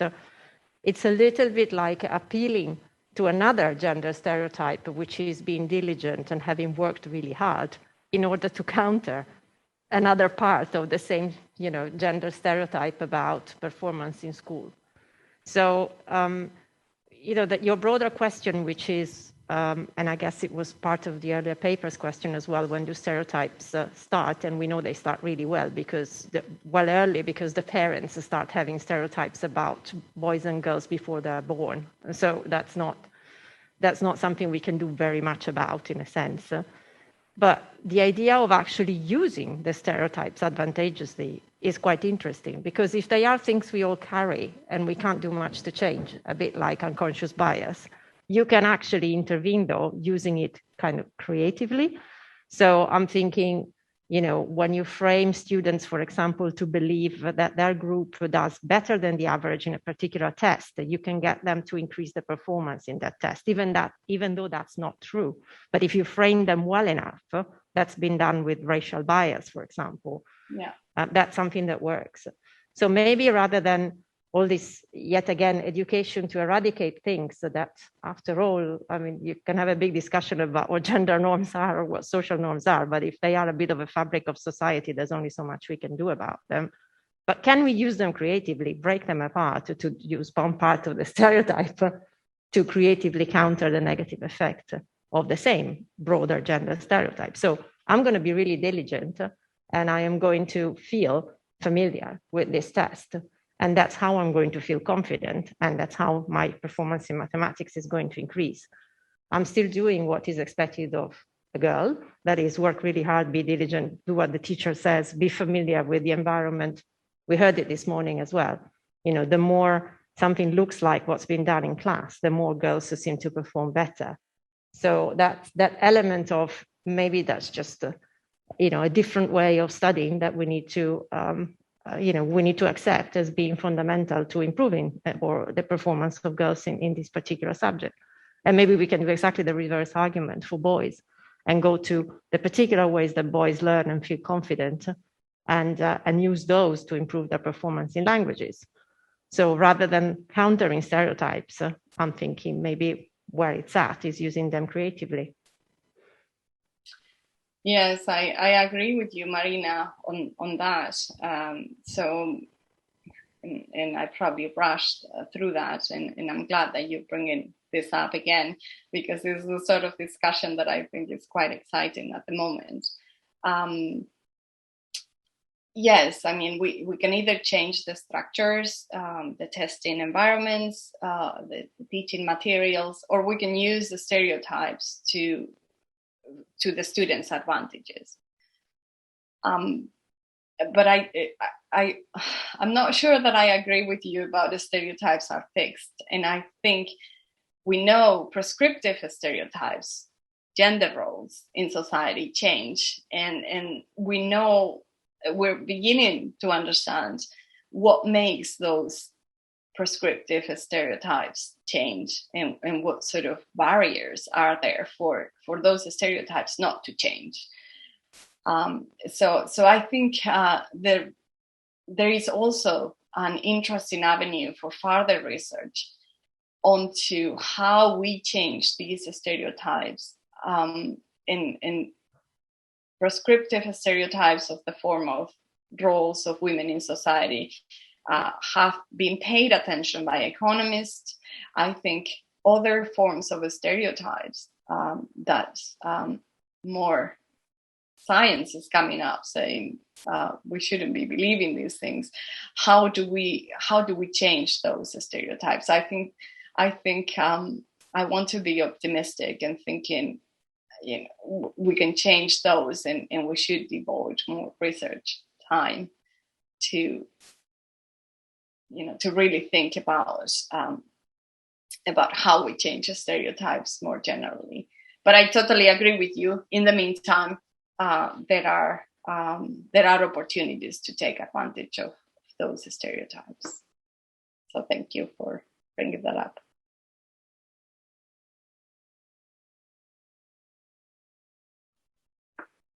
Okay, so I also have a very short question. I think we still have time. So I was just wondering, you said that in the familiar environment, students have teachers from the same school, but not from the same class.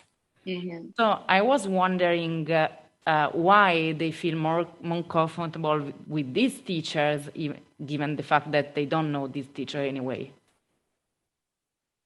Yeah, so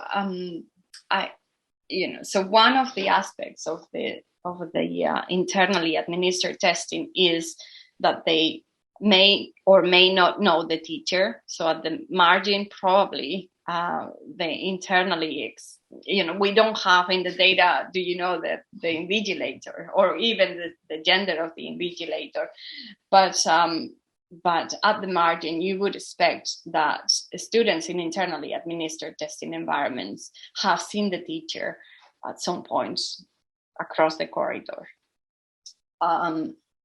But it's not just that they may or may not know the teacher. It is the whole issue about the school knowing about this exam, having to administer this exam, and therefore talking to students about the exam so that it doesn't feel like it's something, externally imposed, that comes out as a more sort of more of as a shock or as something that is not known at all.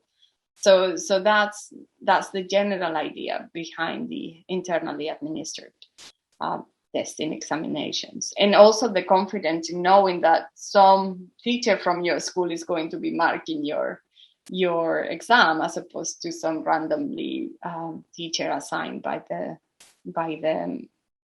regional government, right? So it's the whole approach to the exam that matters, we would argue. Okay. So thank you very much for the very interesting presentation and the very interesting results. We'll meet in about half an hour on this stage. See you later.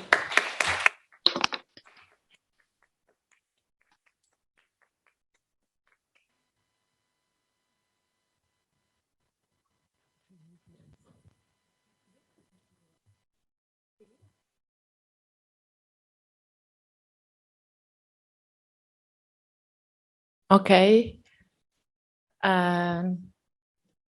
I think we can start with the afternoon session. I'm very pleased to introduce Silvia Griselda from Bocconi University on different questions, different gender gap. Can the format of question change the gender gap in mathematics?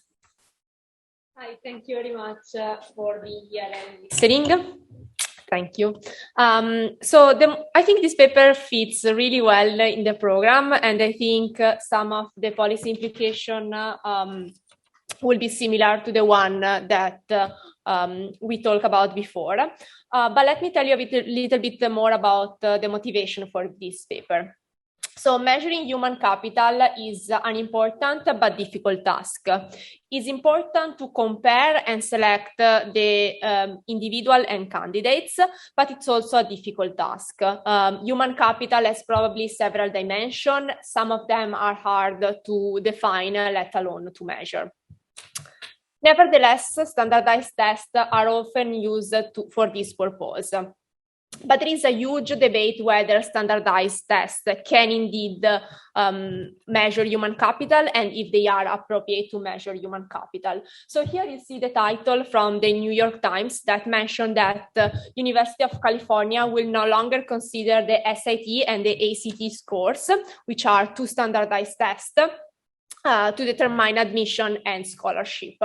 This decision was taken based on the fact that low-performing students may perform worse in this kind of test. On the other side of the debate, there are several economists that mention the fact that often standardized tests are the only way that with which low-income students can indeed signal their ability. So there is a huge debate whether standardized tests can indeed measure human capital and if they can measure human capital across different groups of individuals. What probably is pretty straightforward is that different tests are like to capture different dimensions of human capital. It is important to understand which measure of human capital and how different across groups are measured. And that's exactly what I try to do in this paper. In this paper, I use empirical data from one of the largest standardized assessments, if not the largest worldwide, the PISA test. And I reveal that standardized assessments that rely heavily on multiple choice questions can indeed amplify and reinforce systematic women performance in mathematics. And this has important implication, first of all, because standardized assessments are indeed used to determine education and economic opportunity. We saw it before the SAT, but think about the GRE, the GMAT test, which determine admission to graduate and undergraduate programs.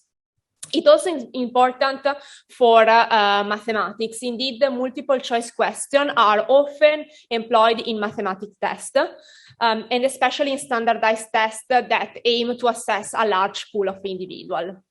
This is because multiple choice questions tend to be considered objective, easy to implement on a large scale, and their marking, especially when it's done by computer, should be less subject to human manipulation and therefore cheating. Finally, I think my paper has important implication also for the fact that women underperformance in mathematics has important implication on the gender gap in STEM occupation and the fact that this STEM occupation pay relatively more has to do also with the gender wage gap. So what I do in a nutshell in this paper, first of all, I show that boys indeed have an advantage in multiple choice questions, but tests that rely more heavily on multiple choice questions capture a bigger gender difference in mathematics performance in favor of boys. And I show that using and exploiting the random assignment of different exam booklets to different students.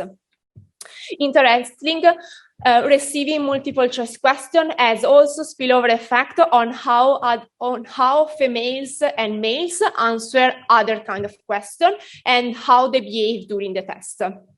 And then I talk a little bit about the mechanism and the affirmative action. So let me go straight to the data.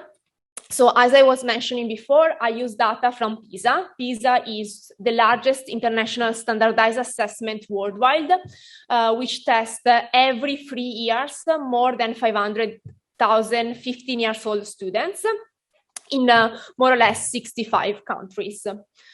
I used 2 waves of the test. I used the test in 2012, where students complete the test using a paper and pencil, and I used the 2015 test, which was a computer-based assessment. I have several information about the questions, the students' performance in each question, and the demographic characteristics of the students. Importantly, the PISA assessment is a low-stake exam for students. So potentially performance on PISA has no direct effect on students' outcome, but it is high-stake test for government and policymakers. Many governments implemented educational reforms based on the result on PISA. So the results of PISA are widely known. We saw previously in the presentation that they are used to compare the gender difference in performance of females and males. Okay, so a little bit more about how the test works. So in PISA, not all students receive the same test. In particular, each student randomly receive one exam booklet, which contain different proportion of questions. There are several booklets, and PISA use 3 different formats of tests. So let me show you in detail what are these formats. So the first one is the multiple choice question, really standard. The students need to pick the correct answer among a set of possible ones. There is no penalty for wrong response. So students do not receive any negative marking if they choose the wrong answer. And then there is what is called close response, where students need to answer a short and concise, with a short and concise word or number. So potentially here students need to come up with their own answer, but potentially there is no role for writing skills. And then there are open response questions, where students need to come up with an answer, but they also need to provide an explanation on how they reach that answer. Okay, so the first thing that I want to show you is that indeed boys have an advantage in multiple choice question, but this could happen for 2 reasons. As we saw in one of the first presentation, usually multiple choice questions tend to assess students in different area of knowledge. For example, multiple choice questions tend to assess students in recalling definition, which is a skill in which boys are better than girls. If this is the mechanism, then potentially multiple choice question can be an appropriate tool. We are just measuring different skills.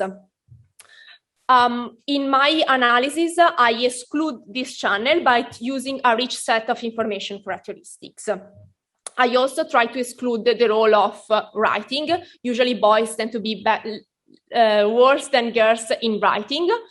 So I compare multiple choice question with close response format.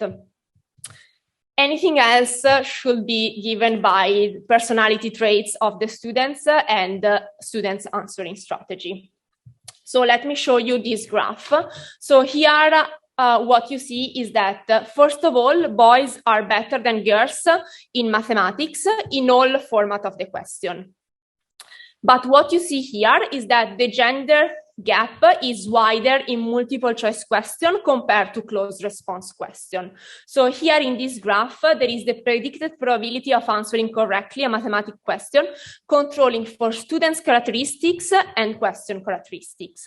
So here I'm comparing 2 otherwise identical questions, same content, same question difficulty, but one is multiple choice, one is closed response.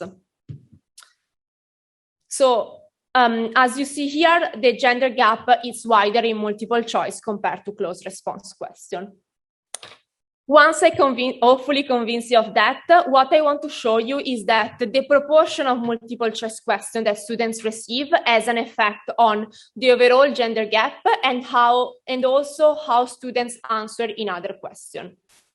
So in order to do that, I exploit the random assignment of different exam booklets to different students. So for example, I compare the gender gap among a group of students that receive an exam booklet with 55% of multiple choice question and the gender gap among another group of students that receive an exam booklet with 45% of multiple choice question. This graph shows you the variation in the proportion of multiple choice question across different booklets that students can receive.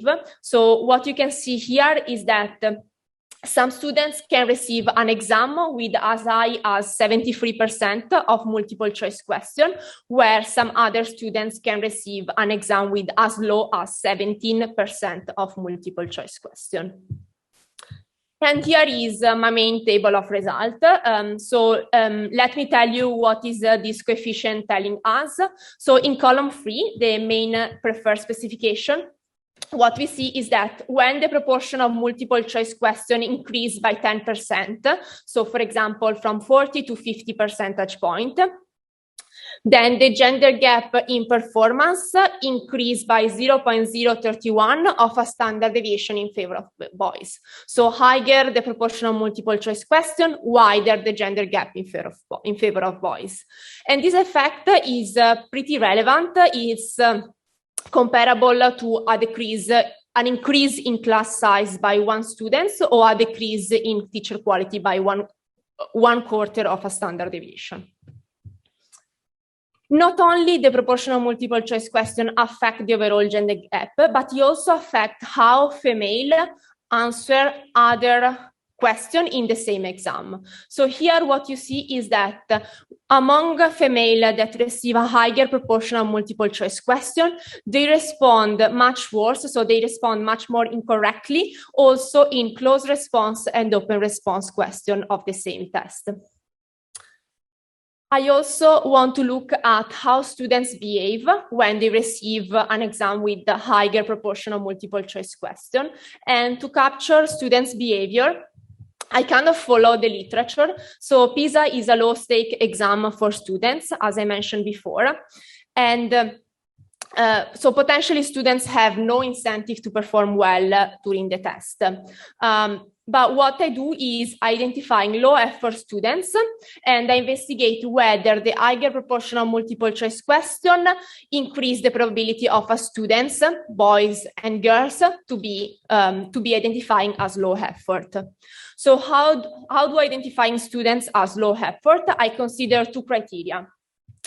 First of all, I consider low effort if the students skip 3 or more questions, even if there is enough time left to answer.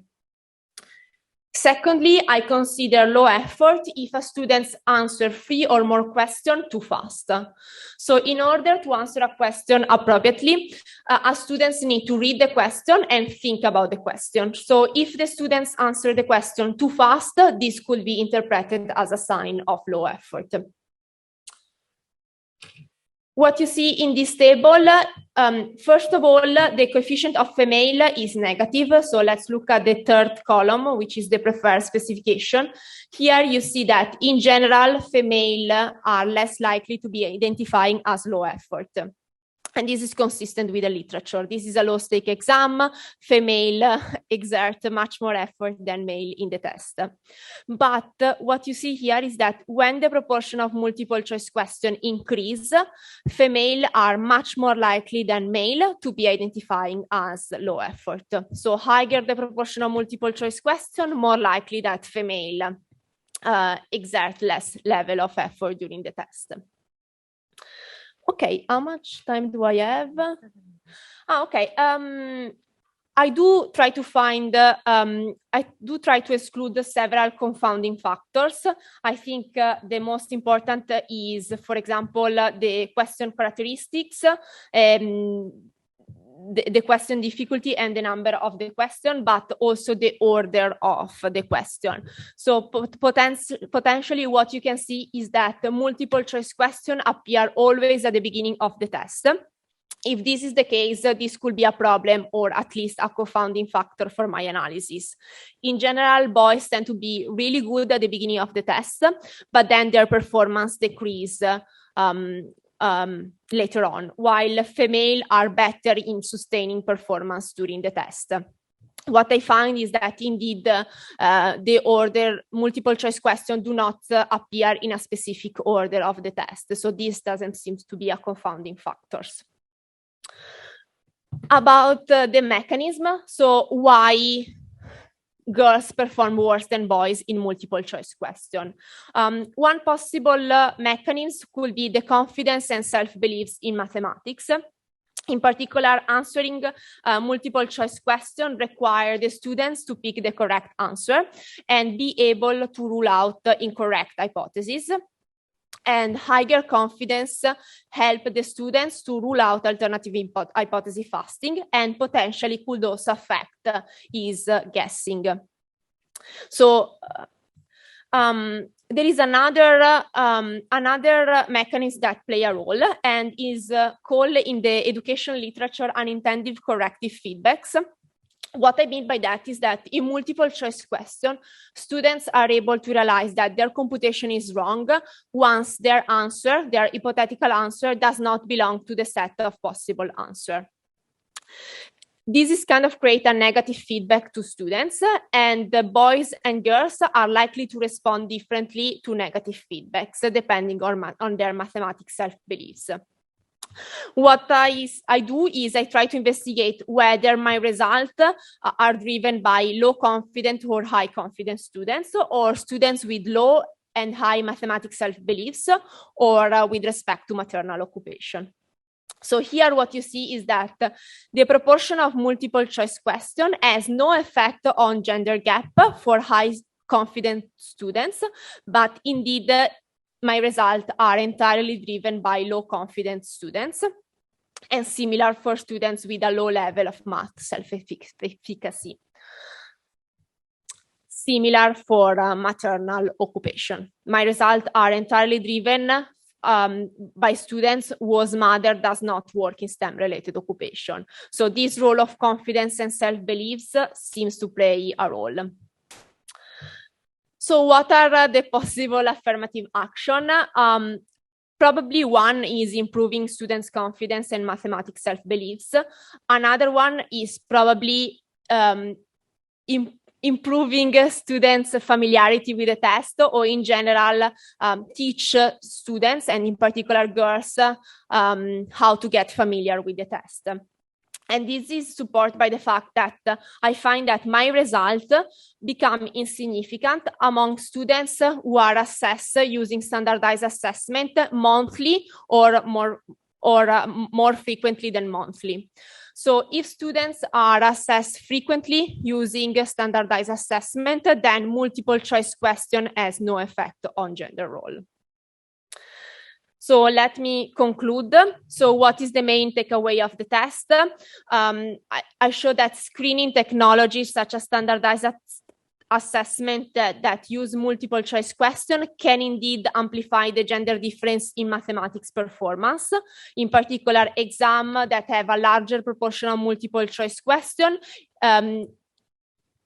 increase the gender gaps in favor of boys and have spillover effect in other format of question. And the possible affirmative action is reducing student stereotypes about the fact that boys are better than girls in mathematics and train students to take standardized assessment. And I think I finish.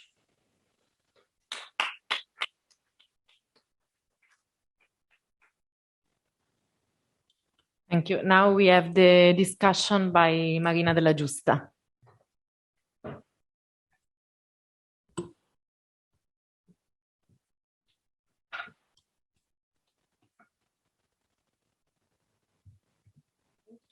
For a very interesting paper. I'm not going to show any slides, I'm just going to talk.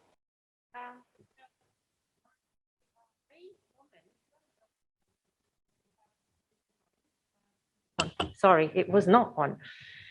So let me repeat. Thank you, Cecilia, for a very interesting paper. My main comments pertain to two parts of the paper. So at the beginning, there's a lot to this paper. There's a lot more than you've seen, by the way. Yeah, there are a lot of controls, a lot of, lots of things have been clearly thought through. So it's a very thorough paper. I think the things I'm going to say have got to say more to the very beginning and the very end, in a sense. So at the very beginning, there is this definition of, in the paper, they're called inattentive students, where you work out these two measures, which you showed in the presentation, of basically those who omit questions, as well as if they leave enough time to answer, obviously based on some kind of average time of answering the question overall, which is also, controlling for country, controlling for a lot of things, and it's a very difficult paper to do justice to in 20 minutes. So I think one of the things that in spite of it being so big, it's a bit missing is this link to the anxiety literature, because it's not obvious how this idea of inattentive student is actually not picking up on an anxious student. And since what we've already seen today on a lot of other papers, test anxiety and maths anxiety are two, well established, especially in the psychological literature, mechanisms that hamper the performance of girls in mathematics. I think actually maybe a better link to the measures there. Some of the measures actually of test anxiety, I actually went to review them, but they're usually an inventory of test anxiety questions, and then they use the usual factor analysis to come to some common measure, commonality. They actually have these two as very big factors in that. So I don't really think you can avoid engaging with that literature, which may kind of, throw up potentially a few more explanations than the ones you're currently considering. And that's the kind of thing that I think referees would always be poking at. So I'm saying it now because it could be useful. The other thing is at the very end, the kind of the policy conclusions. I'm going to say something that I'm getting old and repetitive at this point in my life. So I keep saying in a lot of conferences, can we stop trying to fix girls so they look more like boys? There's an obvious policy implication here, which is scrap multiple choice, isn't there? It's kind of screaming at us. It's been screaming at us all day. Multiple choice is not a good idea. We have so many other exam formats.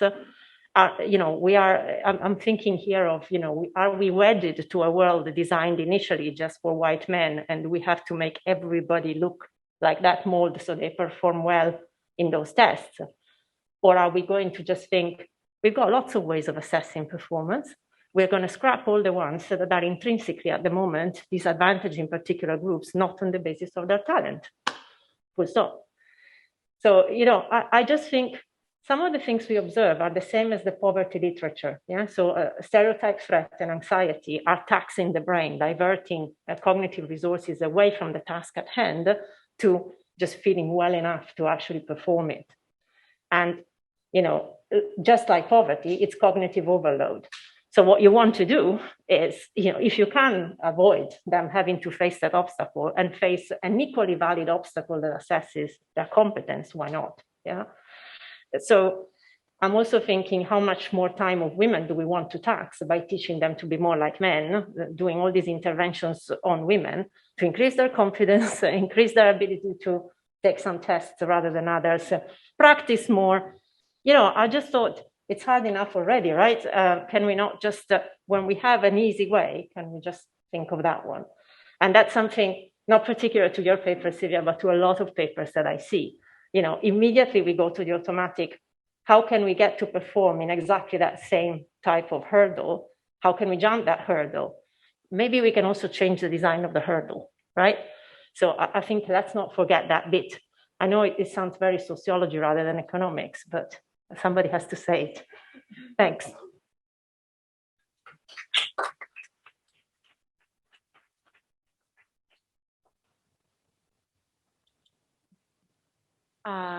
Matteo? That's just a curiosity. What does it mean for you too fast? So when you measure effort, which is the threshold and how did you choose it? So I use, can I answer?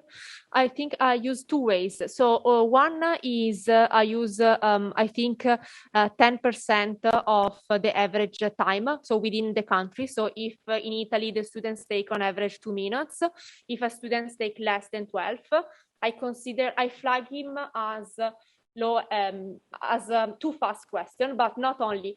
Potentially the student could just be a genius, right? So I also compare whether the proportion of correct question answered too fast, it's lower than the proportion of correct question answered in normal time. So students are too fast only if they answer too fast, but also wrongly compared to how they do. And then I also do a more complex approach in the sense that usually when you plot the question time, you kind of see a two-modal thing, and between the two modes, you can find the threshold where you can, so you can be varying. But that's a good question. Yeah, thank you. There are questions from the online audience.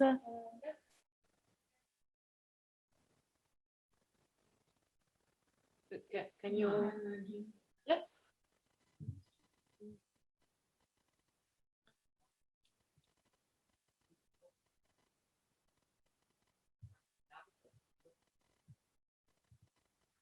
Davide, can you speak? Hi, can you hear me? Yes, we can. Yeah, right.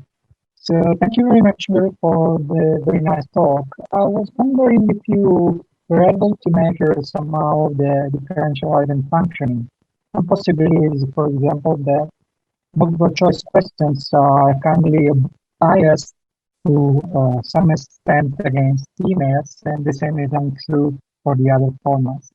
So instead of picking up from the format to be using the single question, you might be able to say, look, there are a lot of multiple choice questions formats which are probably biased against females rather than for males. This can explain at least in part the results we found. I'm not sure I completely understand your question because I couldn't hear properly. Can you say? Can you read? Yeah. Can you hear me? Yeah, we can hear you, but really bad. Yeah. Caterina is going to read your question because there is a lot of noise when you talk. Right, okay. Very sorry. I was talking about differential item functioning. I was thinking about you can use differential item functioning for picking up the questions which are probably biased against females. It might be that multiple choice questions to some extent are more biased as compared to other questions. Okay, so I think I understand your question. So I want to say something. In my to measure gender gap, I don't use the item response function. I use only percentage of correct question. This is because so PISA use plausible value. The problem is that plausible value consider not only the characteristics of the question, but also the characteristic of the students and how similar students would answer. So I don't want to pick these. So I only use as main outcome percentage of correct question. I also use plausible value and my results remain robust. So I don't know if this can answer your question.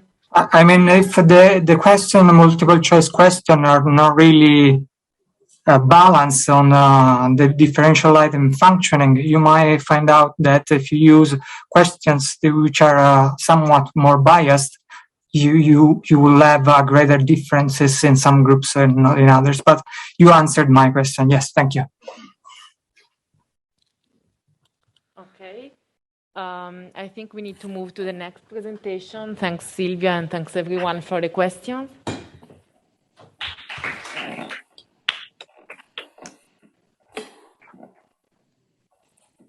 Hello. So the next one is Lisha Agarwal from the University of Padova. Hello. Thank you. I'll just try to share my screen and then we can begin. Okay. Can you maybe increase the volume a bit? Okay, sure. Let me know if you can hear me. Yes. Okay. Good afternoon, everyone. Thank you for this opportunity to present in this very interesting workshop. So today I'm going to present my joint work on performance decline and the stake of test. This is a joint work with Giorgio Brunello and Lorenzo Rocco at the University of Padua. It's a very, very preliminary paper, unlike all the papers that have been presented till now. So I would highly welcome any comments, suggestions, or questions that you have as I go along the presentation. So just to provide you a very brief motivation, as we have already seen during the day, that performance in standardized tests do not only depend on someone's cognitive ability or the knowledge one possesses, but also on various socioeconomic factors, gender, on on gender composition of the class, on what kind of questions are there, MCQ versus closed response questions, and also on whether tests are low stakes or high stakes. One of the very well documented facts in this literature is that student performance in these standardized tests are not homogeneous across all the questions, but tend to decline as the test go on. This could be due to factors like a decline in confidence or fatigue or boredom, or even motivation, low motivation to perform well. Given that there are such heterogeneous effects across such varied dimensions, it is very important to understand the credibility of using test scores as a measure of ability and knowledge. As pointed out in the previous presentation, it is important, especially when test scores of SATs and GREs are used for college access, or even when these scores are used to rank countries in order of human capital accumulation. Given this fact, a recent paper by my co-authors tried to answer these questions in the context of Italy by using the INVALSI data for grade 2nd and grade 5. They study the effect of question position on the performance of students and the implications for these question position on the length of the test. They find, as evidenced in the literature, that there are important gender differences that arise. However, they also find that longer tests are not necessarily more accurate, and that the decline in performance is less for females than for males, but this is only for age 18. However, in this paper, they use the INVALSI test at grade 2nd and grade 5, which are both low stake tests. And so the natural question that arises is, do these results also hold when you look at high stake test? So basically, what we speculate is that given that the stakes are higher, it could be possible that students are more motivated and have higher incentive to perform well in the test. And as such, the heterogeneity across question position should not be a lot. However, on the other hand, given that the stakes of the test are high, they are more stressful, they are more demanding, and under pressure, ego depletion can happen at a faster rate, which could lead to, a more unequal response across genders or even across various other socio-demographic variables. So I try to answer this question in the context of the stakes of test in the current paper. We investigate first if the probability that student gives a correct answer is related in any way to the position of the question in the test. Then we differentiate the performance between the low stake test and the high stake test. For this, I consider the grade 6 and the grade 8 in the INVALSI test in the Italian high schools. One important contribution of this paper, unlike other papers, is that we follow the same population of students in both grades, and hence we will be able to tease out if this effect is purely due to the difference in the stake of the test, and we can separate it from the intrinsic difficulty of questions that arises. And secondly, we also try to see if the effect that we get in our study is only because of the difference in the stakes of this test, or maybe other mechanisms are at play, such as the simple reason that students at grade 8 are older than those at grade 6 and might have a maturity effect that can be reflected in better performance at grade 8 than at grade 6.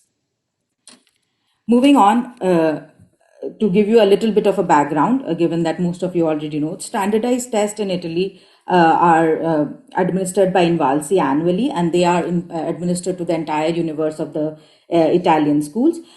In this current study, we focus on grade 6 and grade 8. Grade 6 is a low stakes test as other tests in grade 2nd and grade 5. However, the INVALSI test taken at grade 8 is a high stake test because it is a mandatory requirement for admission to the final examination. Until 2015 was also a part of the final grading of students at grade 8. INVALSI takes these tests for maths, Italian, and in some cases for English also. However, in this paper, we only consider the math test because of the way the booklets are organized. This is an important point which I will explain further in a slide or two to explain to you how causal effects will be teased out in the current study. So in grade 6, we have 48 questions in the INVALSI test, whereas in grade 8, we have 37 questions. We retain in our study only those questions that change position, so as to because questions that have the same position basically do not will be dropped in any case because of no change in question difficulty across booklets. We further also drop any question that might lead to a interdependency or might permit learning. These are basically questions that are a subpart to a major question. So we drop any subparts to questions that might, bias our estimates because of learning and interdependencies. We use the WAVE 2015 for the current study, and in our data set we currently have basically the individual answers to each of the questions and the assigned booklets. Now, the way that INVALSI organizes these questionnaires are in form of different booklets. Each booklet has the same question content. However, the order of the question varies across booklets. So basically, there are 5 booklets, both in grade 6 and grade 8, and the content of all the 5 different booklets are the same. So unlike the previous presentation where there was a difference in the proportion of MCQ questions as compared to the closed response questions, in this study we have MCQ questions with 4 possible answers throughout the different booklets. We use the variation in the question positioning to basically differentiate the effect of the pure question position to the intrinsic question difficulty and its effect on the performance. Now, one of the principal rules of these tests is that the allocation of booklets is done such that 2 pupils who are sitting adjacent to each other do not get the same booklet. So basically, we have as good as a random allocation of booklets. This randomization of booklets is what helps us to basically tease out our causal effect, since this makes any question position independent of the individual characteristics. So basically what we do is we use the variation across booklets to distinguish the effect of question position from the effect associated with question difficulty. And in conjunction with the random allocation of booklets, this implies that individual characteristics are independent of the position of the questions. So here I present to you the empirical model that we run to estimate our effects. Here y is our dependent variable, which is basically the proportion of correct answers and has a value of 0 to 100. Indices I and Q are basically for individual student and question. This empirical model basically tells you that the percentage of correct answers can depend either on the individual characteristic theta or on the question position, which is denoted by P, or on individual question difficulty, which in this case is only a question dummy, which is denoted by capital Q. Basically, you can interpret theta as the individual specific intercept that gives the individual's mathematical skills or ability. And beta is basically the marginal effect of a question position on the performance of the particular student. For now, as I mentioned, because of the random allocation, we assume that the marginal effect of the question position on the performance only differs by individual, but does not vary across questions. Going forward, we can relax this assumption to see how the question position can affect performance. In the literature, there are a few studies that say that basically find that the probability of getting a correct answer at the start of the test is higher than at the end of the test. Today, I'm not going to present to you those results, but in the future, we are planning to look at how our estimates will change once we drop this assumption. So here I provide you the descriptive statistics of the entire sample. Just to briefly mention it, when I say full sample, I mean the entire sample of students who are observed in the 6th grade and the 8th grade. There is also a subset of students or a subset of schools where external examiners were provided to basically see that no cheating occurs. In this current setup, cheating is basically cheating will be effective basically when the allocation of the booklets will not be random, and so that two adjacent students sit. So basically, your allocation of booklets will not be as good as random, and hence the basic assumption of the model will fall through. However, I'll show you in a few minutes what happens when I consider only the subset of students who were supervised by these external examiners. And we do not really find qualitative differences between the results. So the baseline results are those with the entire sample. Now, as you see here, the percentage of correct answers is higher for the 8th grade, which gives you, which is in line with our priori assumption that given that the 8th grade is a higher stake exam, also at the 8th, it is going to incentivize students to put more effort into answering the questions. The composition of classes are the same, as we follow the same cohort of students in grade 6 and grade 8.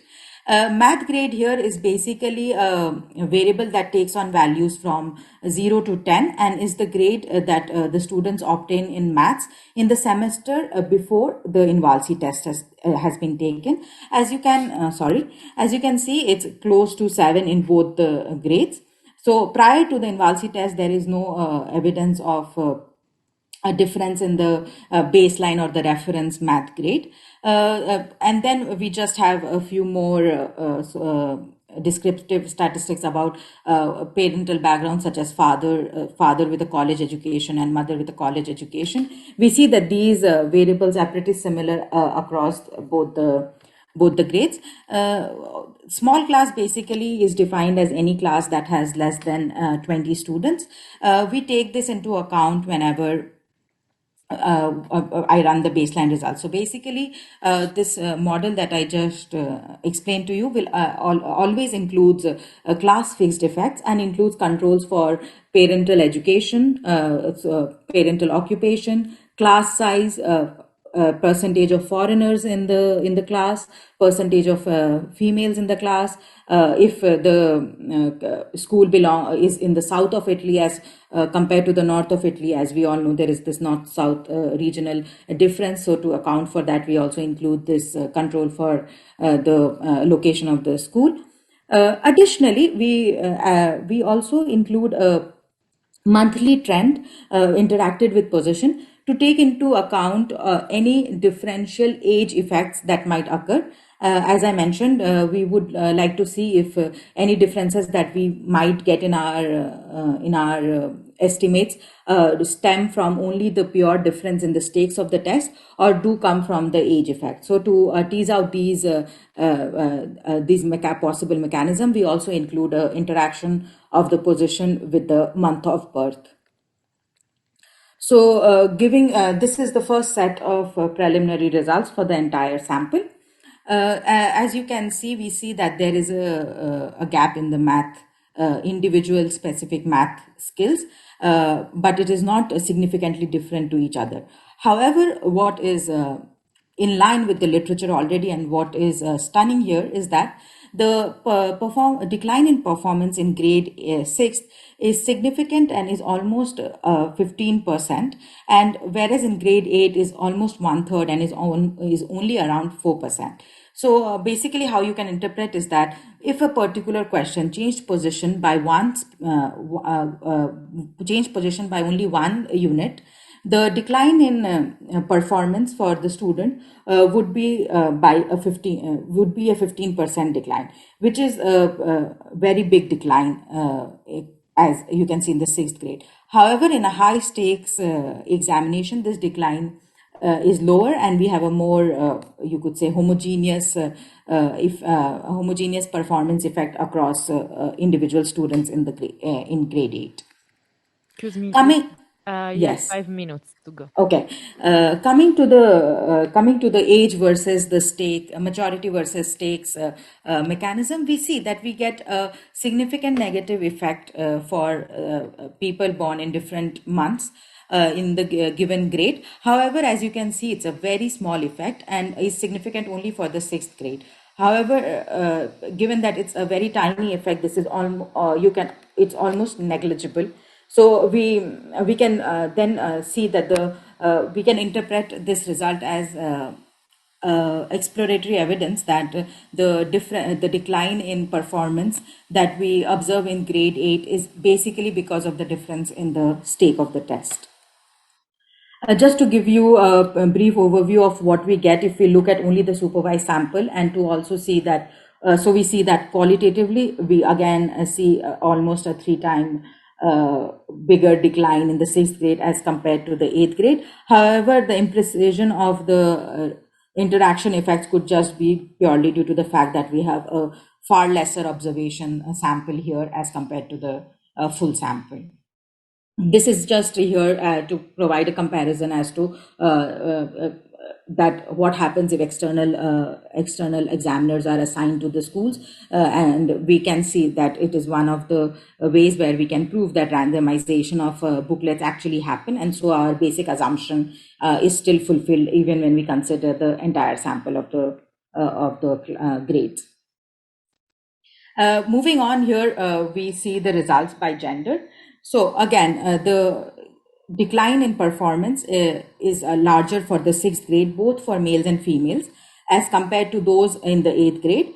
However, we see an important difference when it comes to the high stakes examination. We see that there is a gender gap in favor of the females, who are able to sustain a better performance throughout the test as compared to males. As we see, it's almost half of the decline in performance for females in the high stake examinations is almost half of what the males suffer from.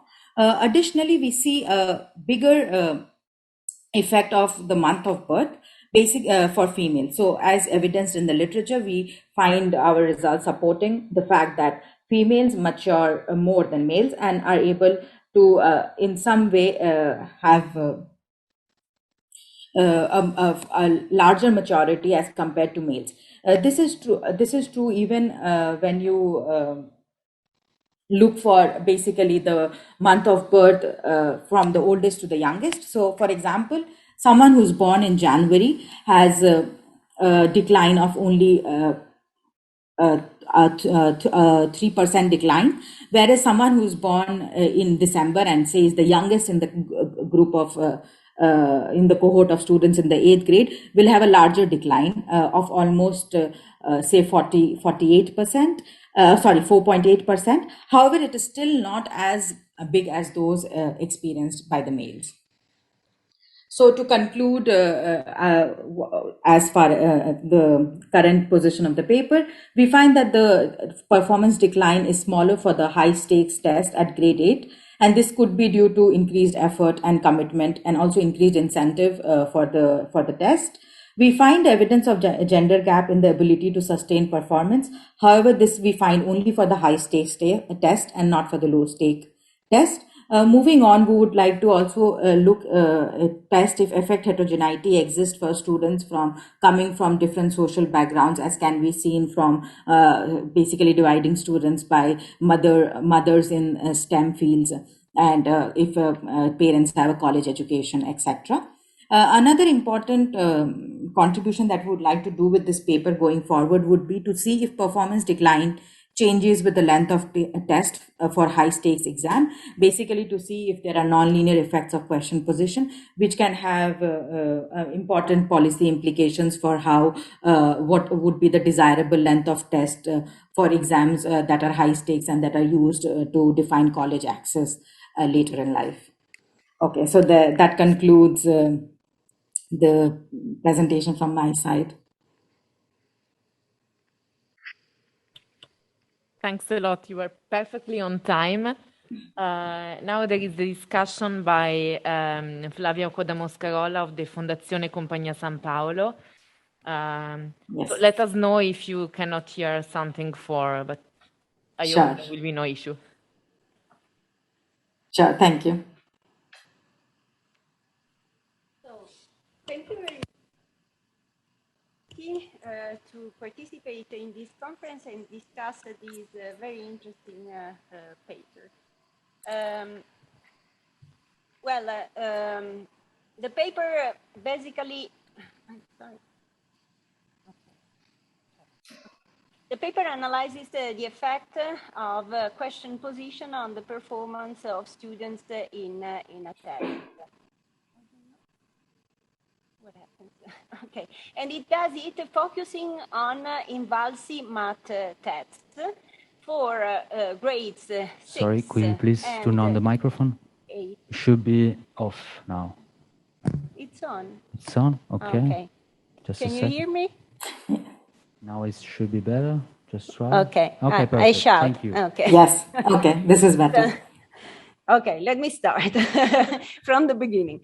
Okay, so a brief summary of the content of the paper. The paper analyzes the effect of question position on the performance of students in a test. It does it using INVALSI math tests for grades 6 and 8, if I'm not wrong, related to the wave 2015. Yes. And it exploits the fact that the allocation of booklets in these tests is at random. And it tries to highlight the differences in that between grades 6 and 8 tests by gender and by age/experience. What they do find, they find that the student performance actually declines with the increase in the position of questions, but such a decline is lower in grade 8 than in grade 6. And grade 8 is a nice stake test, while grade 6 is a low stake test.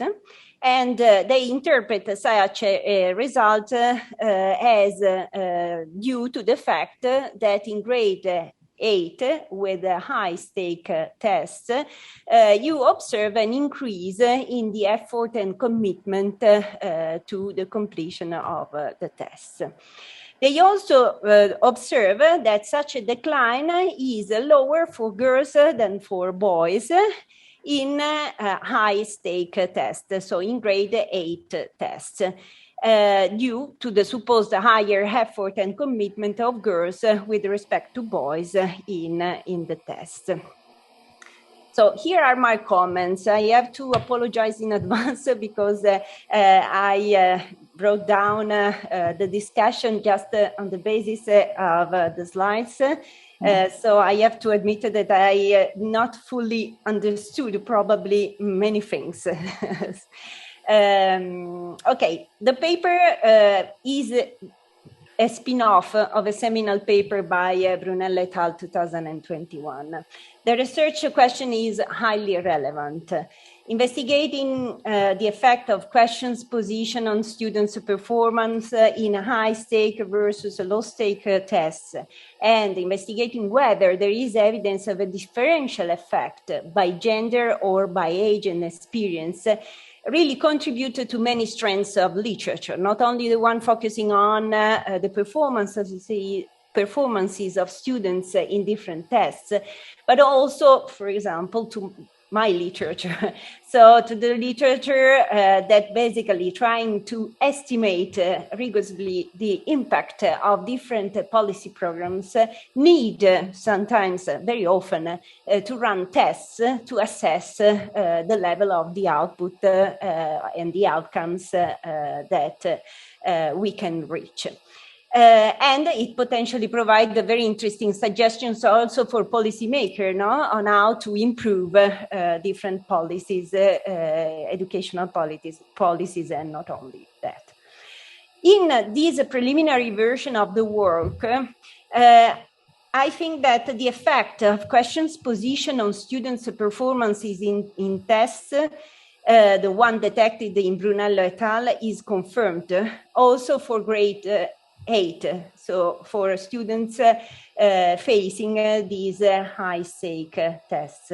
However, the differential effect observed in high versus low-stake tests still, in my opinion, mixes up a few different effects. The effort and commitment effect, the one suggested and discussed by the authors, but also maybe a cohort effect, a test type effect, and a maturity age effect. And I discussed them in turn. Let's talk about the cohort effect. If I do understand well, you are looking at grade 6 test, yes, grade 8 tests in the year 2015. So basically, students do indeed pertain to two different cohorts. Could be possible to run an analysis using more recent data and longitudinal data to control in this way for the fixed effect. And related to this, in the slides and in the presentation, you talk about in the slide called the summary of results. You talk about a same population that you are looking for, and it is not really clear to me what it means. Then there is a small point. I didn't know, but I'm not practiced with not really using INVALSI tests. You're using grade 6 tests, while I thought students were tested only in grade 5 and then afterwards in grade 8. So can you clarify this in the discussion, please? Then, regarding the test effect, in 1 minute.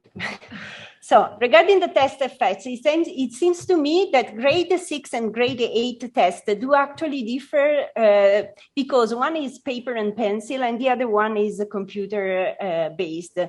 And while in the paper and pencil, for example, you can invert the order of the questions as you like. I'm not sure if you can do the same in the same way also in the computer-based one, and if these differences can make a difference in your analysis. And finally, to conclude, what about the maturity age effect? It seems to me a good idea, the fact that you exploit the month of birth to, in a way, control for it. But I was wondering whether it is not preferable or possible in your model to use it as an IV that seems to me more in line with the traditional literature exploiting months of birth to capture expertise.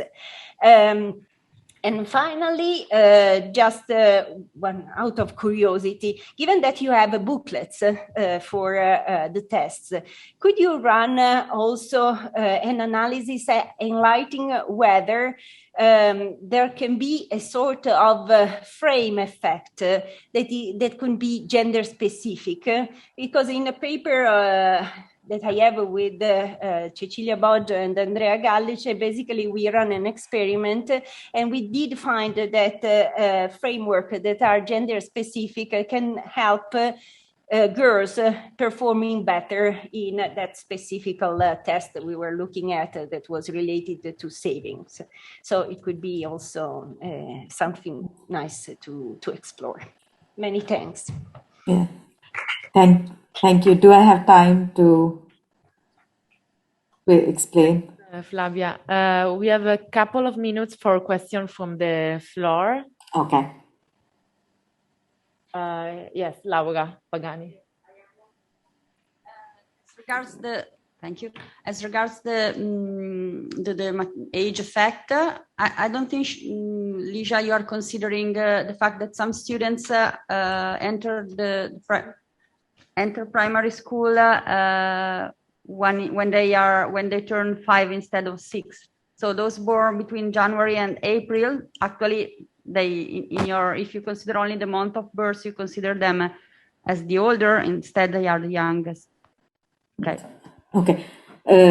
Just very quickly. First, I would like to clarify, maybe I was not clear enough. The wave considered is 2015. However, the exam taken is not at 2015. So we considered the same cohort of students who took the exam when they were in grade 6 and then who moved on and then took the exam again in grade 8. So it is a longitudinal sample of students. The cohort effect, this is exactly why we take a longitudinal sample so that we can account for the cohort effect. Answering, thank you for all the other points. I don't have the time to answer your other questions, but yeah, your suggestions are very welcome and I'll try to put them in the paper. Coming to Laura's question, yes, sorry, given the time constraint, I did not mention it, but we consider only students who were born in 2001. So we do not consider students those students who repeat the classes or students who are born in the previous January to April time frame. We do this because we wanted a way to basically disentangle the effect of age. And so we only consider the cohort of students who were born in 2001 from January till December. So we have only oldest to youngest we could define in that way. Thank you, Alicia, also for the answers. There will be another question, but I think we need to move to the next presentations. So maybe, Silvia, you can get in contact with her. Yes, Charlie, it would be great. Thank you. So the next presenter is Silvia Mendolia from the University of Wollongong.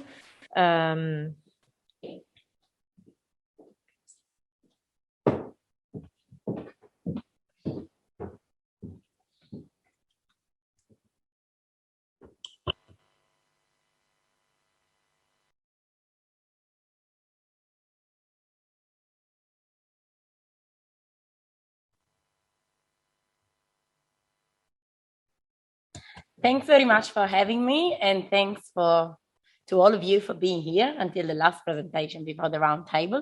This is joint work with Dalit and Maria Laura, who are here, and Anna, who is with us from the UK. I'll say a few words about our background and motivation, but we already said a lot, so we know a lot about this topic. We start with a quote from the European Union report about gender and STEM. In education and labor market, women and men are set apart by gender, and this poses a real threat to the sustainable and inclusive growth of the European Union. So we talked a lot all day about gender gap in education. It's a big issue. We got problems of segregation in the labor market.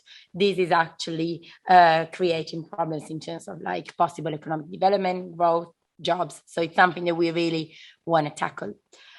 We know that the share of women in STEM with STEM degrees has been dropping in recent years, considering not just degrees, but also vocational education. And we know that the segregation in the labor market is actually higher for people with vocational qualifications rather than tertiary. There's variation within fields. So some fields like ICT and engineering show the largest gaps, larger than other scientific subjects. And we know that at the same time, men are significantly underrepresented in education, health, and welfare fields. So just a few figures. These are graduates, proportion of graduates by field, clear gaps. Education, health, and welfare see a massive overrepresentation of women. STEM, ICT in particular, engineering see a massive underrepresentation of women. And same story for the labor market, really. So in darker blue in the top part of the table, we got STEM, people working in STEM occupation. Again, a really strong overrepresentation of men, with some variation, but still we see a pretty large gaps in all fields, and underrepresentation of men in education, health, and welfare. So the picture is quite clear, we would say, and it's really a starting point for our study. Here I'm going to say literally a couple of words because we've been talking about this all day. We know girls overperform in literacy and typically underperform in math. And we know that this is a big source of concern for various reasons. So the question here is really what mechanisms are driving these differences and the differences in educational choices between boys and girls? How can we explain? Is it really just all about test scores? Can performance gaps in test scores explain all the differences in subject choices in high school?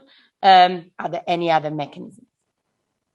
So we really try to expand the existing literature that looks at gender gaps in subject choices, especially university level, with an analysis of gender gaps in educational choices at a relatively younger age, and in particular the choices between middle and high school. This is very relevant, we think, for those kids who never got to university. I mean, we often talk about STEM subjects and STEM graduates, and we forget that a big part of the population doesn't even get to university. And at that part, in that middle range of the labor market, we do see a substantial issue in terms of gender gaps in occupation. So we try to shed some light on the possible mechanisms behind these, and then how these things are really relevant, obviously, for that, all those gaps, wage gaps and gaps in that middle range of the labor market, of course, also for university graduates. So we do use new administrative data set, and we think that's one of the interesting point of our study that includes observations of kids in middle school, is linked to INVALSI data as well. And we see these kids when they choose the secondary high school, which is really when the track begins in Italy. And we do have a wide variety of observable characteristics of these kids. We focus on the subject and the type of school. I'll talk a little bit more. I mean, most of us here are Italian, but some people in the audience online are not. So we know that we do have a bit of an interesting high school qualification, including an element of like prestige, a more or less academic school, as well as an element of the subject. So we try to combine these two elements, and we try to investigate the role of grades, test scores, and relative ranks MP performance. So our main research questions are really, how do boys and girls choose differently for their education at age 14? So when they choose the transition between middle and high school. And what are the determinants of these gender differences? In particular, we want to look at what is the role of ability measured through grades or test scores in these gender differences, and what other factors can affect these differences. So is it ranking by subject? Is it socioeconomic context? Is it peers' choices, or what else? And then lastly, can gender gaps in school choices be explained by differences in test scores, ranking, and peer context? A couple of words about the literature. I won't say too much because the time is limited. There's a substantial literature about the effect of gender composition. Some of these we discussed today already. Being in a class with more girls or more boys affects your choices. Results are very mixed. There's not consensus on this. And we also know the gender composition is not necessarily random, especially when it comes to high school choices in different subjects. So that's also a problem. We know there's literature on comparison effects, and we've seen some this morning. What is the effect of having a big proportion of high achievers in your class, if they're boys or girls, how this affects you? We know there's literature on gender stereotypes, and we know there are previous studies on the effect of competitiveness, and we know that boys and girls react differently to different levels of competitiveness. So these are all kind of like parts of a big puzzle, really, that we're all trying to put together. This is more kind of like sociology literature showing the so-called gender equality paradox, really discussing how gender gaps are a problem throughout the developed world. It's not that we can think that with economic development, the problem is going to fix itself, because it's not. Gender segregation will not naturally decrease with increased economic development, so we really need to look at more specific policies. So as I said before, we use an administrative data set called Anagrafe Nazionale Studenti, the National Register of Students, which is linked with INVALSI data. We looked at students enrolled in the first year of lower secondary school, middle school, in 2013-2014, prima media, and we followed them till school year 2016-17, where they are in the first year of upper secondary school in year 9 or prima superiore.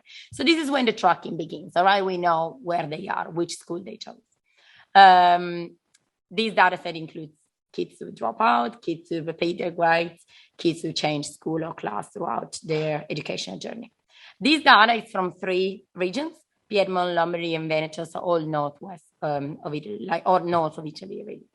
Our final sample includes just above 160,000 students from over 1,800 schools. I will come back to this. We have information in this data set about teachers' grades, which are the grades that the teachers in the classroom give to the kids, and standardized test scores, or INVALSI test scores, all right? And it's quite interesting because we know that there could be an element of difference in how boys and girls react to these 2 different measures of their ability, one given by the classroom teacher and one given by a standardized test that, you know, everybody sees.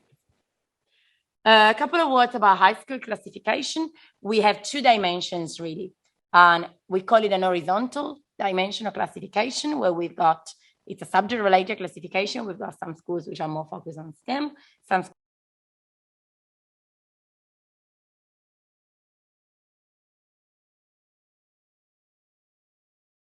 which are really high content, mainly a vertical classification. So high schools are really classified in terms of their prestige and their academic content, with the traditional lyceum being the hardest or the more prestigious, and then non-traditional lyceum, technical, high school, and professional or vocational track. And then, of course, we mix together these 2 elements, all right? So we've got a double sort of like classification, where we see the traditional lyceum being either scientific or classical, the non-traditional lyceum being the human science lyceum, the linguistic, artistic, depending on which subject is focused, whether it's humanities or other, and then some technical school, which are really like less academic than the previous ones, and professional or vocational track. Few descriptive stats just to give us a sense of how the data is looking like. Big differences in terms of subject choices, nothing new here. Big overrepresentation of males in all STEM high schools, and some sort of like difference in the type of school, with traditional lyceum being mostly scientific lyceum. Really, there's a big proportion, a slightly overrepresentation of men. Definitely much more female, much more girls choosing the non-traditional lyceum, which are like the linguistic or artistic schools. And then massive difference in technical studies, with boys being really overrepresented here. Sorry. When we put the 2 dimensions together, pretty clear that we've got a much bigger proportion of boys in liceo scientifico, or traditional STEM. Sorry, this is subject only. So much bigger proportion of boys in STEM subjects, bigger proportion of girls in the non-traditional or humanities studies.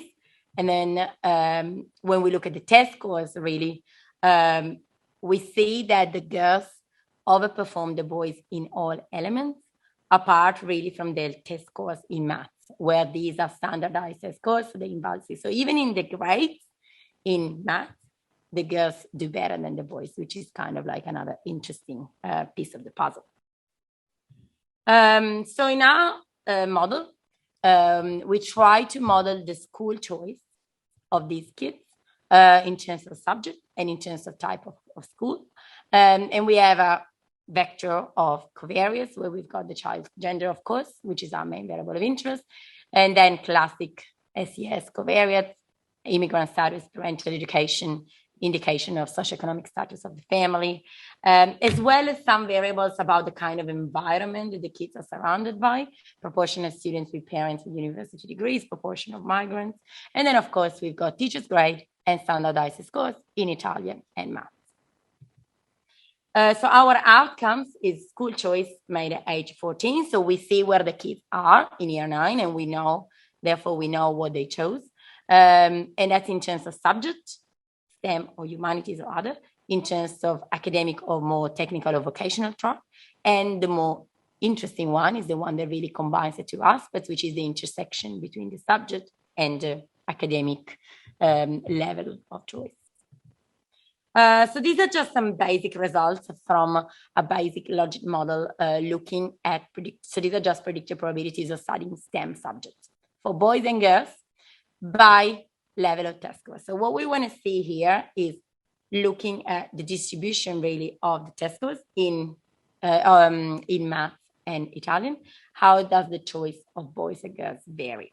But these, remember here, the outcome is just STEM, very broadly conceived. All right, the blue line is boys, the red line is girls. There's not much I need to add to this graph, really. Increasing your grade of math, you are more likely to choose STEM, but boys are always more likely to choose STEM than girls. And the gap slightly decreases at the top of the grade distribution in math, but never becomes 0. Kind of opposite story for the other graph with grades in Italian. Increasing your grade in Italian, you're less likely to choose STEM. Girls are always more, in the same, we see the same sort of representation. The boys are always more likely to choose STEM, no matter what their grade is. And that's pretty stable. But this is very broad, right? STEM doesn't really mean much, because we've got liceo STEM, the high, more academic type of study, and we've got the technical STEM. So really, this was our starting point. And then in the next model, we applied a multinomial logic to model the probability of choosing each different type of high school. So in these metrics, we've got all the different types of high school I mentioned before. On the top left, we've got the traditional scientific lyceum, or STEM lyceum. And on the top right, we've got the humanities lyceum, all right? So Liceo Scientifico and Liceo Classico. These are the most academic schools. Here we're looking at the predicted probabilities for type of school by grades in math. So what are these graphs telling us? They're telling us that as we increase the grade in math, we also increase probabilities to go to a Liceo Scientifico. This is true for both boys and girls, but the gap continues. It does get smaller though. So for those kids who are really good at math, the gap for choosing Liceo Scientifico is almost reduced, is almost filled. If we look at Liceo Classico, on the other side, the proportion of kids who go to Liceo Classico is pretty small. We saw it in the descriptive stats. And it doesn't really vary too much. We don't really see a lot of movement with respect to math grades. Now, what is interesting here, what we think is really worthwhile noticing, is what happens with the technical STEM school, all right, which are all the technical kind of studies with a STEM focus. Those are pretty much school where we see a substantial overrepresentation of boys. So the blue line is consistently above the red line. It doesn't change much. The proportion of girls that go to that school really doesn't vary with the grade in math. There's continued to be a substantial overrepresentation of boys in those schools. And that's really throughout the grade distribution for math.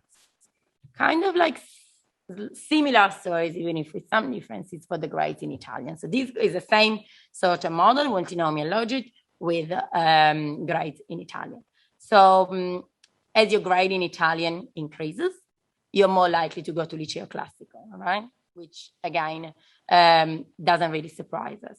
And the gap between boys and girls, we don't really see much happening in that graph for Liceo Classico. For Liceo Scientifico, so the most academic high school with STEM focus, as your grade in Italian increases, the proportion of girls going there is really kind of stable. The proportion of boys slightly increases. So these are like probably boys that are overall good at school, and the parents tend to send them to Liceo Scientifico, really. For the technical track, as we would expect, kids who have got higher grades in Italian continue to like not choose this type of school, all right, which is considered to be less prestigious, less academic. So the proportion, especially of boys, decreases steadily. With a higher grade in Italian, the proportion of boys that chooses a technical STEM path. Once we look at test scores, that was our basic model in test scores and grades, then we thought, okay, let's look at more mechanisms. And the first thing we add is ranking. So we have a model exactly like the one before where we've got grades and test scores, and we add individual rankings in math, grades and test scores, and in Italian grades and test scores. So we really want to see if not just the grade that you get in a subject, but the position where you are in your class is making a difference in your school choice. And it really is, of course. So these are the results for girls. And in the next slide, I'll show you the ones for boys.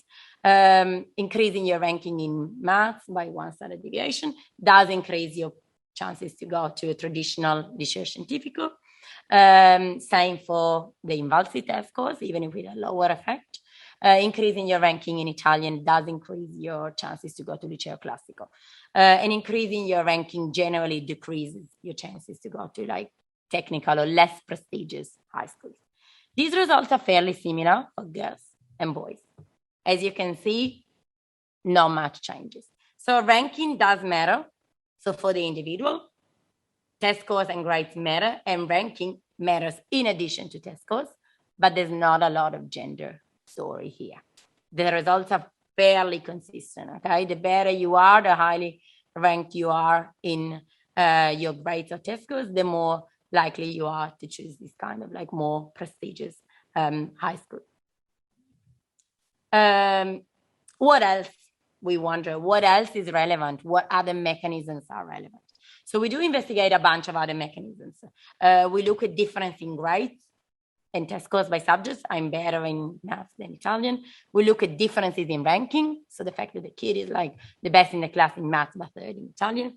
And we look at class performance, all right? So we look at the proportion of girls in my class in the top quartile of math distribution, in a percentile higher than mine, the average girls class ranking by subject. So we do look a bit of like, what's the story here with the peers? And we add all these mechanisms to the model that I just showed you.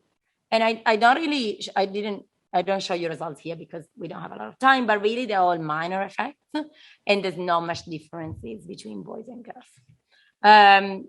And the last thing that we do is to try to understand if any of these mechanisms can explain or reduce the gender gap. So in this table, we've got marginal effects of gender on school choice. And then we do an exercise. We see how these change once we add all our controls. And as you can see, not much change at all. So once we add socioeconomic controls, really, adding grades or test scores or adding ranking doesn't really change the effect. So all these mechanisms don't really reduce the gender gap, which is very persistent.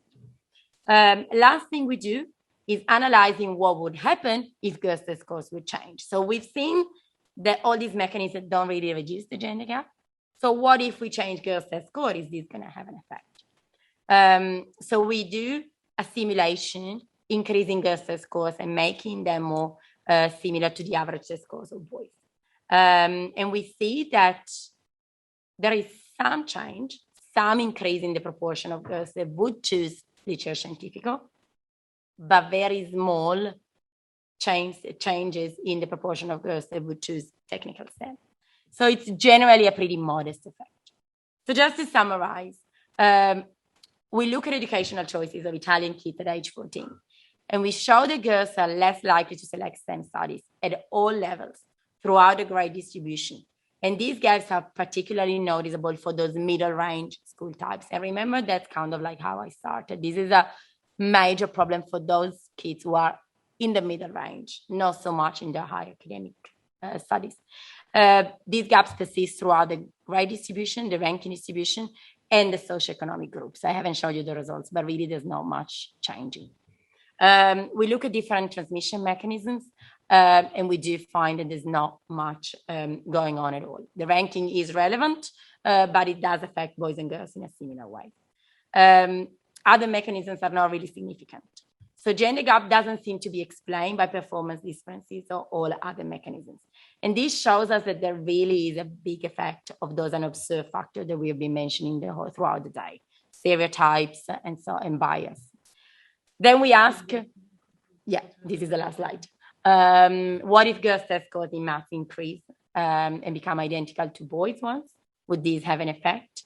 We simulate these changes, and we do see that the effect of changes would be very modest. So, of course, we don't have information on attitudes and on cognitive skills. We do know that policy intervention should really tackle girls' disadvantage in maths throughout test scores, but also improving interest and confidence and reducing those stereotypes and bias for all those variables that we can't observe. And that's it. Thanks very much.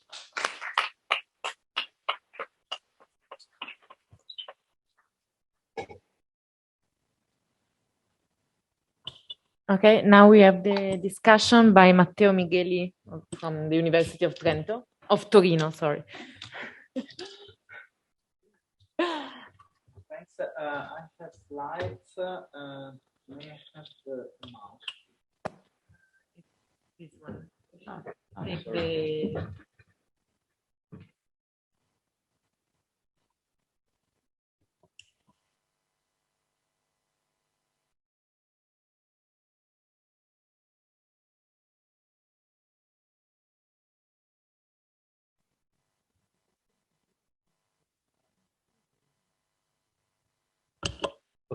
Thank you very much for having me here, and thank you for the nice paper. For time constraint, I think I can skip the overview of the paper, which has just been presented, and go to the discussion. So the first question, sorry, it's wrong, but in the presentation I received, there was no table for boys, so there was this question. Now, I was really astonished, in a sense, by the fact that INVALSI scores and teachers' evaluations are so different. So my first question is, have you tried to understand why? Because some suggestions may come from from the other papers presented here today. So, for example, the difference between low stakes and high stakes. Or maybe teachers are more able than INVALSI is to, to evaluate pupils. Okay, so the teacher is able to ask the right questions to really foster the ability and of the students. Now, also, another question is, what about differences between preparatory and vocational high schools? Because as Silvia was saying, the focus of your study is on technical schools, is on those who do not go on, who do not enroll, is particularly on those who do not enroll universities, right? So maybe to compare preparatory schools with technical schools may be a little bit misleading if you want to focus really on technical schools. It's interesting also the fact that there is no difference in the choice of Liceo Classico by maths or Italian grade and gender. So basically, it seems that this type of high school is perceived as something different from the others. And so there is some more heterogeneity here in the results. Then I also noticed that in the table where socioeconomic status of family of the household is included as a control, there is always a pro-male effect, in the sense that in traditional STEM and non-traditional others, adding this control, the coefficient of females becomes more negative. It's already negative, it becomes more negative. In traditional and non-traditional humanities, it becomes again smaller, but the coefficient in that case is positive. So apparently the socioeconomic status acts pro-male and against female. This is another strange result, an unexpected result for me, because in my eyes, I would have expected either no effect or the opposite, or even the opposite effect. So more educated parents promote more equality instead of the opposite. And then the last slide with some suggestions. What about socialization? You use data from 3 northern Italian regions, which are more or less, I mean, let's say, less traditional than others. What if you used also data from other regions, for example, studying how socialization impacts these?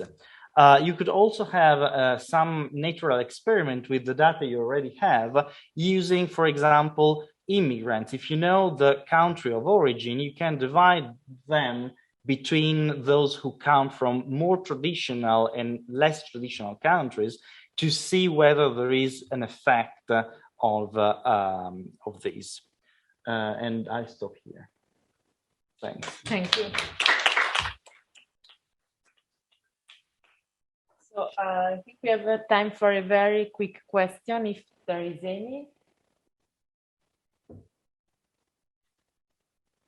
Okay. We'll move on, and that's better for our own time because we have a very tight schedule. So first of all, thank everyone who has participated in the workshop. Let me remind you that at 5:30 we have the round table, the tavola rotonda, and for those who are connected from online, you need to log into the different link. So there is a different link for the round table. And for those who are here in the room, we have another break, which is a sort of aperitivo. So no more coffee, but maybe something more, even stronger. Alcohol. So just please be on time because we are very short in time also later on. Thanks.